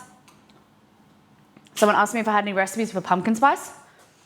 Well, you mean like using pumpkin spice or like to make pumpkin spice? I have a pumpkin sheet cake recipe with maple frosting. Hey, Kelly.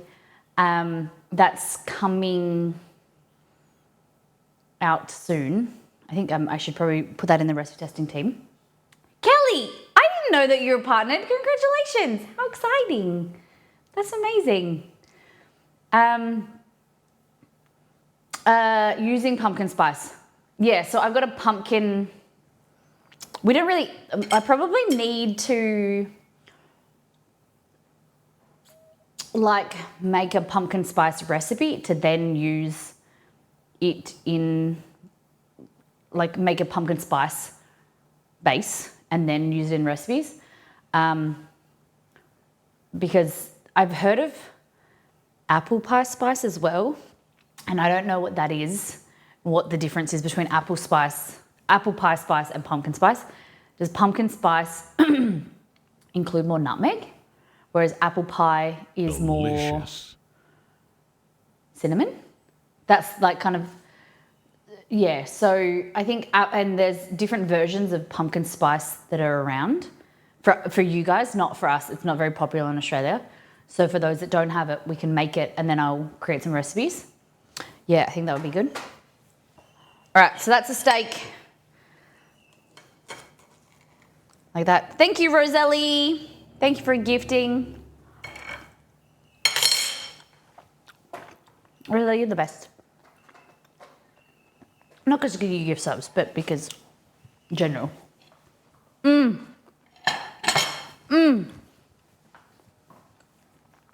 Pumpkin spice contains cloves.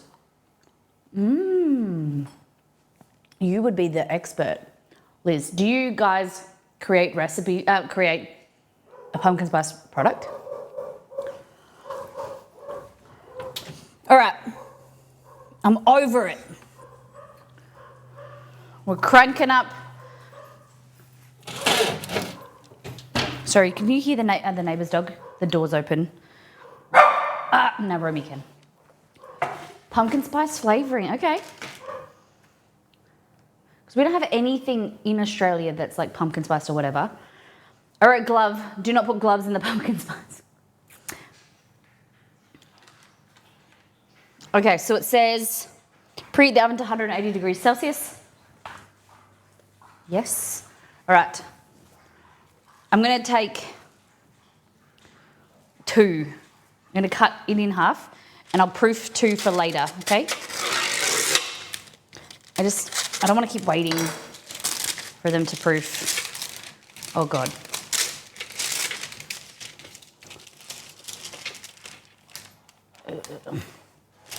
These ones are proof for probably another hour, and I'll bake them later.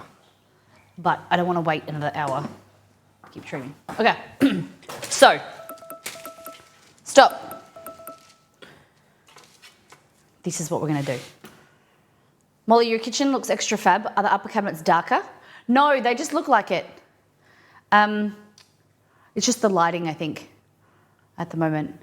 They're both kind of like a warm grey. Thank you. Okay. So, thank you very much. Very excited. It's nice to have another partner around in food and drink. Okay, uncover the proof buns and pipe swirls of the coffee topping on the top of the bun. Swirls. I think it means like this.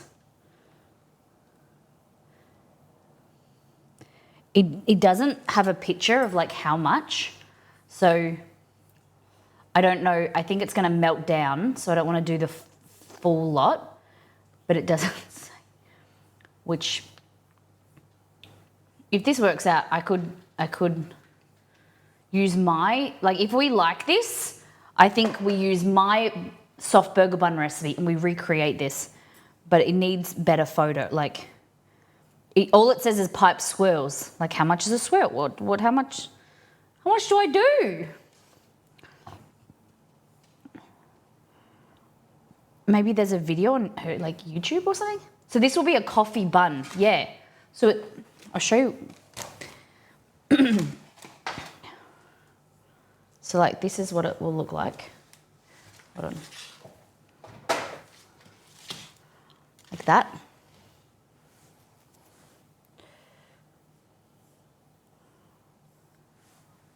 So it's kind of like a Mexican concha, I think that's how you pronounce it, but it's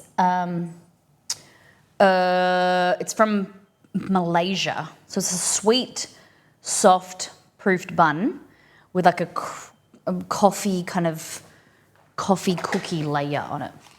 Yeah. So this is going to be like crispy, but I don't want to do too much because it's going to melt down, but I'd only probably do kind of like a al crackling.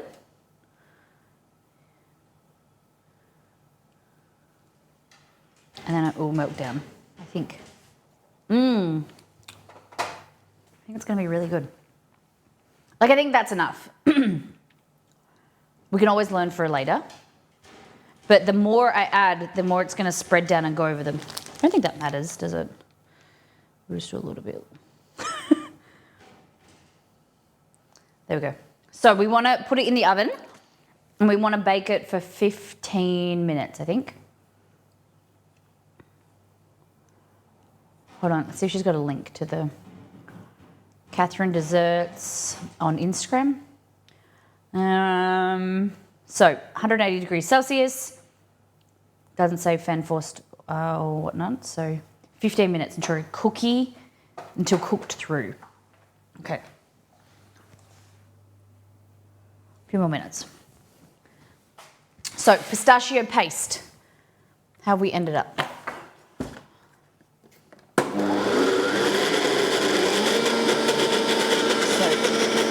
The white chocolate pistachio paste, and then this is the roasted pistachios, salt and sugar.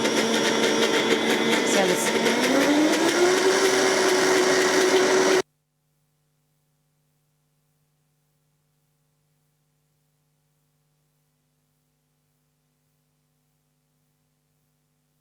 Okay.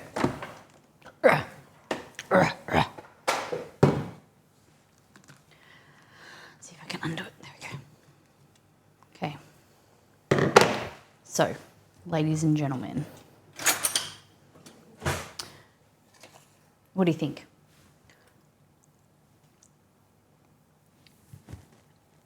And it just danced perfectly with the music. Nice, nice, nice, nice. I like that. Okay. So roasted, you can see the different colour. And then this one's got white chocolate in it as well. So we could, this will be kind of firmer when it, because it's quite warm at the moment. It's runnier, but with that cocoa butter, it will kind of thicken.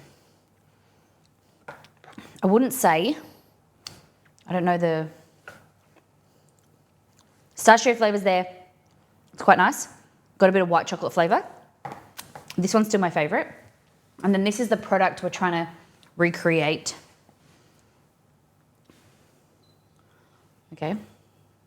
Sexy Italian pistachio spread. And look at the colour. But this has a lot of additives. So,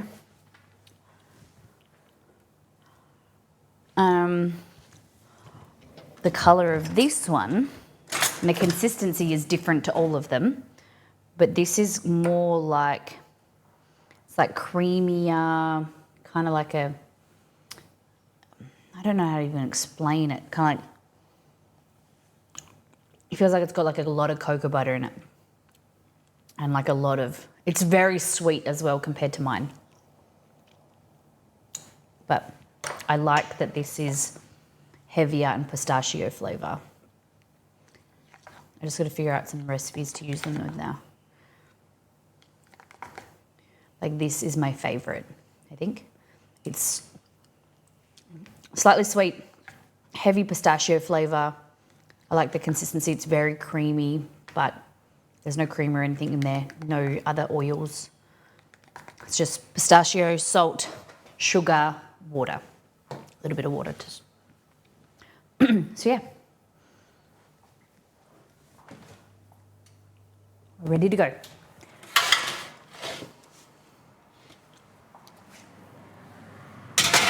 Hey Google, set timer for 15 minutes. 15 minutes. I like that. So many store-bought things have, oh yeah, have extras. This has, it's a pistachio spread that only has 16% pistachios. And then it's, the main ingredient is sugar, vegetable fat, which is palm, cocoa, coconut, and barbecue, B-A-B-A-C-U. B-A-B-A-C-U. So barbecue is a clear yellow vegetable oil extract from seeds of a babassu palm, which grows in the Amazon in South America. If I can't pronounce it, shouldn't have eaten it. So, and then there's like milk powders and more vegetable extracts, things like that. So I think like it has its place, but it just, at $25 a jar, I'd rather make my own. And I'd rather you guys be able to, palm oil is a big no for me. But when you, Braveheart, when you talk about palm oil, what palm oil, from my understanding, there's variations of palm oil and not all of them are associated with orangutans or like bad palm oil.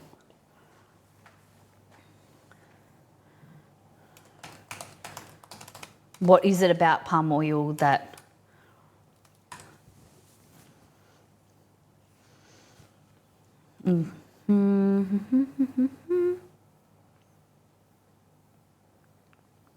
3 types of palm oil.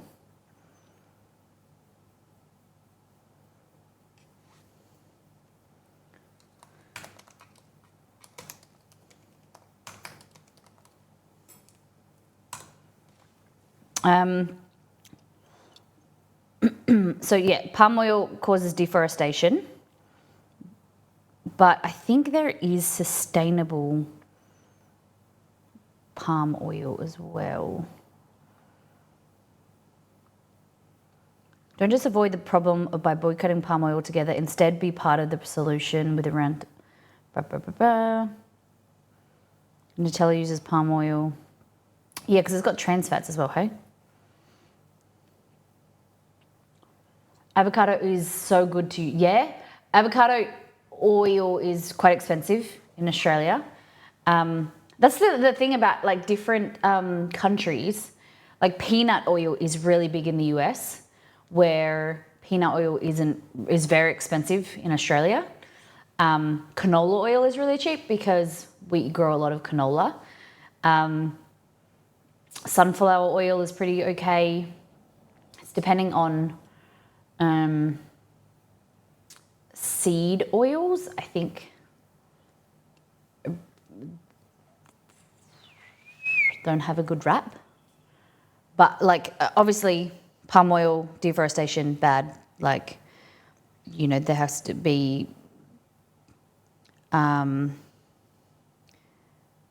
we can't be screwing the earth, and it has to be something that's like a bit more sustainable. But I don't know too much about it. I thought that I thought I read something somewhere that was like not all palm oil is bad, but I don't know. But it's cheap, right? That's why. Is that why it's used? Because I know Tim Tams, a lot of like Kit Kats and stuff. It's like like an oil that's used in chocolate that's cheap. Oh, damn! We put too much cookie on top. It's all melted down, but I think it's okay. Hey Google, how long on my timer? T minus 10 minutes and 43 seconds. 10 minutes? Oh, I did a 15-minute timer. I was thinking, what? Thought I did a 10-minute timer. Okay.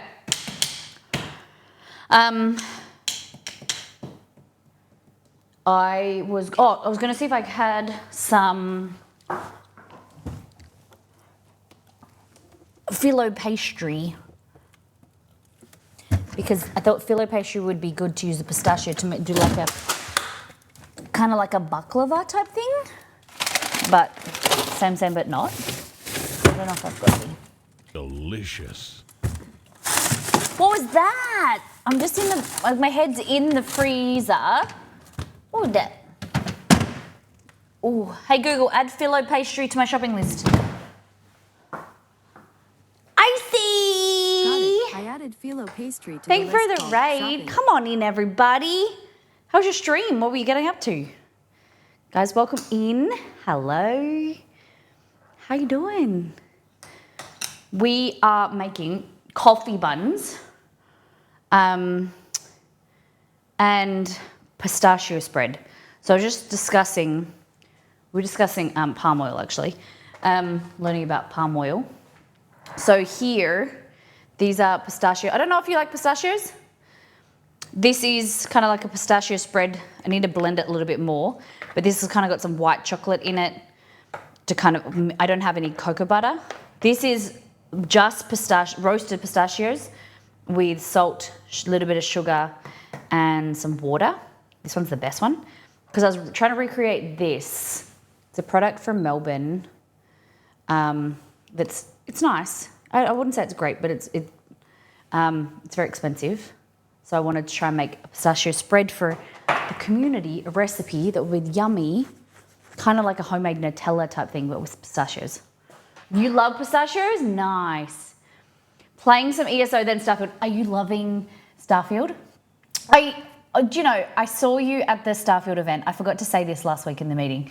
I saw you at the Starfield event and I said to Exceed, oh, we need to go and see Icy. And then we looked around and then we were too late, so I do apologise. But guys, if you don't know our lovely friend Icy, legend at ESO. Well, she's great at educating, great at just a really chill, casual vibe, great person, and playing Starfield as well, which I'm loving. Please go and check them out. Thank you for bringing your community over. It's really lovely to see you. Yeah, can I call you Yaz? Yaz Digger? I don't know how do I say your name. I like the emotes. Is that your emote? The Starfield and the ESO emote? That's so cool.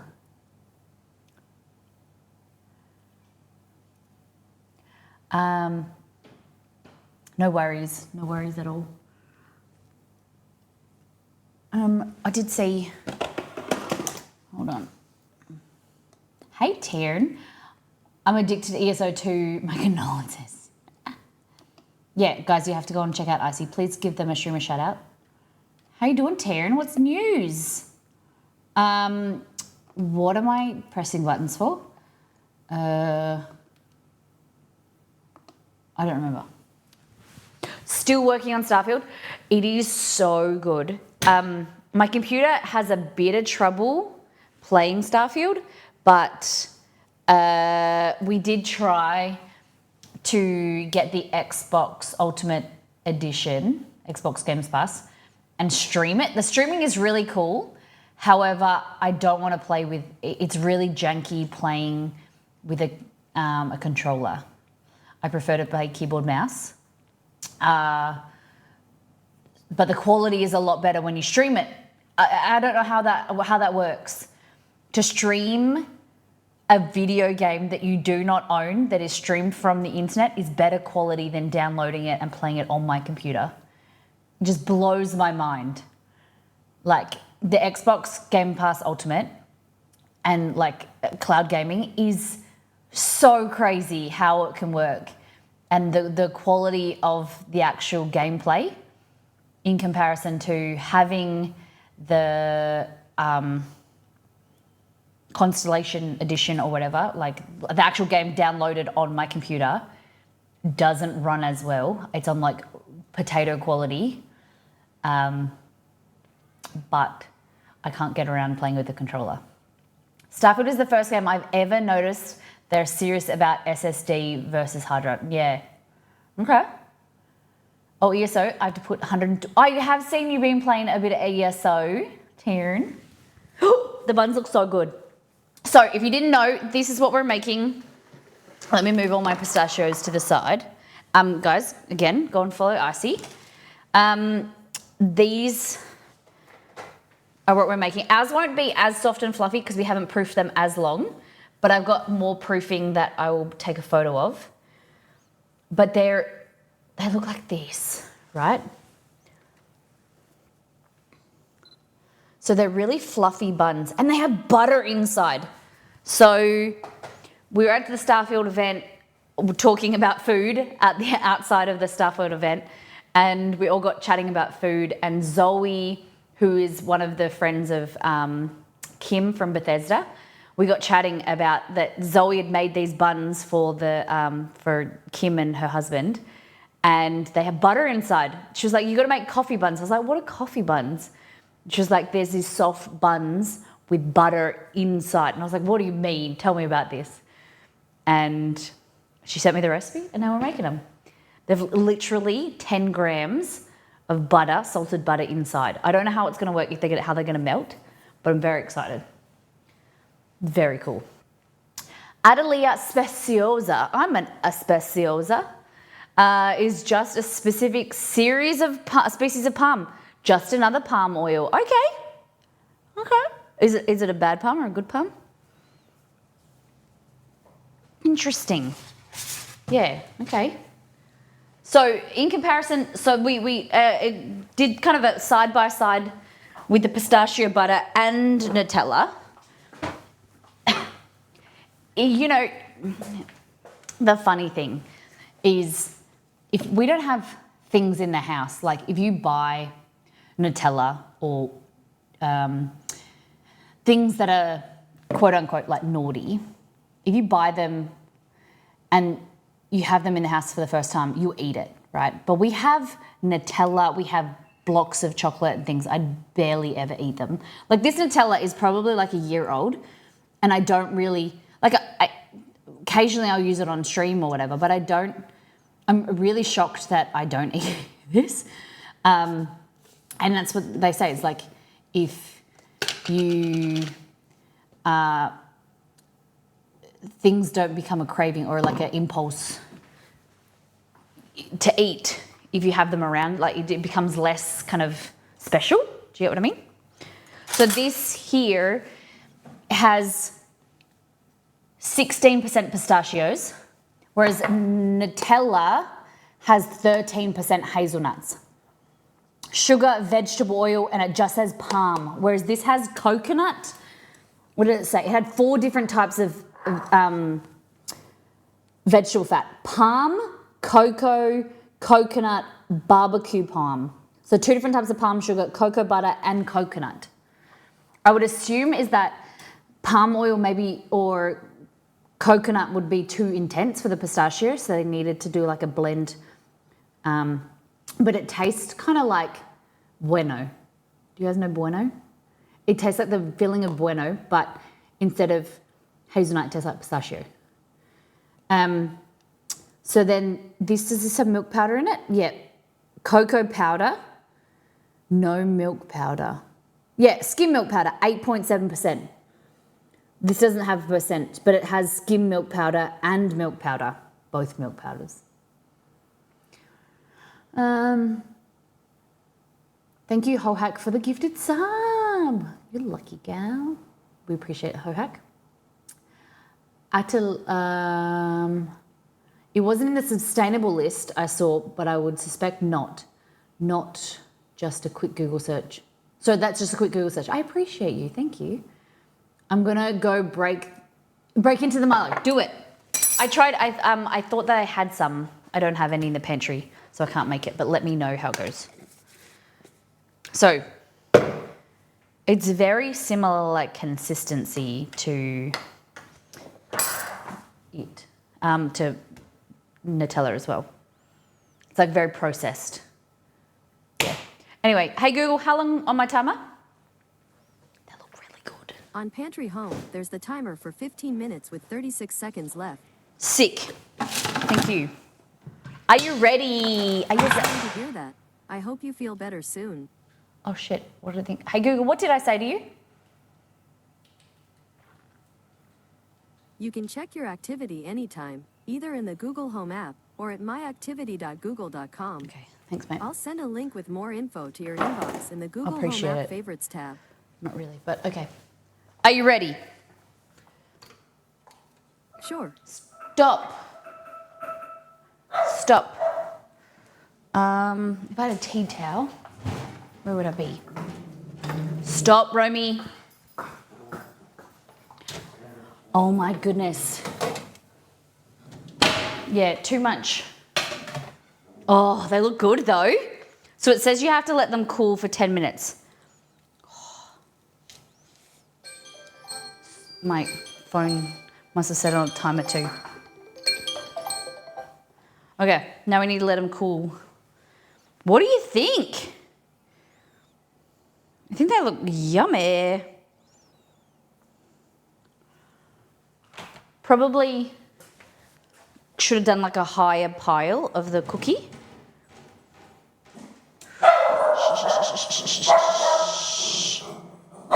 Dogs. Okay, and then so they should, this is coffee flavored kind of cookie.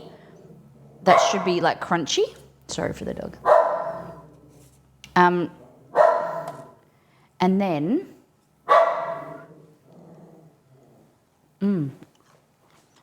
there's so much butter in there that it's soft now, but when it cools down, it will go crunchy.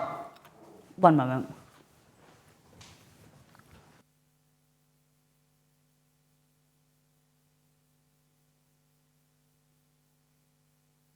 Okay.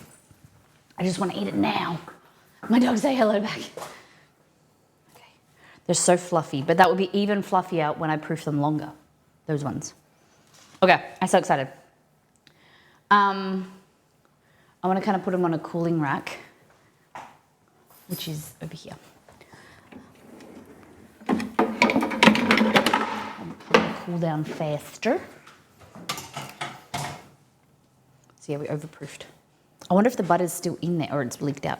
It doesn't look like it's leaked out, so.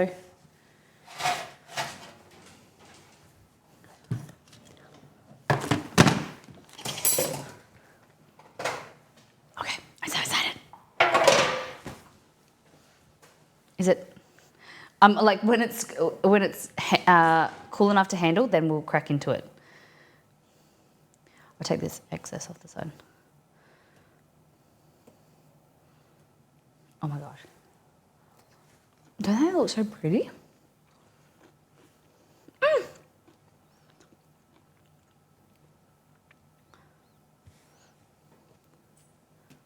It's like crunchy.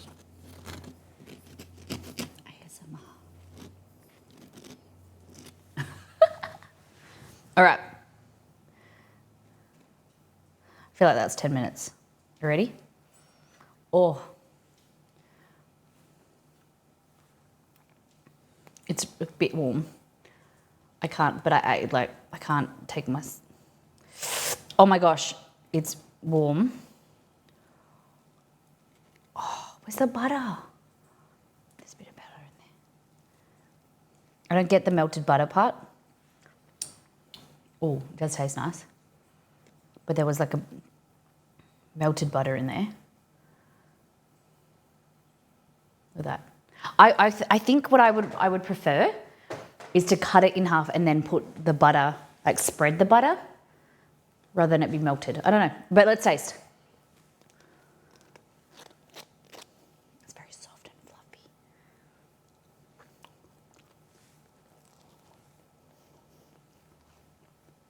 It's pretty good.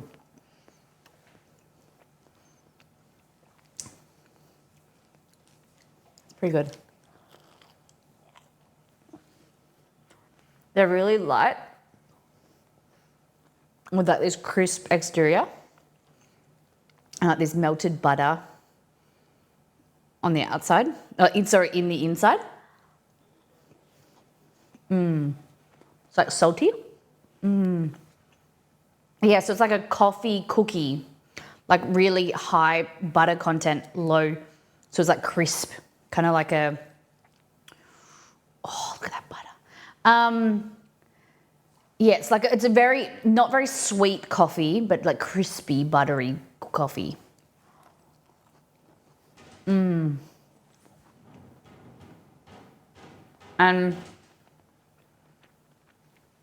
the bun is soft and it's like salty sweet because you got the salted butter then from the slightly sweet exterior. They're pretty Moorish. I'm a fan. I'm a big fan. Oh my goodness. Like, look at this texture. This is like, because of stream, we delayed making them. The other ones will be softer and fluffier, but look how good that is. That's pretty fluffy. And then, so is it an ESO recipe? No, this is just from, the link is in the webs, in Discord. They're from Catherine Zhang. Hold on.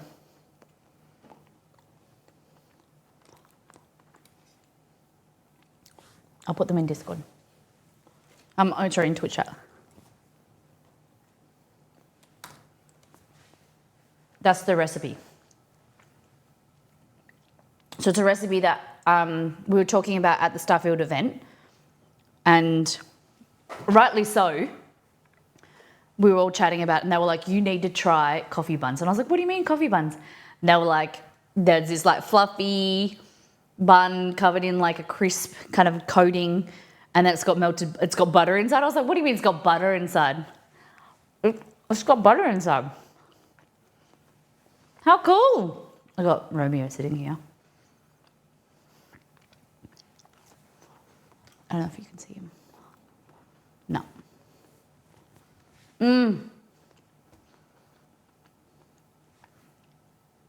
I think it would be better. I only want to do a tiny, tiny bit. But rather than the melted butter, like I think if you cut it in half, like if you got that and then cut it in half, like this, for instance, and then you got like a tiny bit of butter, the same amount rather than the melted, it would be, I don't know, because it's going to melt because it's going to be hot anyway, so. Yum. You guys need to try this. Delicious.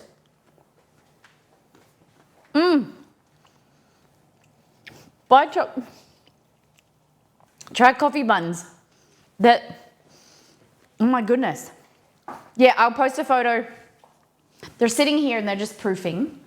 I'm gonna proof them for maybe they've got ages to go, probably another half an hour. And then we'll cook them. I do need to look after, no worries. I hope you have a fantastic day. Thank you for being here. We're just about to finish.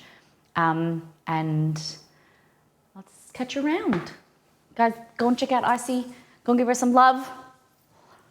Okay, so what have we done today? We made steak. Steak and salad. I have to heat this up for Exceed. Steak and salad for lunch, just in the meantime. We made coffee buns and we made pistachio paste. Next stream, 24-hour stream. Oh my God, no. 5 hours is more than enough. Okay, we're cooking from the cookbook, I think. Or if there's anything you guys recommend. We're gonna make Southern American food. I'm gonna do like cornbread, fried chicken, coleslaw, maybe make something like a pecan pie, or I didn't know what else pie. I'll have a look in there. If there's anything you recommend, Southern American food, I'll see if I can find a recipe in there. It's gonna be fun. It's gonna be really fun. I woke up this morning feeling pretty unwell. It's amazing that you guys have, like, I just get on stream and I just have this amazing ability, like, to, I think you guys give me the energy just to be able to, like, stream, and even though I feel tired, it's just so much fun. I thought we were going to wait for the buns to proof. Nah. I do need to go and have a nap. I can't afford to get sick. I've got a busy week next week in Sydney. So, pecan pie is my favourite. We might make a pecan pie.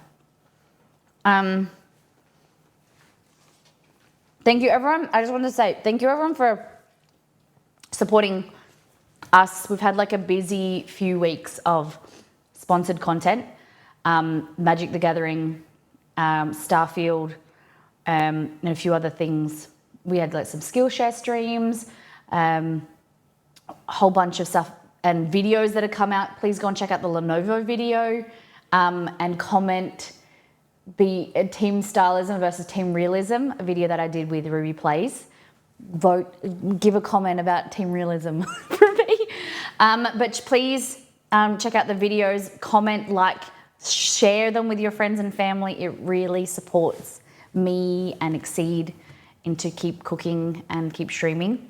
That income that we get from sponsored streams is so important, and it means that we can get more stuff and we keep being able to kind of like be able to do, you know, normal cooking as well.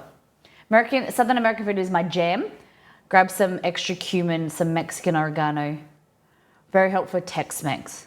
Yeah. Nice. Okay. So yeah, I just want to say thank you for everything. I really appreciate it. And the mods, thank you for being around.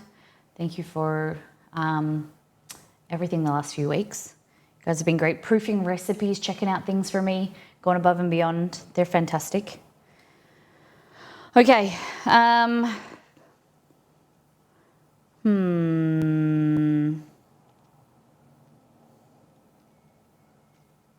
Who can we send Joff over to? Oh man, I'm gonna fall asleep. All right, we're gonna send Joff over to Reaps. He's playing Confabulation. I don't really know what that is, but copy and paste the raid goal message. We're gonna go and visit Reaps. Amazing Australian streamer. I gotta message him because we're hopefully gonna catch up for dinner when we're in Sydney. We hung out at Starfield event, and just an amazing human. But guys, thank you for being here. As I said, Southern American, 3 days and 19 hours. Thank you for those who have contributed to today's stream. Extra special humans. Beware resub for 23 months. Hohack gifted 5 subs. Sensei for 63 months. Roselli gifted to Kelly Cakes. Roscoe rated. Connor Carbonara rated. And Icy rated. Thank you for sharing the love. If you're new to the stream, come and hang out with us. Hit the follow button down here. Go and check out my socials. Follow on all the socials. Make sure you follow on everything, because something might pop up one day and you might be the first person to see it. Guys, take care, brush your hair, be good to yourself and those around you this week. Do something to spoil yourself and have a great week. Bye.